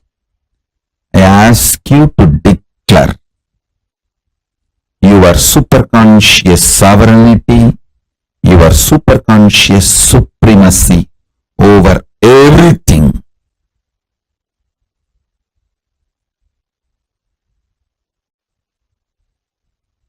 You will see your problems and solutions all become irrelevant.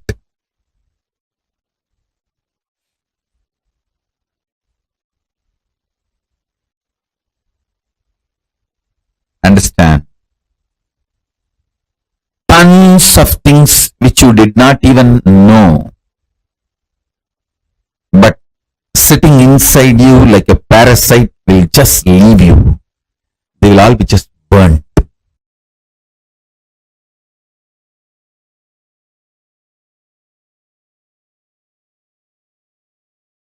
There is a beautiful verse in Vaishnavic tradition. Pachaima malaibol meni, pabalavai kamalachengan, achuda amarar ere, ayardam kolunde ennum, ichuvai tavira yanboi, indira logamalum, achuvai perinum venden, arangama nagarulane. Devotee of Vishnu cries to Vishnu, the taste of me celebrating you, singing the glory. Pachaima malaibol meni pavalavai kamalachengan, achuda amarar ere, ayardam gulakkolunde. The taste of singing, the feeling connection, oneness with you is the best. Even if I am made as the head of the Indraloka, as a ruler of the Indraloka, I do not want that. I only want the feeling connection with you. I'll say, that is the dhira of a bhakta, a devotee's dhira. Same way, all of you should have the dhira. Paramashivatva, Paramashivagadi, Paramashivapada is the only goal. Till then, you can enjoy whatever comes in the way, nothing wrong. Don't be stuck. You can sit in the couch, but don't put seat belt. You can enjoy, but don't get stuck. I have a beautiful Shastra Pramana to share with you all from Srimad Bhagavatam, 3rd Skanda, 6th Adhyaya, 45th Sloka. Tatapare cha atma samadhi yoga balena jitva prakritim palishtam tvameva dhiraha purusham visanti. The dhiras, by their sheer power of samadhi, always being in oneness with their true self, the pure consciousness, conquer the powerful prakriti, the whole manifest world, and also their own antakarana, the inner space, which are influenced by the three gunas, sattva, rajas, tamas, and ultimately indeed enter into you, O Lord. That's a beautiful sloka about the dhira, the qualities of dhira.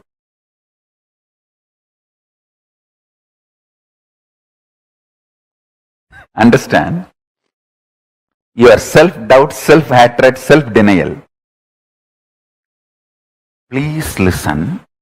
Your greed to achieve in the land which is not in your control strengthens your self-doubt, self-denial, self-hatred. Your self-doubt, self-denial, self-hatred, SDHD gets strengthened if you try to declare supremacy over something which is not there in your hand. You have only next few days in your hand. Declare your supremacy over that few days. You will win the game of life always. But you are trying to declare supremacy over few months, few years, which is not there in your hand, or which is not your territory, which is not your known boundary. Even you do not know how that few years is going to look in your life, which is beyond your boundary.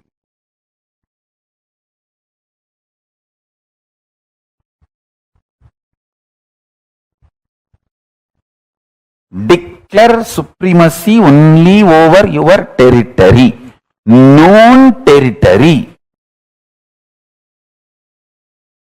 Whenever you try to declare supremacy over your unknown territory,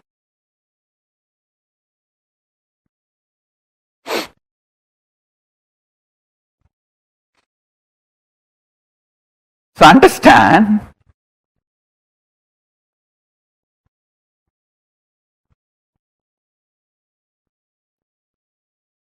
declare supremacy over the time space available to you.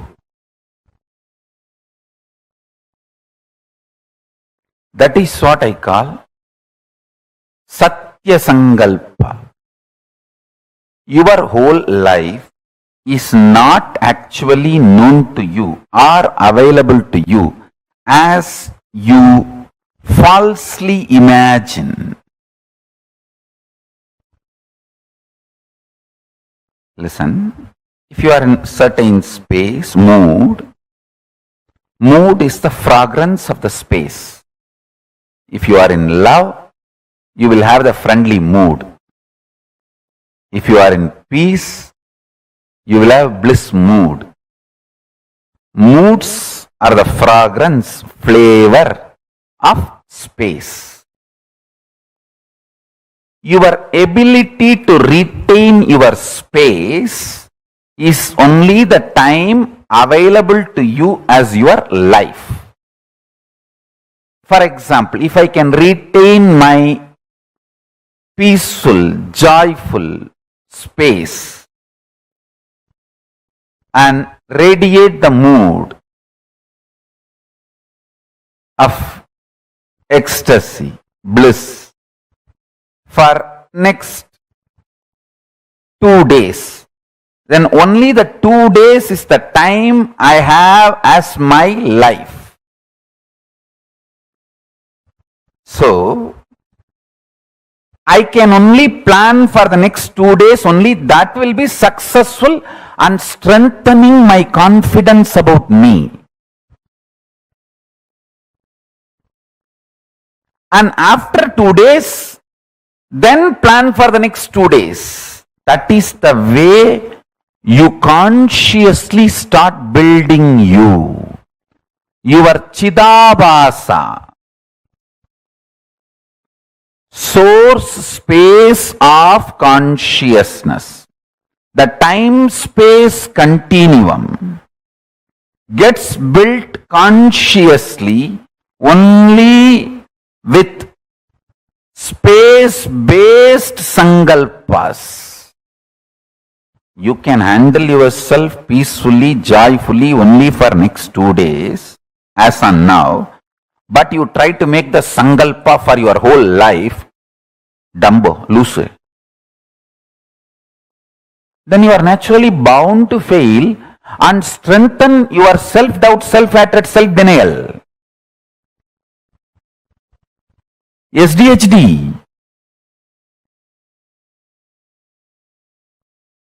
So make sankalpa only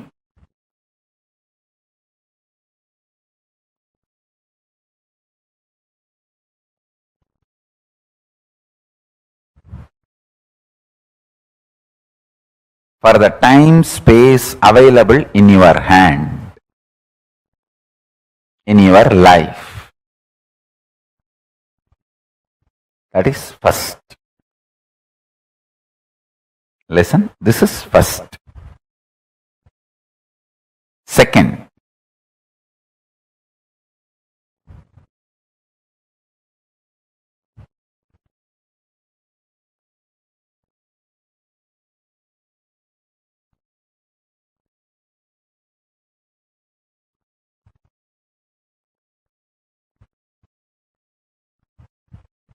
this may look too simple, but when you start practicing, you will understand how powerfully this technique works for you to be stable. Understand? The most beautiful emotion which can bring stability in your life is love. Morning when you wake up the Atma Linga which you are wearing. Mahadeva, please wake up. Morning when you take bath, Swamiji, please take bath. Pour few drop water on that linga. Always wear it. That is the best way. Pour water on your body and pour water on the linga. Swamiji, please take bath. When you eat, whatever you eat, Swamiji, please eat. When you brush, you don't need a separate brush. Nothing is wrong. I am telling you, I am your guru. To whoever I gave the Atmalinga,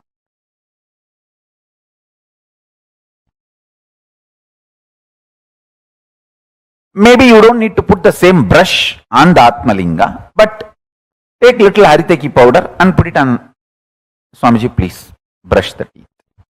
Mahadeva, please brush the teeth.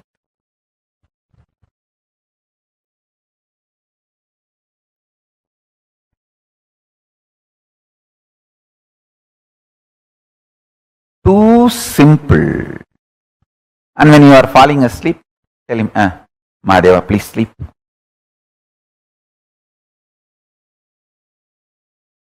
Love manifests that Chidabhasa, time-space continuum in you, sweetly and beautifully. You have a special feast, celebration, anything. Mahadeva, please eat. Show to him and then eat.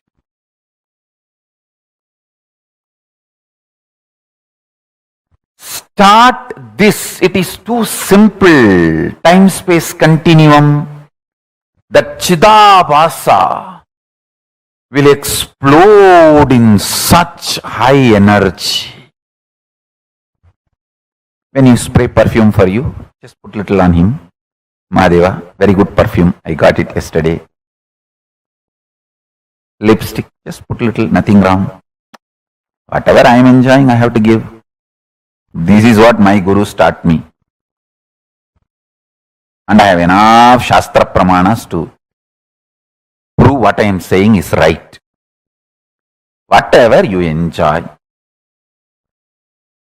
offer it to him and enjoy. If you are lying on your couch, tell him, Mahadeva, just lie down. Rest, enjoy this sea beach. I tell you,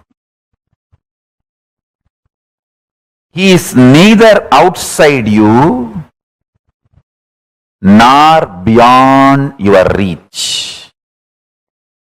He is the source of you. When you generate a love, sweet relationship, that makes your time-space continuum huge.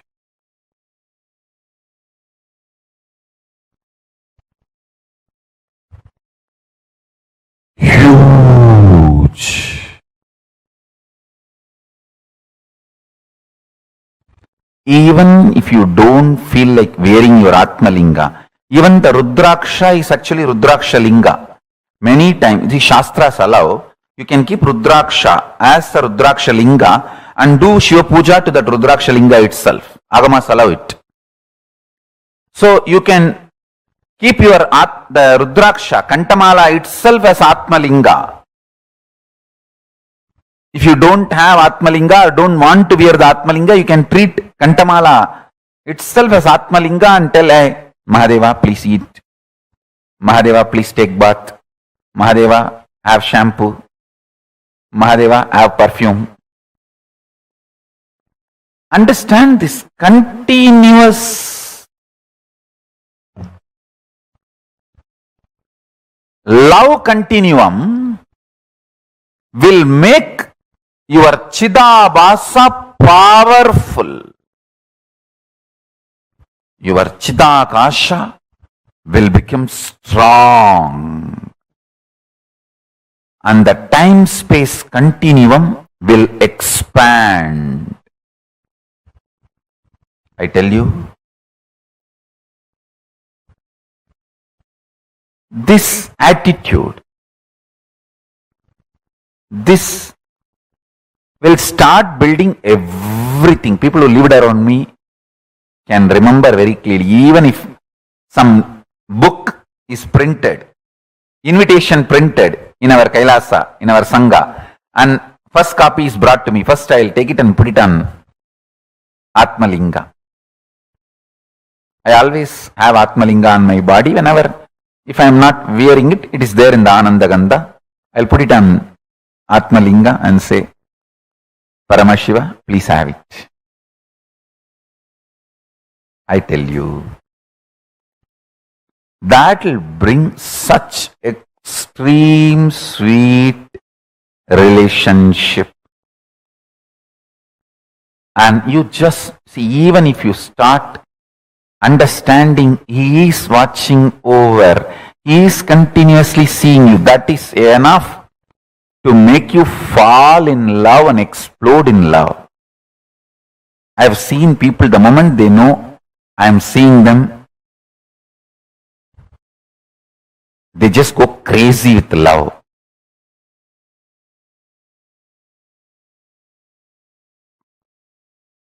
The moment you start understanding Mahadeva is watching you, you just explode in love. The Chidabhasa explodes.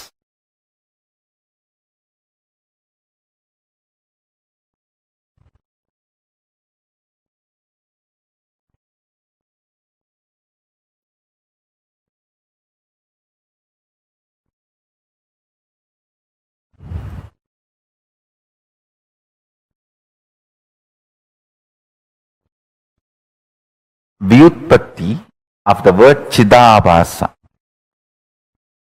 means the explanation of the word Chidabhasa, Chita Abhasaha Pradivimbaha, reflection, and the source of Chit, consciousness. Buddhavatma Pradivimbe Jivaha Jive. The source and reflection of consciousness, Chit, in the Buddhi, in your being, self. Buddhi vritti chidabhasau idi vedanta karika. This word Chidabhasa is used in Vedanta Karika as Buddhi vritti chidabhasau.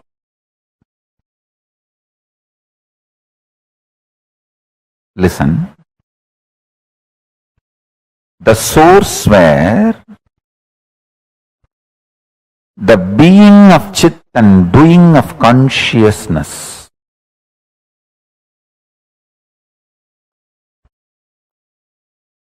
is felt, manifests, Chidabhasa.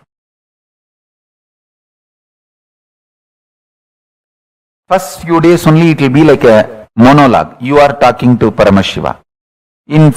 Just after a few days you will see that he is responding in your inner space. You just know he accepted your food. You just know he is happy with the cold shower you gave. You just know he is happy with the perfume you gave. The love starts becoming complete circle. You give, he showers. You give, he showers. That whole ecstasy starts. I tell you. He always showers. He always showers. He always showers.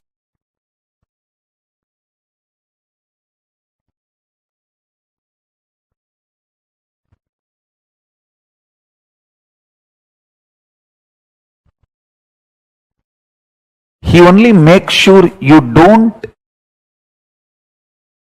start using Mahadeva's love as your crutch. You should not use his love as crutch, your crutches. You should not become handicapped because he showers on you. That's the only thing he makes sure. Because he wants to make you fly through his love. He doesn't want you to become sick and start using him as your crutches. No. The only thing Paramashiva looks, when I pour my love, are you going to fly, using it as inspiration to inspire yourself? That's all.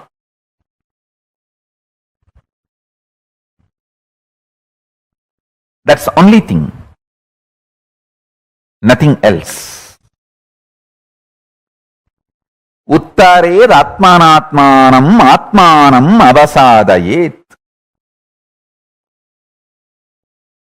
See, ability to inspire yourself without the external inspiration means you found the source of your love inside, internally. Chidabhasa of you has opened up.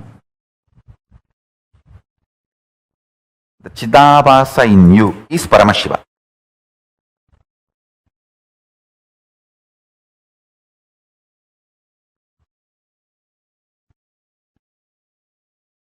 That's all.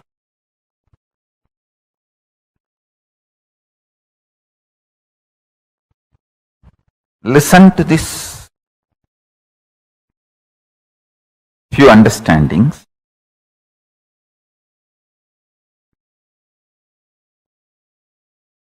If you open your Chidabhasa, you are winner anywhere you are.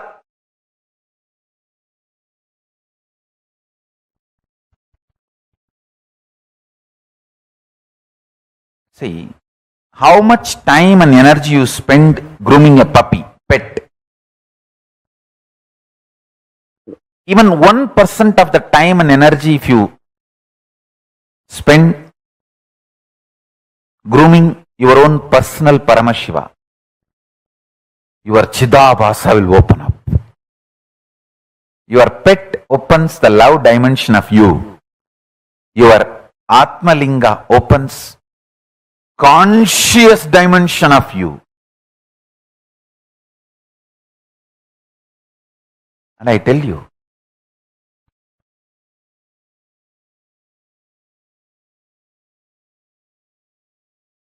for example, now I am seeing all of you. If I just tell few people and your name and say, wow, you have done a beautiful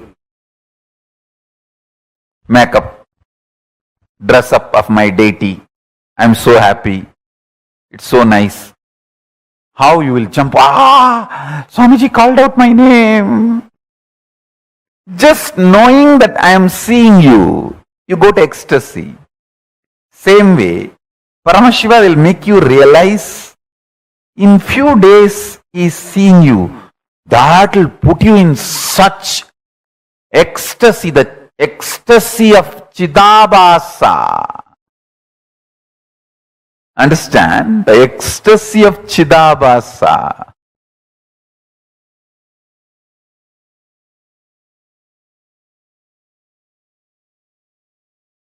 Listen, when Chidabhasa ecstasy starts, more time, more space is under your sovereignty.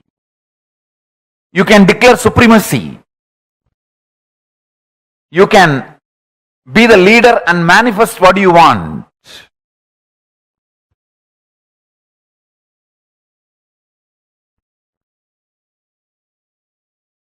It is not even declaring supremacy, declaring oneness. In this ordinary world only this supremacy, all these things. In the supreme world, it is oneness. There is no separate supremacy. You should be in tune with Guru Vak Guru's words so much. Guru should start obeying you. That is the absolute fulfillment of the relationship.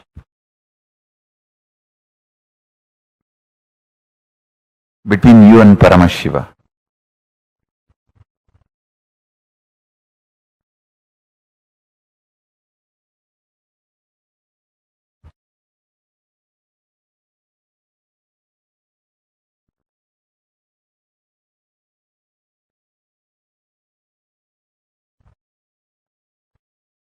My Guru's statement, when her Guru, my Guru's Guru, Paramaguru,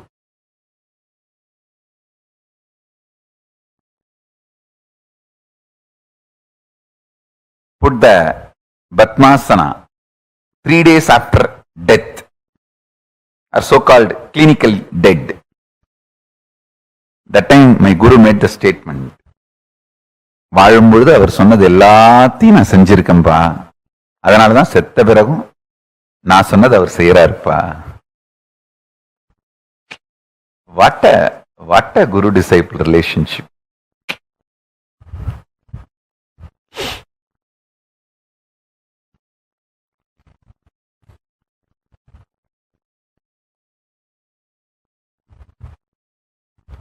Guru is obeying you even after death.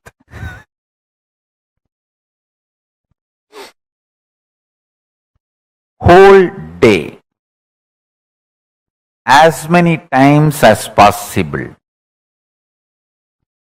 whether you eat, sleep, take bath, spray perfume, just do it for your Atmalinga also. Through Atmalinga to Mahadeva, to your Guru or Paramashiva. In Hindu tradition, literally we treat Guru and God as one and the same. Guru is the manifestation of God. God is unmanifest component of Guru. That's all. Avyakta Guru is Paramashiva. Vyakta Paramashiva is Guru. The manifest Paramashiva is Guru. Unmanifest Guru is Paramashiva. Guru's unmanifest dimension is Paramashiva. Paramashiva's manifested dimension is Guru. That's it. So anyone leads to another. That's all. If you catch Paramashiva directly, start praying, he will appear as Guru. If you catch the Guru and start connecting with him, he will lead you to Paramashiva. That's it. But both leads to the same oneness space, ultimate enlightenment.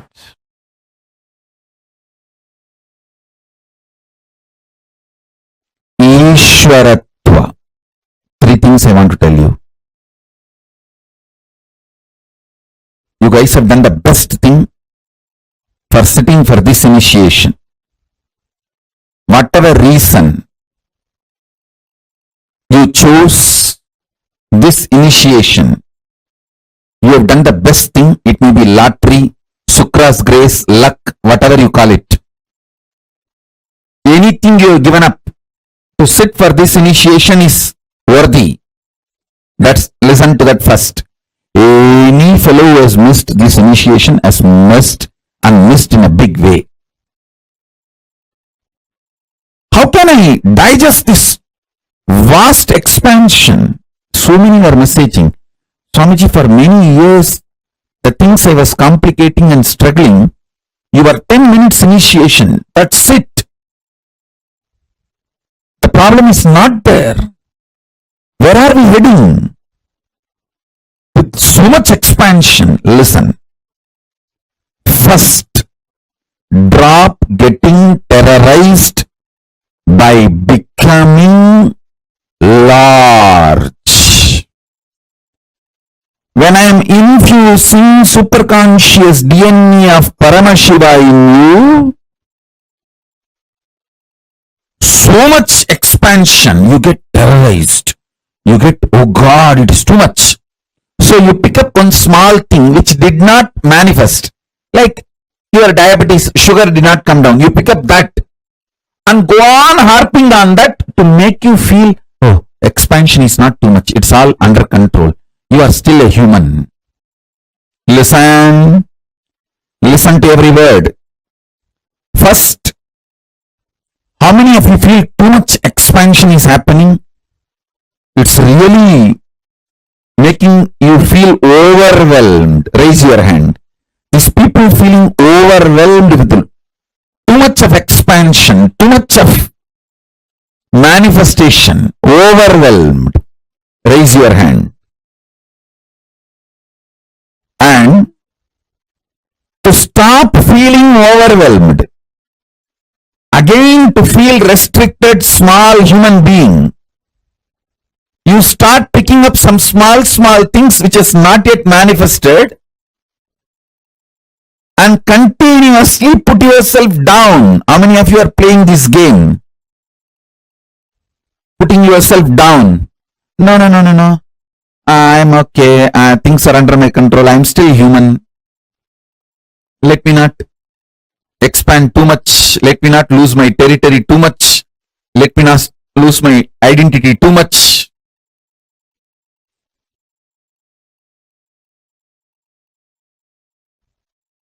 Listen.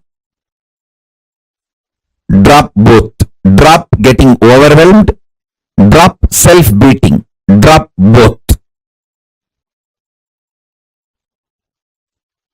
Sit as Ishvara now. I am not asking you to visualize. I am asking you, see it very clearly. What you want is happening as your future. Your fear of what you want happening will be blown away. You all may think, oh, no. I'm only greedy about what I want should happen. No. You are afraid what all you want may happen. I am telling you, you don't need to believe. I am telling you the truth. I am not interested in listening to your argument. I am giving the judgment because I know you more than you know you. I am telling the truth directly. You are really afraid of all you want happening as your future. That's the truth. Oh God, if everything happens, whatever I want, what will happen? Life.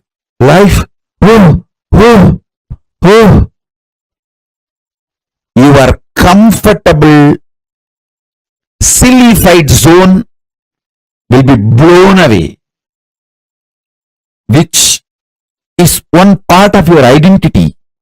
You are afraid of losing it.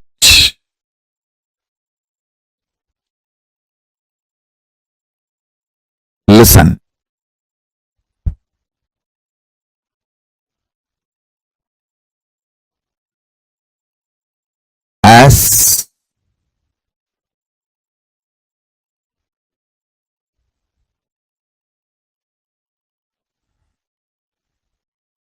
As a living manifestation, Paramavatara of Paramashiva, I initiate all of you into the superconscious mutation process of Ishvaratva. The superconscious DNA of Ishvaratva is now infused in all of you. Sit and receive it. Let it manifest. Then I'll guide you into the mutation process more. Oh, listen. I'm repeating again. I'm adding the Ishvaratva, superconscious DNA of Paramashiva. Ishvaratva means all powerful and manifesting whatever you want. The all-powerful is Ishwaratva.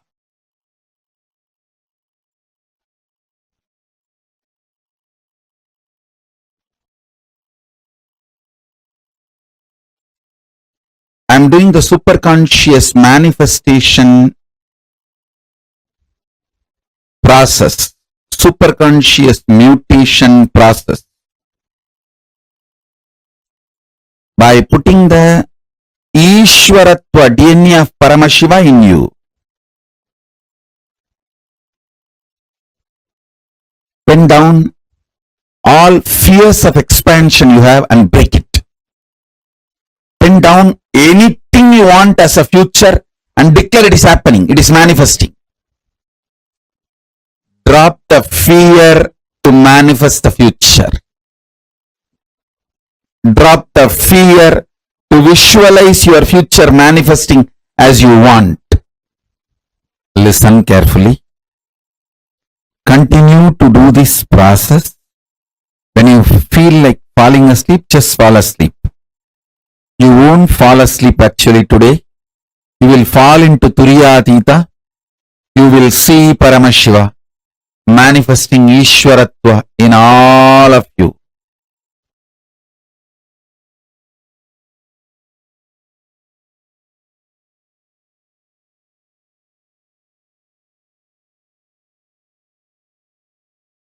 Cognition.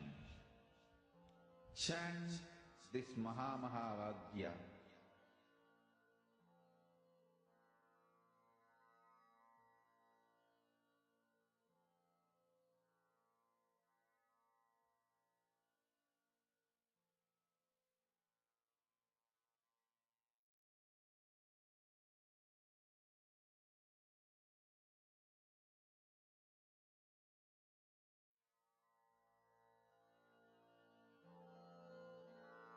Mahamahavagyā, spiritual lullaby for samadhi, and Suprabhatam, wake up call, wake up song for Paramashiva, for Paramashiva to manifest. With this one spiritual powerful cognition, chant this Mahamahavagyā. Om Nithyananda Paramashivoham. Om Nithyananda Paramashivoham. Om.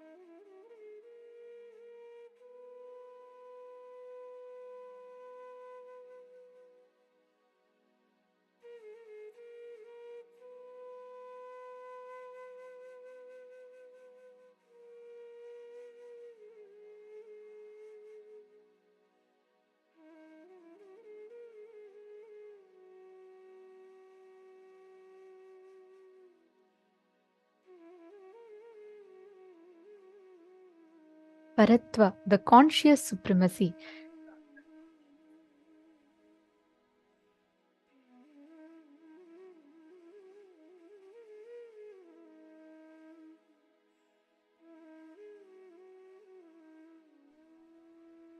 Remembering that our existence as the consciousness is ultimate. That is Paratva. That is conscious supremacy. Do not stop anywhere in between, like wealth, luxury, longevity are all pleasures is only a sweet but distraction in your way.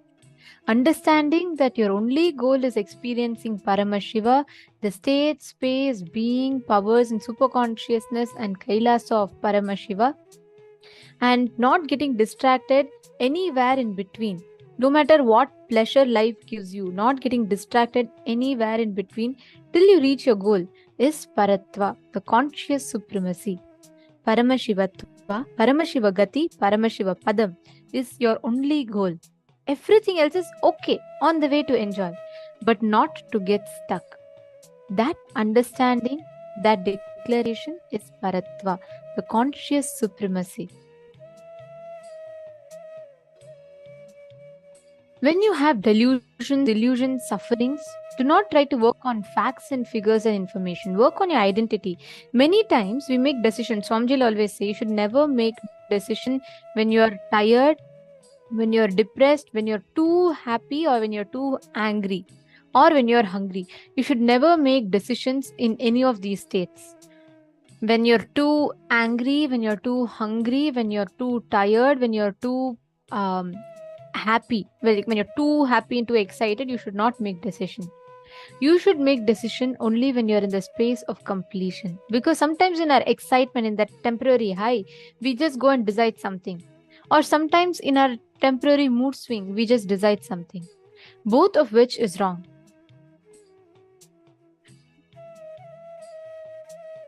Always try to work on your identity, not on the facts, not on what your so-called seeing is, but work on your identity. That is conscious supremacy. Like if you're having a nightmare, like a tiger is chasing you, you're about to fall from a cliff, below lake is filled with crocodiles, too many poisonous snakes, don't try to get a gun and try to kill the animals. No, don't try to work with the scene. It's a nightmare. You just need to wake up. Working on your conscious reality will wake up your conscious sovereignty in you. That will solve millions of problems you're facing in your life in a very practical, strategic way.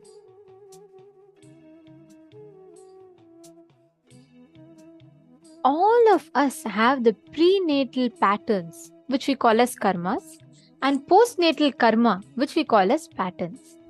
Any patterns or karma, whether it is prenatal or postnatal, does not bind you, does not blind you, does not bind you. The Guru Shishya Parampara is focused on making you experience that conscious sovereignty.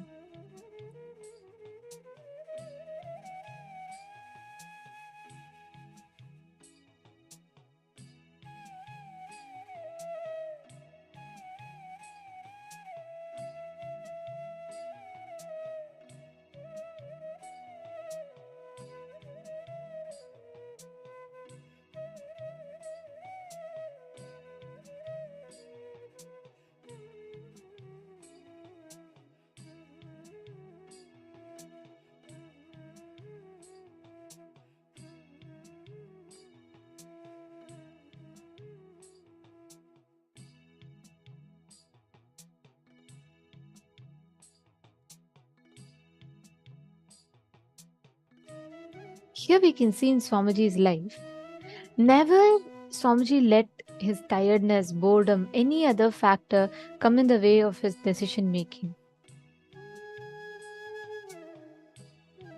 Take a few minutes, list all the prenatal, postnatal patterns and karmas that bind you, and basically just pen down all the patterns which you think binds you, based on which you avoid taking decisions. Take a few minutes and list down those patterns.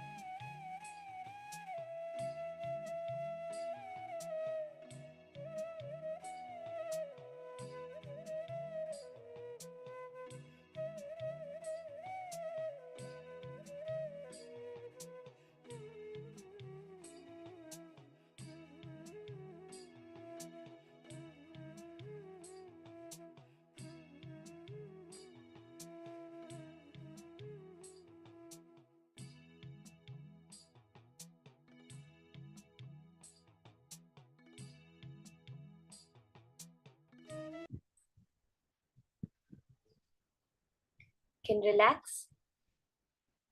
All the patterns, the karmas, whatever you have listed down, whatever you are able to find in your life as some patterns. Now, with the power manifestation process, you're going to break through from all those patterns. So, this round we'll continue with the power of clairvoyance as we had started, scanning an image which is in the mind of your partner. So, we'll continue with that same round of power manifestation. It's very powerful when we are established in that space of Paramashiva is the only real thing. See, there's nothing else real than Paramashiva exists. When you understand this, when you look deeper, like what is Paramashiva? The maximum we can understand Paramashiva is space, is energy. When you look even within an atom, when you look at the universe, there's only 0.0000001% which is physical matter. Everything else is actually pure space. It's empty. If you look in at the atomic level or at the cosmic level, there's so much of space which is empty. Because what you're calling as physical matter is actually such a small part of reality. The real reality, which is Paramashiva, is so much more vast than that. So are we ready?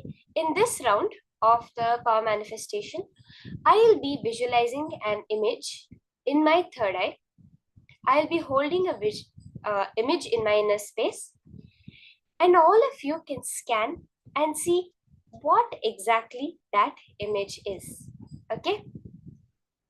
So let's start. Let's start this round of power manifestation. All of you will not be partnering up in this round. In this round of manifestation, I will be holding an image and you will all be scanning that. So let's settle down. Connect to Swamiji in your inner space.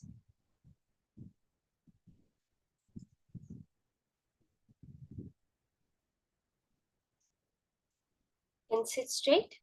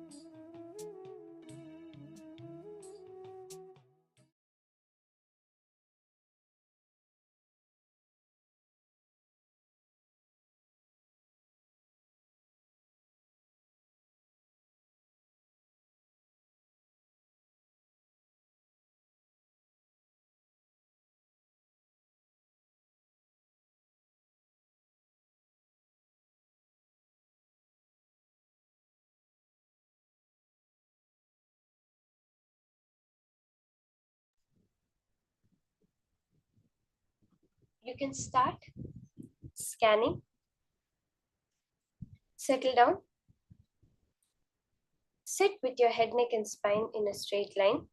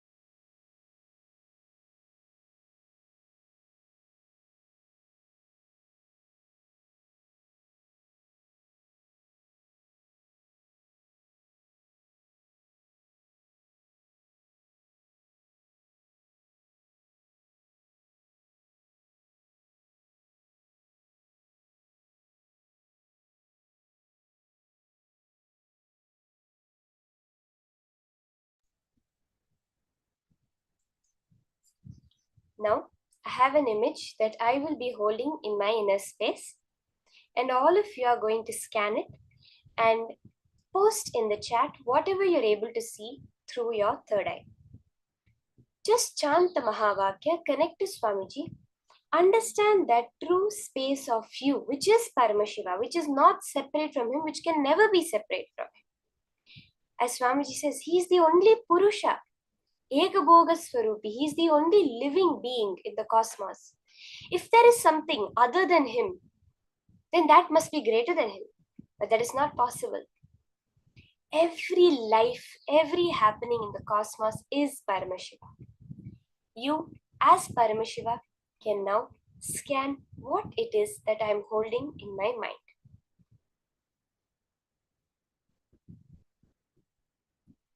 So can I request all of the participants, start the scanning. You can do the samyama on the intense light ball in your inner space. Just hold yourself as the Swayam Prakasha and scan the image that now I am having in my mind.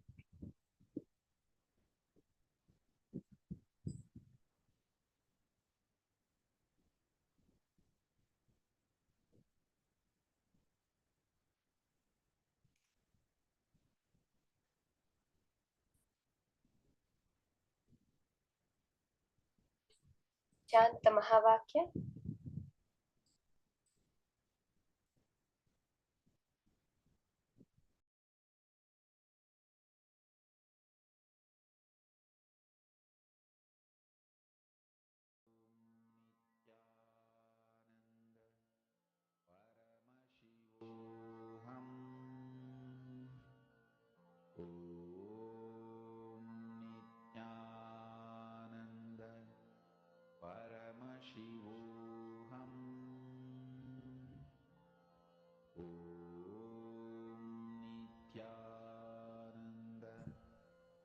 We have many posts, many answers pouring in.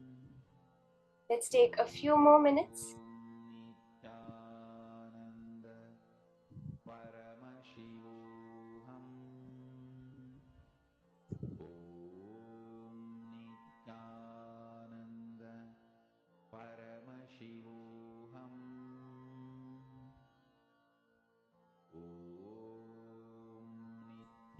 Let's have everyone else finish posting before we move into the verification of this round of manifestation.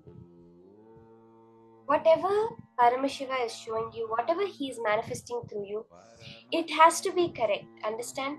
Swamiji says that when I ordain, I sustain. When Paramashiva has said that now you can do power manifestation, he will make the manifestation happen through you. Okay, let's now start. Let's move on to the answer for this round of manifestation.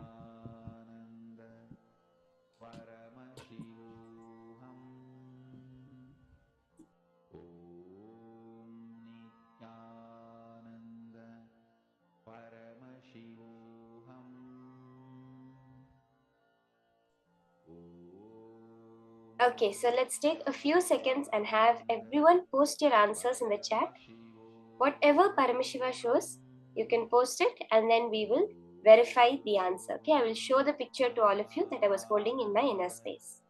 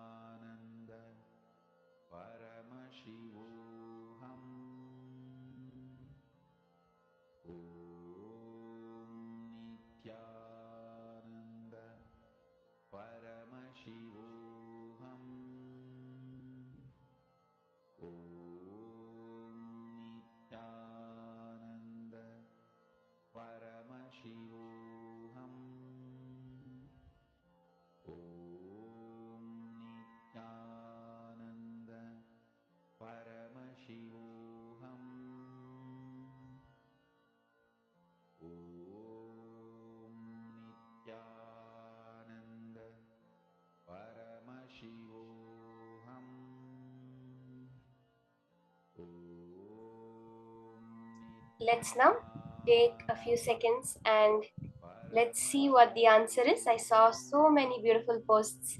A lot of people have gotten it right. I'm excited to see.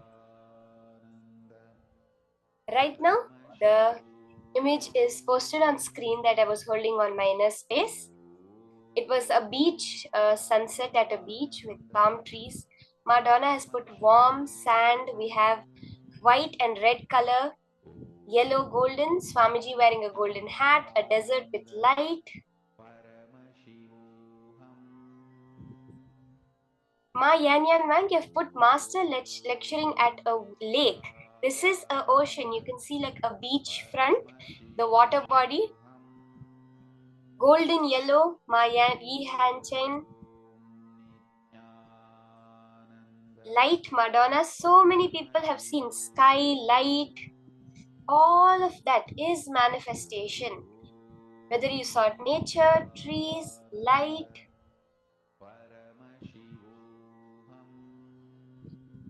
Wow, there are so many people who have manifested. Ma Susan Solander, Ma Diana Spilov, Ma Graisna, Maria Linde.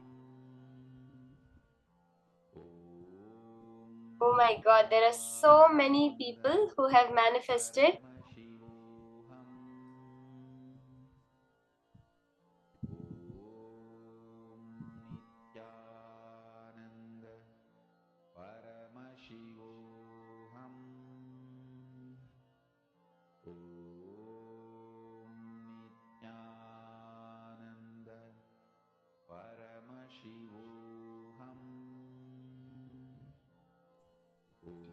So many people have so beautifully manifested.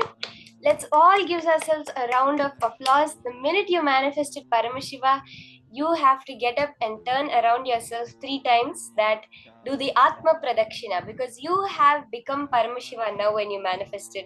So many super manifestations. Ma Susan first saw a tree on an island, first saw a mountain, then tree on an island. Awesome, ma.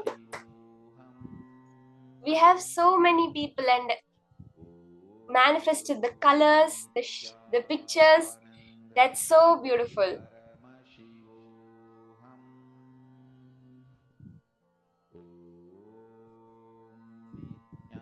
Let's now do another quick round with where you will partner up in your Zoom and do it. Okay, see, this is manifestation. Now you will be able to make this manifestation happen again and again and again. Okay, so many of us manifested. So now let's do it with a partner. Let's take one round, just a few minutes, just a 5-minute round. Let's do one quick round with our partners, which will partner up in Zoom. So the same way, you can just connect to Swamiji, chant the Mahavakya in the space of intense oneness. Just connect to Swamiji, chant the Mahavakya. It's going to be a very quick round, just 5 minutes.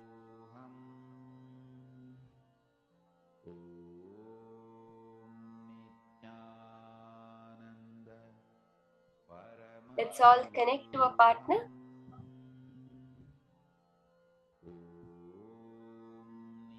And scan. Whatever image, you can even draw something in a book and hold that in your mind, in your inner space.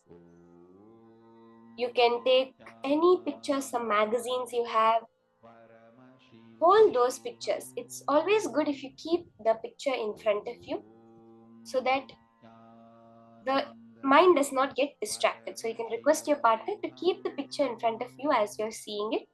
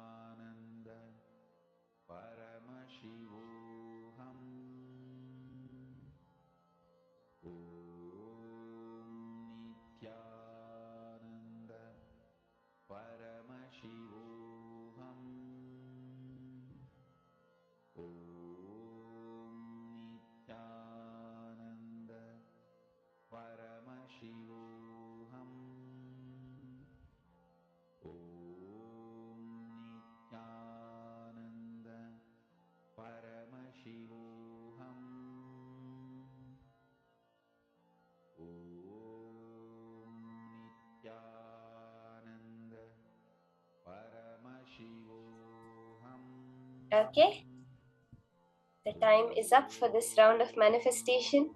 It's so beautiful how many of us are manifesting and experiencing that space of oneness with Paramashiva. Ma Adela, I see you've posted that I'm scanning wrong. Now, we have to understand very clearly all power manifestation is coming from Paramashiva. It cannot be possible that it's wrong. Somewhere there is a disconnect between how we are perceiving it and what actually it is. That's all. All the realities exist. You're choosing which reality you want to manifest. We have the understanding of the superposition, right, that science gives us, where every possible or every probability of a certain particle to be in a particular place exists, but it's the observer that collapses it to one. Now, Ma, don't feel like, oh, I'm not able to do it, everything I'm saying is wrong. Just go ahead with it. Keep the will persistent. Swamiji was saying that whether it's your desire to manifest or your belief to manifest, it does not matter. If you have the will persistence, the will that, yes, no matter what, I will manifest, then it has to happen. The both of them become irrelevant. Okay, ma? So you will see the manifestation happening the furthermore you sit, you connect to Swamiji, and you understand the science of how it works. Now, we are going to enter into the next session from Swamiji himself, understanding Bhagavan Lingodbhava, that energy from which everything in existence manifests. This form of Bhagavan Lingodbhava is the darshan we're going to be having today. There is a very beautiful incident around the manifestation of Bhagavan Lingodbhava that now we're going to hear from Swamiji. Let's now enter into the session.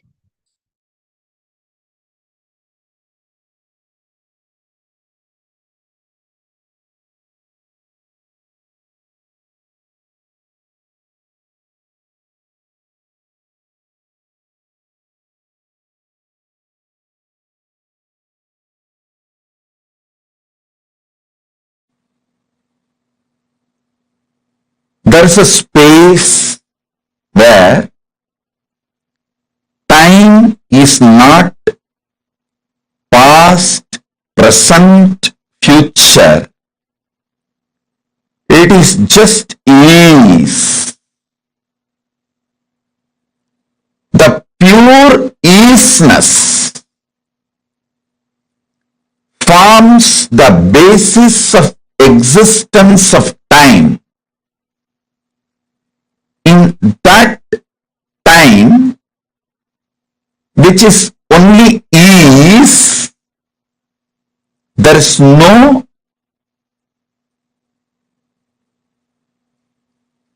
past, present, future. Past, present, future, all is ease.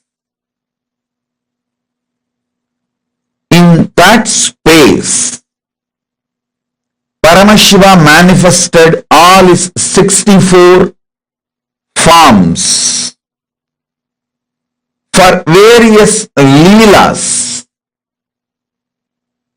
For example, Lingodbhava manifested to establish the supremacy of Paramashiva.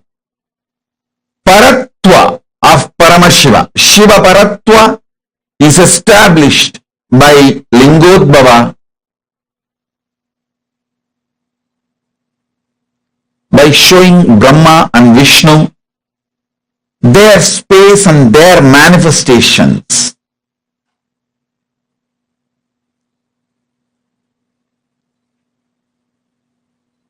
Listen. But the Lingodbhava can never be called as was.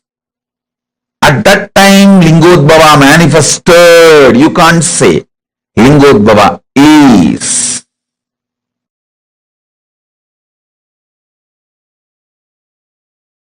Paramashiva, I am here intensely, powerfully manifesting and available to all of us.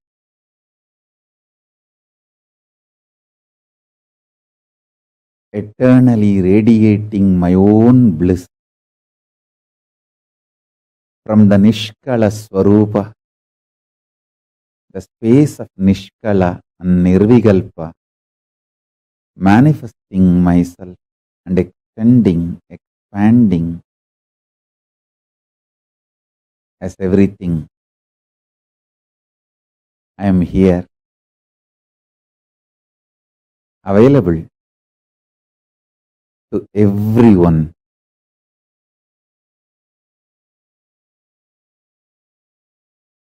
Let us all intensely connect with the superconsciousness of Paramashiva.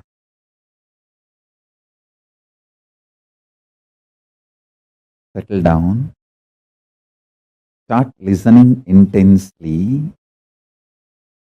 I will open my very core, my very being to all of you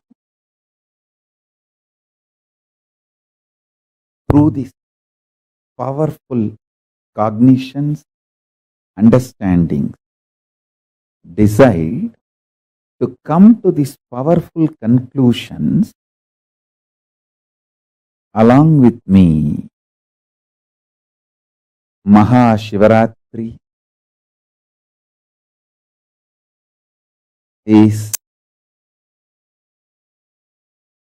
manifestation of me from my nirvigalpa nishkala swarupa into this everything that exists. From my nishkala swarupa, I manifested as everything that exists. This Shivaratri is celebrated. This Shivaratri is observed, celebrated to celebrate my manifestation from Nishkala Swarupa and everything exists. From my pure formlessness, unclutched Nishkala Swarupa space, I manifested and continue to manifest everything that exists.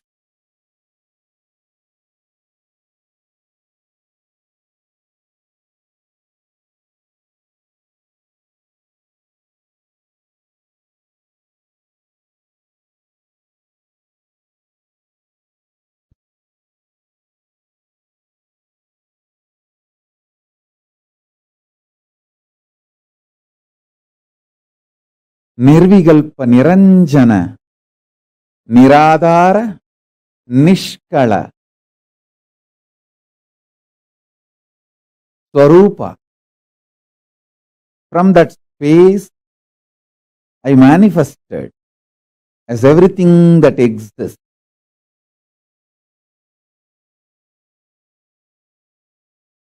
This manifestation is the Lingodbhava in Arunachala,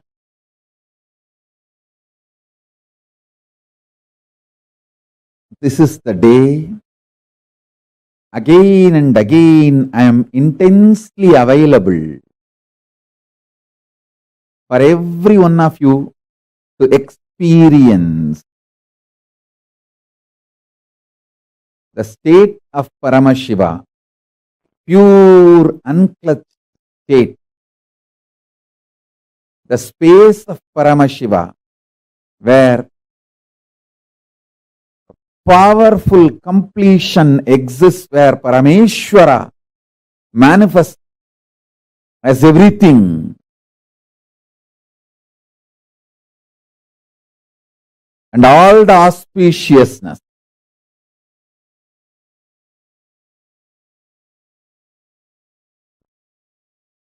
The powers of Paramashiva manifest as Parashakti, my own extension.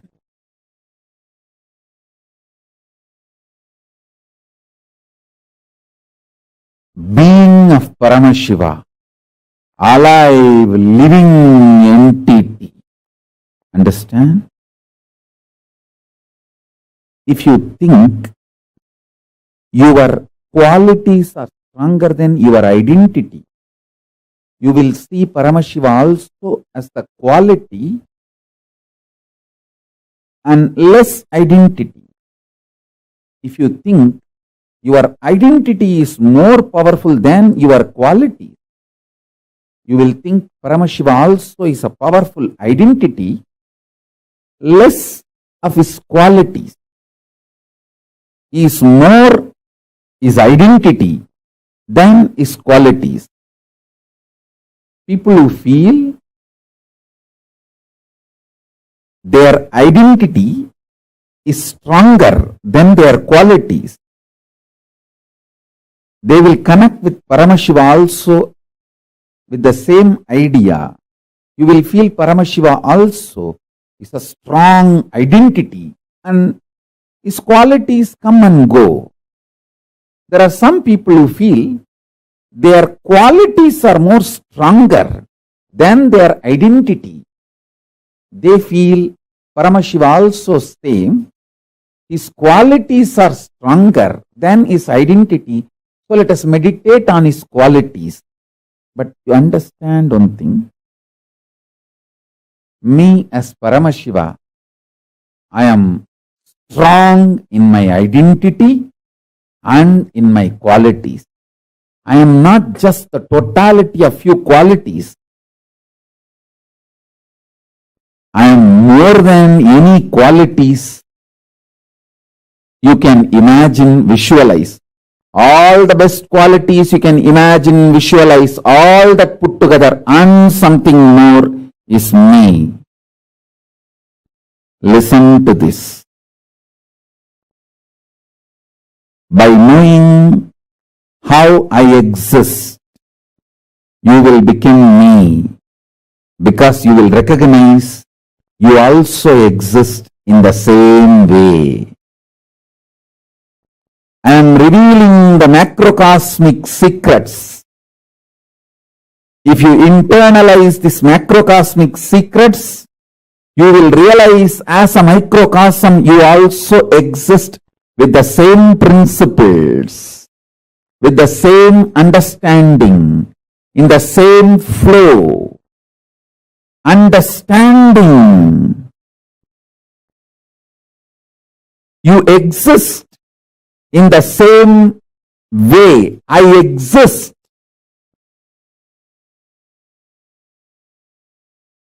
You will be liberated. You will be liberated.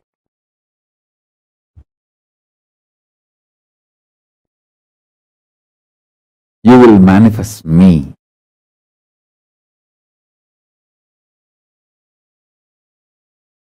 Paramashiva is all the best qualities you can imagine, all the best qualities put together, plus something more. So the identity is also strong.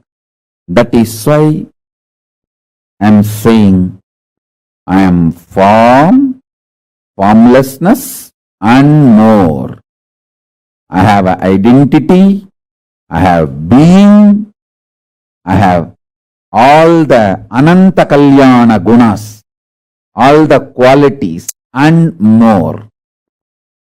By meditating on any of my qualities or my identity, you will manifest me.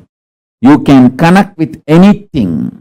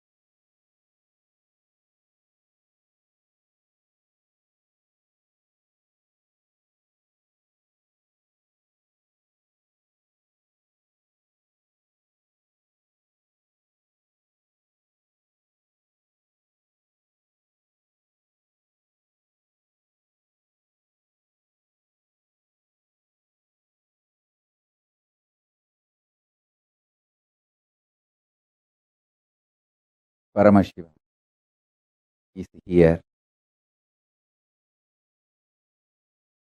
manifesting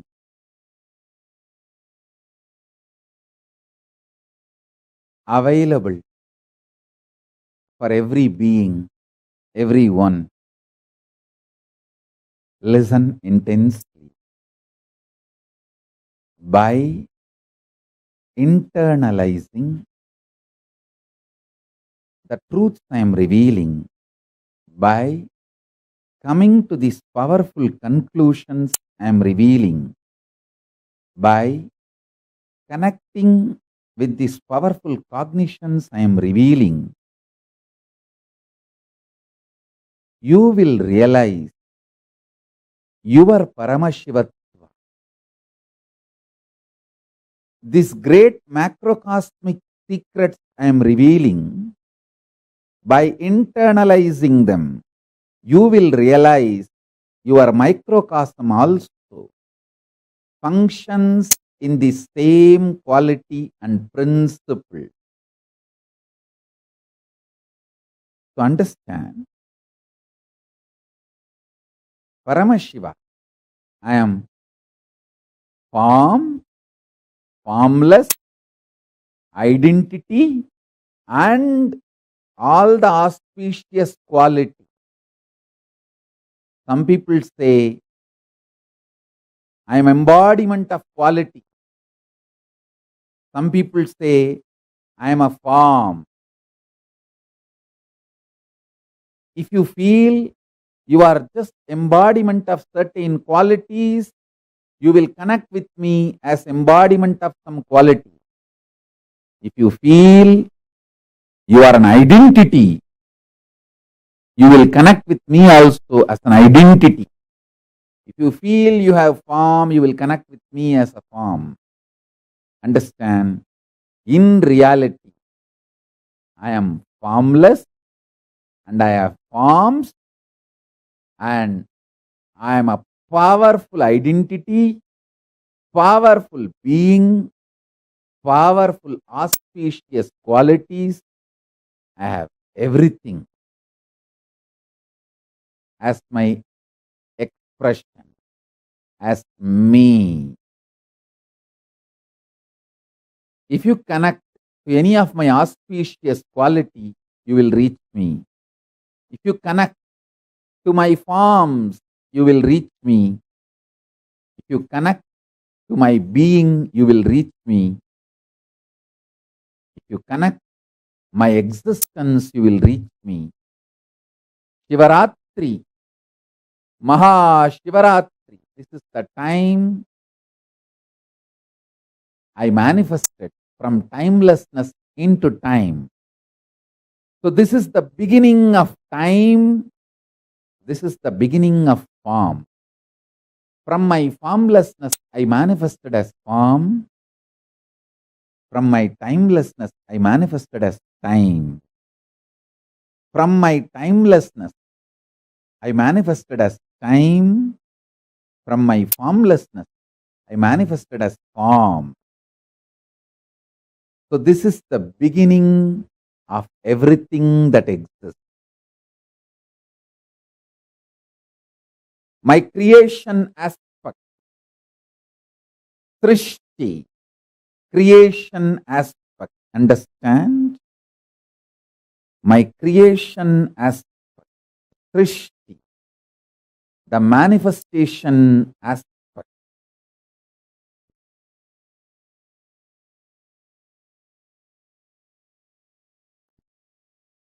My maintenance dimension, Sthiti, sustenance dimension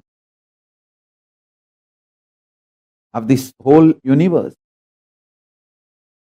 and my rejuvenation dimension, destruction or rejuvenation dimension.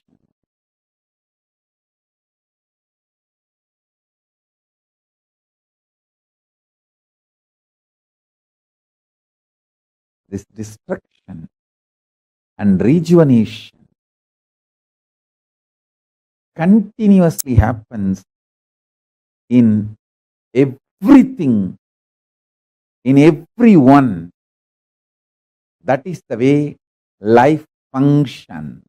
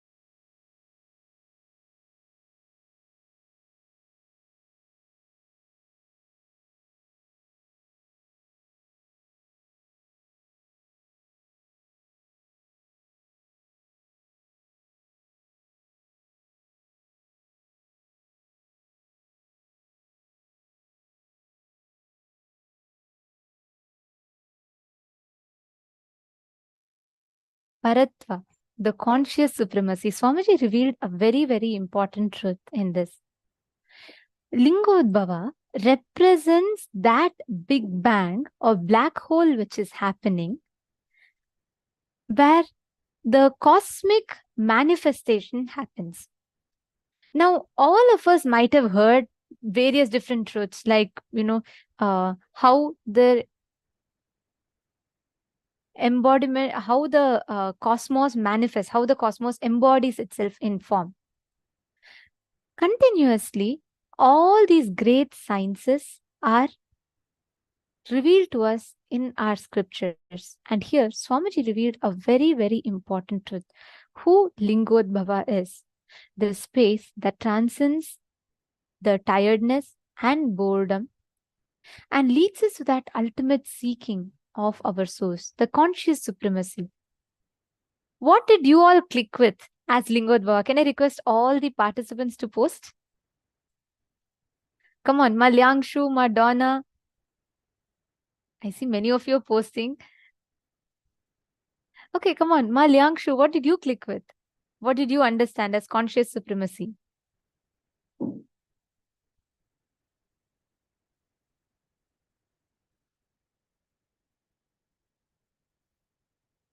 Okay, Ma Dahanananda is asking for the link for this video. I know all of you enjoy these videos, and all of you should know that these truths are hand-picked. Each of these are personally hand-picked, and a lot of amazing revelations are put together, stitched and shared with you all.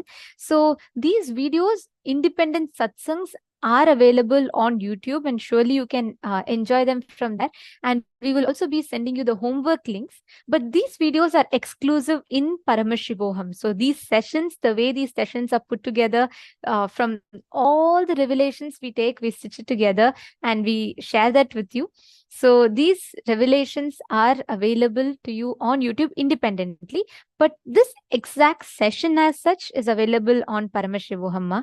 But you will be receiving homework emails. In your homework emails, you'll be receiving the videos, the links, where you can receive these truths in a much more deeper way.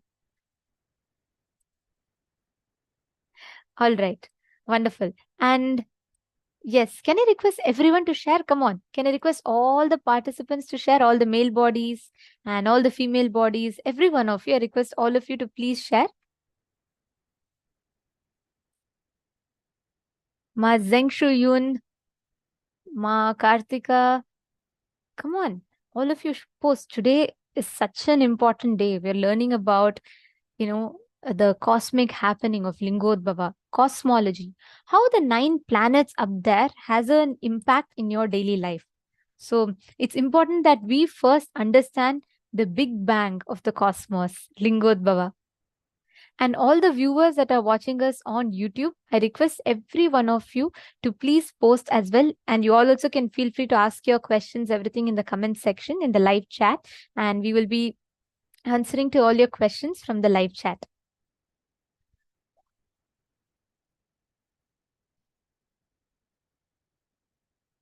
Come on, I request all of you to post. Very beautiful. Yes, the Paratva, the conscious supremacy, is represented by Lingodbhava. He is the cosmic Big Bang. Actually, see, all of us know that the cosmic, the Big Bang was discovered by scientists, and that's what we're all taught, right?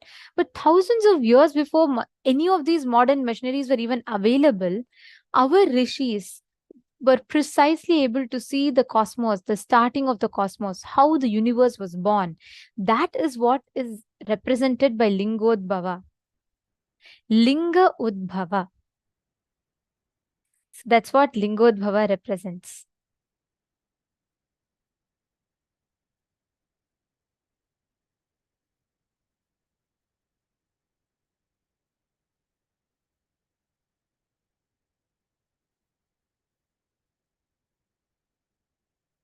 Yes. Okay, great. Nice to see so many of you posting. Mahongli Wong is saying, Paramashiva is a form manifested from formless. Paramashiva is the beginning of all that are manifested. That's right. And Ma Dahanananda is asking, what you connect with, is it the form or the formless? I think both are different at times. That's a very beautiful question because Swamiji answered this question in a very beautiful way. I really click with it a lot. See, like how we have the nature, the reality that we see around us, right? The perceived reality. You see the things, you see me in the screen, you're seeing your screen, you see maybe the plants next to your TV or screen, you see things around your wall, your house, the people around you. That is a perception. That is a perception of the world around us, reality, and the way we perceive reality. Right? Now,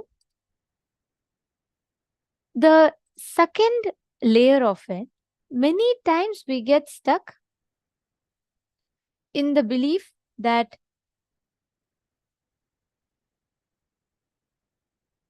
let's say we get stuck in a belief that, all of these around us are, true. That's all is life. That's all is nature around us. At those times, there needs to be something within those delusions itself that happens, which will wake us up out of this delusion. This is what Swamiji uses a very beautiful word. Swamiji uses the word Simhaswapna. Simhaswapna means, like, let me give you all an example. Let's say you get a dream, okay? You get a dream that you're enjoying, you're having like everything that you want. You have all the wealth, you have the best people around you, and people are all like, being your friends, and everything is that golden green life. You're having all colorful, and life is full of colors, and you're very happy. Will you ever wake up from that dream? No, right? You're just going to be so comfortable with the dream. You'll get so used to them. You will not even know unless someone comes and physically wakes you up. You'll not even realize. You'll probably be sleeping for longer hours. You'll be enjoying the dream. Am I right? Making sense? Yes. Okay. When if you're laughing, understand the same thing. If you have a dream, imagine you're all alone in a dark forest. A tiger is suddenly chasing you from behind. You're running. You're gasping for breath. You're running. And then on the front, there's a dead end. You don't know whether to take right or left. And then you hear some snakes are crawling on the left side. And if all of these are happening around you, what do? You wake up. When the tiger is just about to pounce on you, you just wake up. Correct? How many of you have experienced such dreams? Exactly. Now tell me one thing. Though these nightmares are scary, but it's only in the nightmare that you wake up, is it not? And as long as dream is comfortable, you're okay. You're just going with the flow and you're enjoying it. But these nightmares wake you up, is it not? In Sanskrit, there's a very beautiful term for it. Simha Swapna, it is called. Simha Swapna means the nightmare that happens, which wakes you up from sleep. Swamiji beautifully tells, Master is that Simha Swapna. Of course, he is not a nightmare. He is that ultimate dream that happens, which will wake you up from the dream or the delusion of life to reality. So, the form is needed for you to connect to formlessness. For you to go from form to formlessness, you need to connect to the form. That form only can take you to the formlessness. Swamiji gives an example. Fire. You know why fire is worshipped in Hinduism? Because only fire is form and formless both at the same time. Only fire represents, or only fire embodies form and the formlessness. So, Donna, are you understanding? Are you catching it? So, form is auspicious because only form can take you to formlessness. At some point, you will have to, Swamiji tells, at some point, you will have to go beyond the form of the Guru to reach the formless. But that's ultimate. That's towards end. That's where all of them experience Sayujya Samadhi. Means they all merge with the ultimate. They all merge with their ultimate consciousness. Malyangshu saying, we are subject to gravitational fields. They are made of matter. And if we don't live in consciousness, we will go with the flow. No, if you don't live in consciousness, we will not go with the flow. See, only living in consciousness will take us with the flow. Catching it, ma? If you don't live in consciousness, you will not go with the flow. Beautiful. All right. So now we are all going to be entering into a very, very powerful meditation process, which will help us understand what this embodies. This consciousness, this truth of Lingodbhava, which is completely formlessness, manifesting, and us, the form, being able to connect to that formlessness, happens the bridge called Guru, who is the formless in form. We are going to be now entering into a very short meditation called as a KAILASA Jyoti meditation.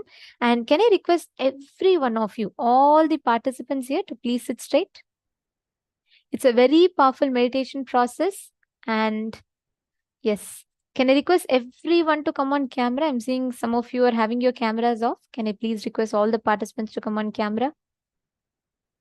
Ma, Min, you on. I understand for many of you it's late in the night, but we request for you to have the best experience of the program. It's important that you are in the camera. And only that will give you the complete experience of this program. So please come on camera. Yes. Let us all enter into the meditation.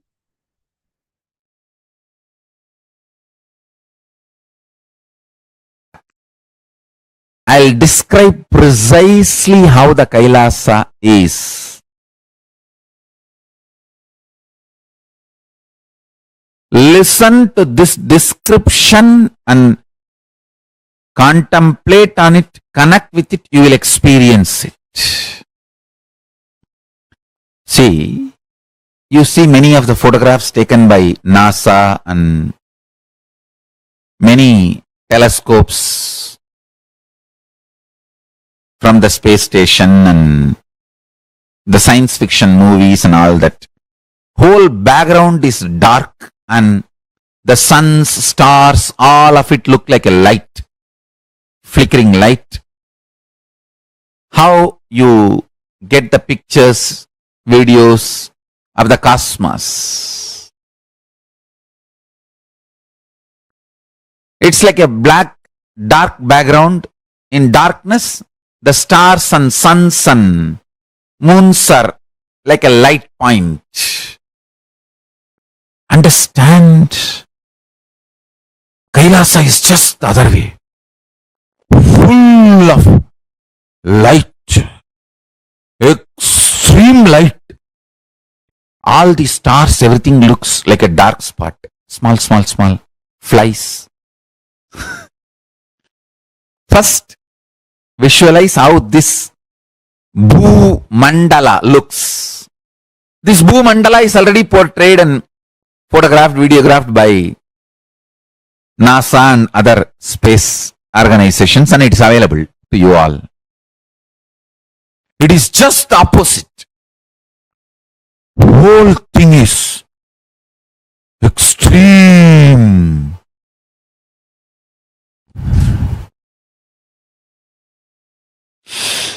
Extreme light. Understand? Even if you try to visualize this, your third eye will open. It will start just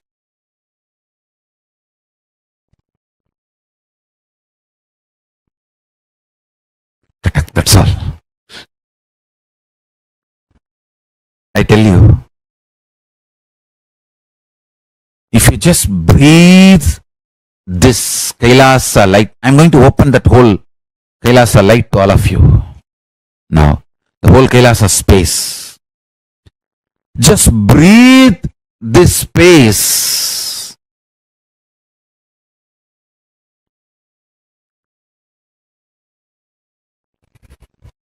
Please sit straight and close your eyes and internally hum the Mahavagya. No need to chant, but vibrate, reverberate yourself in Mahavagya. Om Nithyananda Paramashivoham, and see the whole cosmos as extreme light. Inhale that light of KAILASA and exhale that light. Be filled with that light. Disappear into that light. KAILASA Jyoti. Sutta Swayam Prakasa Jyoti. Where the moons and planets and solar systems look like a small dark spot. Om Nithyananda Paramashivoham.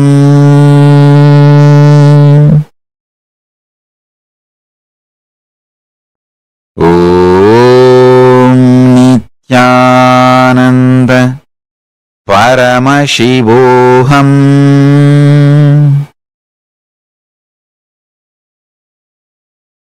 Paramashiva is opening himself to all of us. Inhale KAILASA. Exhale KAILASA. Dissolve into KAILASA. Disappear into the KAILASA Jyoti. Jnana Peruvali. Sutta Swayam Prakasa. Paramashiva Paramburule.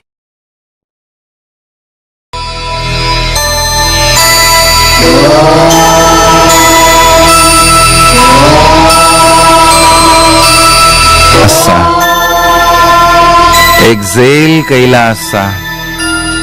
Reverberate with Mahavagya. Om Nithyananda Paramashivoham. Experience KAILASA. மூவேந்தராண்ட ராஜாங்கம் நம் தமிழ்நாடு என்னும் பேராகும்.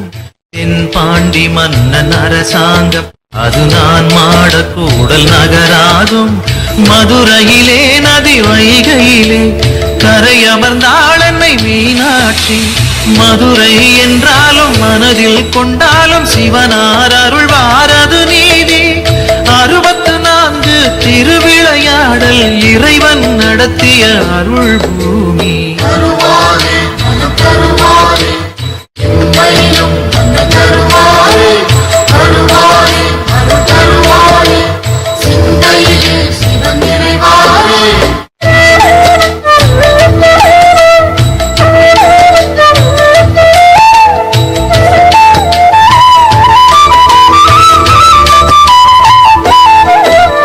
சிவகங்கை என்னும் சீமையிலே வந்த சமஸ்தானம் கொண்ட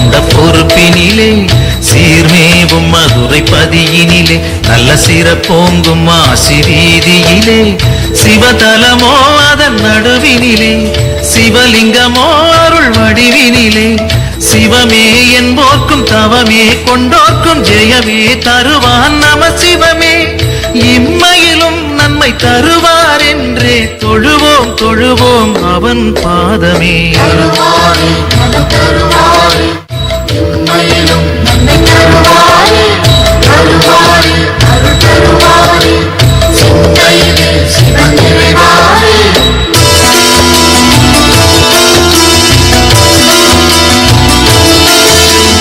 ஓம் நம சிவாய ஓம் நம சிவாய ஹர ஹர சிவ சிவாது வேதம் மறுஜென்மம் கொண்டாலும் மனக்குறை தந்தாலும் மறவேன்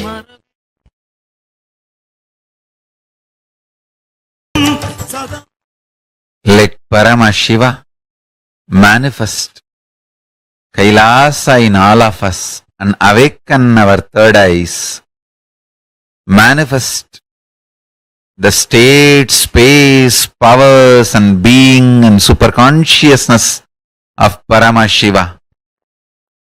Om Nithyananda Paramashivoham.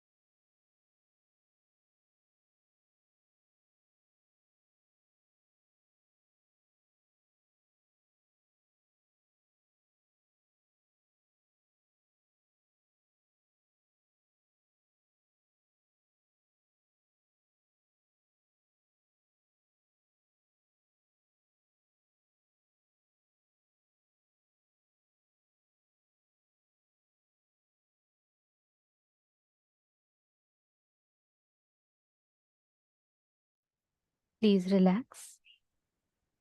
Settle down. All of you can slowly, very slowly, please open your eyes.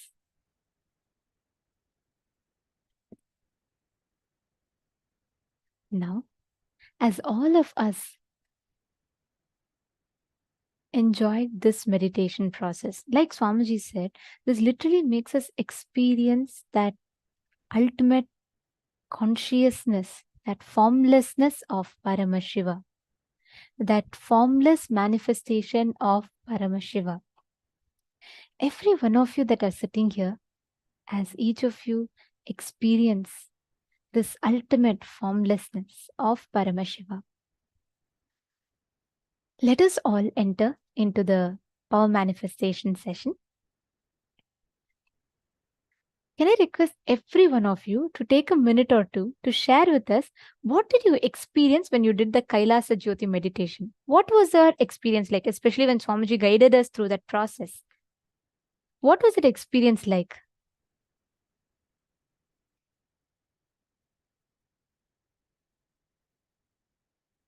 Yes, Ma Dahanananda has posted, KAILASA is opposite, just a very bright light.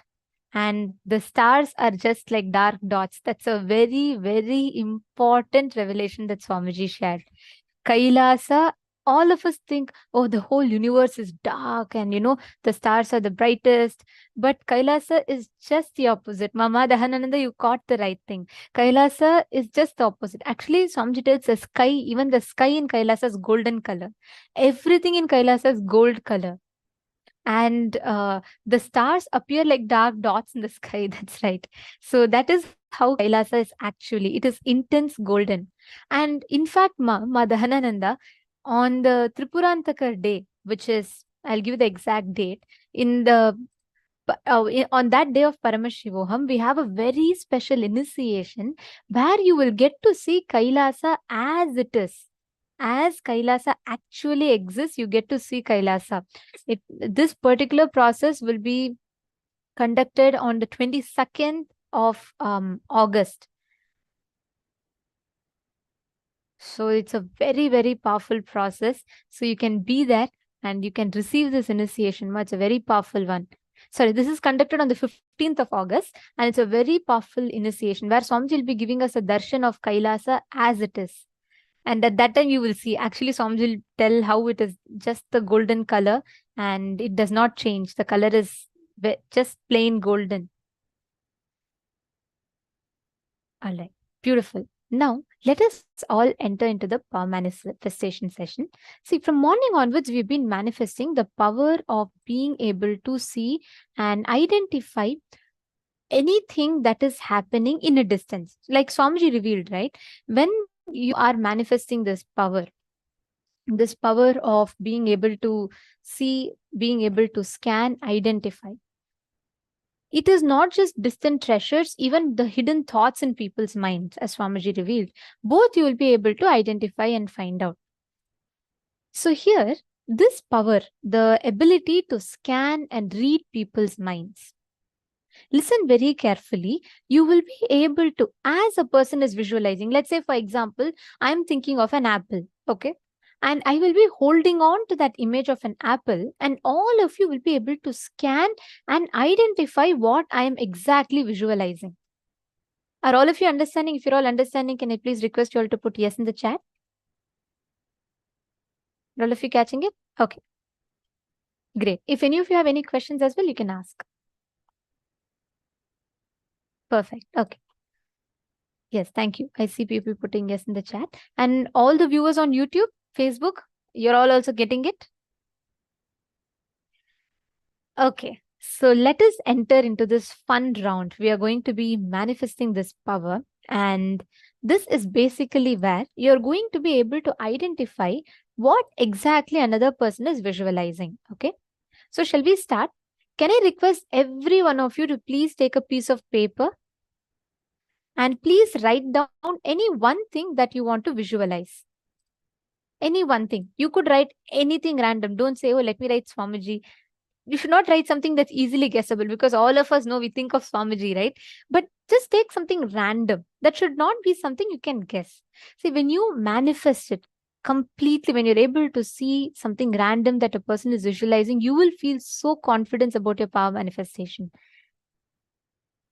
Come on, Sumit Agrawalaya and all the male bodies as well. Can I request every one of you to please write down something in a piece of paper? And once all of you have written down, can I request all of you to please post that in the chat? Don't post what you have written down. Sorry, I mean post that you have finished writing in the chat, so we'll know you've finished writing.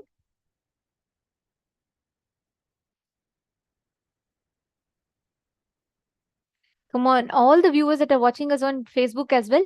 Ilango Yama, Isha S. Khanna, Prashant Sharma. Can I request all of you to please post?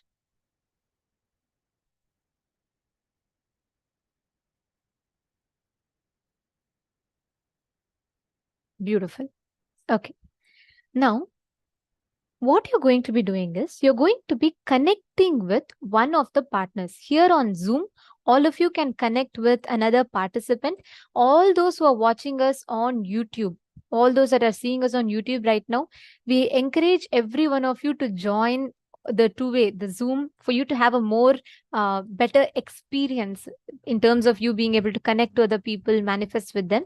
So please join here on the two-way video conferencing. You all can go to paramashivoham.org.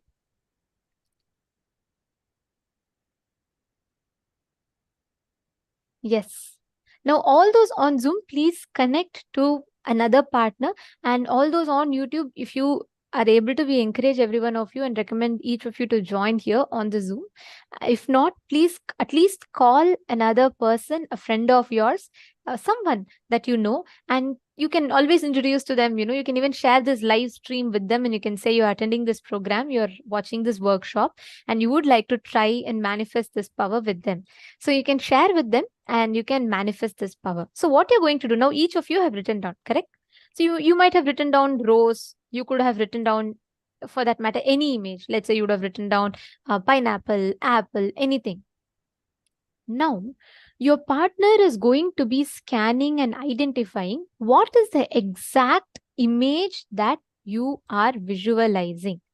What is that exact image that you're holding in your inner space? You're going to be continuing to do the same samyama that we did in the last two rounds. And for those of you that are joining us right now, just visualize intense golden light in you. Just visualize that, like visualize this intense golden light, like a light ball inside of you. And with that, you're going to be able to do this power manifestation. All the participants that are logging in right now, all the viewers who have joined us through YouTube, Facebook, if you are also doing this power manifestation round with us, can you all please put yes in the chat? Nithyanandam, Samuel, and Manisha Bahadur, Nithyanandam. All the participants that are here with us live right now, take a few minutes and quickly post yes in the chat. And if you are manifesting, who are you manifesting with? Have you been able to find a partner for you? Please take a moment now and post it in the chat.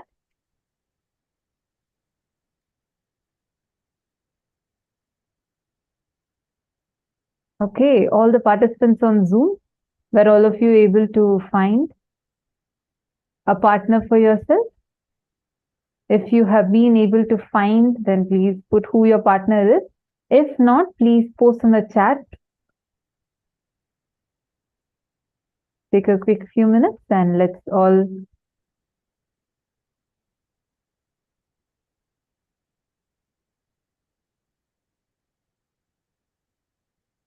Nithyanandam, Samuel Hagerman, were you able to get a partner for yourself? Actually, Samuel here and all those who are watching us on YouTube, if it's better when you all join on the two-way video conferencing via Zoom, because here it's as a group and you can see so many participants here are actually connecting with each other and manifesting. When you join together and you're scanning, right, the whole group energy gives you different experience altogether. So we recommend that you all join via Zoom and you enjoy the program. YouTube is also available, but Zoom is the best for you to experience the whole. You'll get a more interactive experience with the two-way video conferencing. So please do join. You can go to paramashivoham.org and you will be able to join, get the join link. And yes, I see many of the participants have connected. Okay. You all can see, if some of you are still requiring partners, I see Susan Solander has requested. Madhahanananda seems to have already connected. So all the others, if you need partners, just look at the Zoom.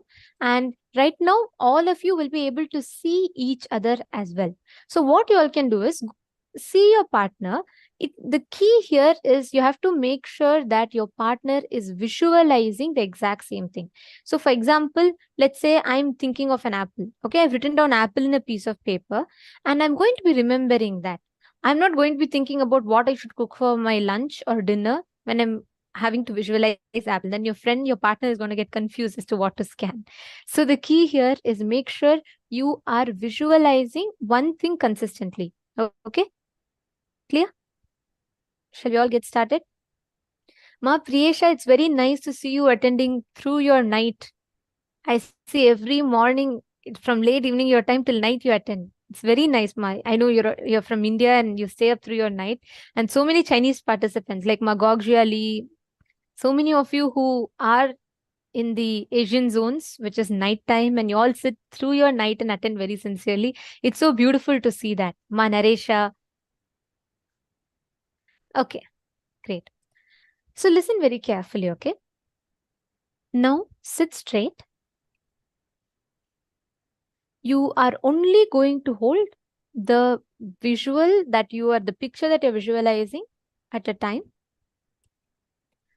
And just constantly remember that if I'm having an apple, I'll just be seeing an apple. When I'm closing my eyes, I'll be visualizing an apple. And my friend or my partner is going to scan me and identify what it is.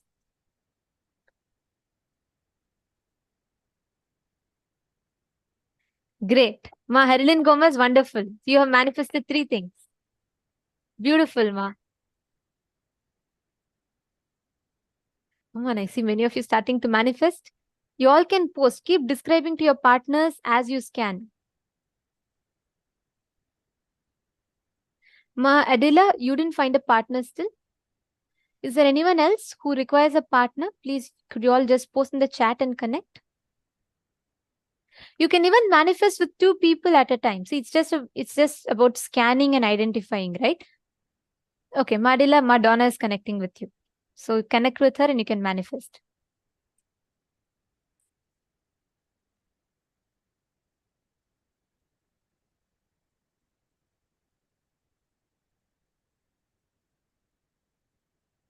Sit straight. Please sit straight. Do not slouch your back. Sit straight. Yes, let us all start the manifestation.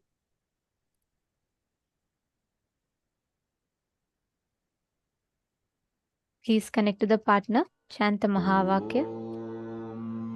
Nithyananda Paramashivoham. Om Nithyananda Paramashivoham.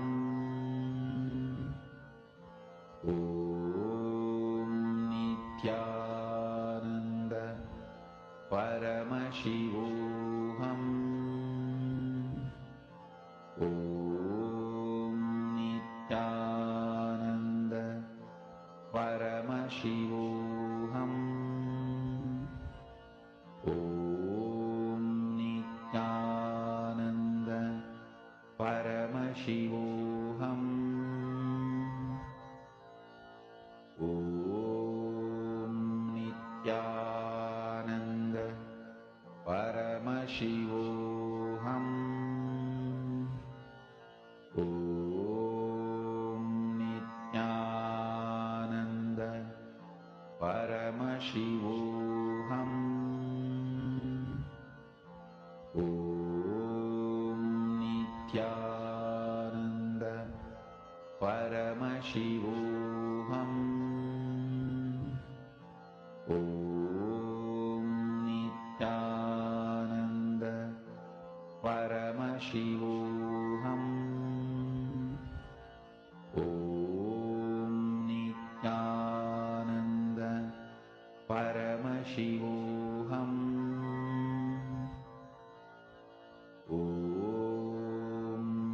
Nithyananda Paramashivoham.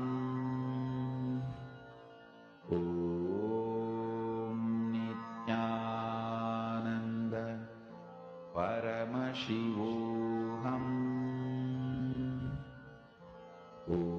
Om Nithyananda Paramashivoham. Om Nithyananda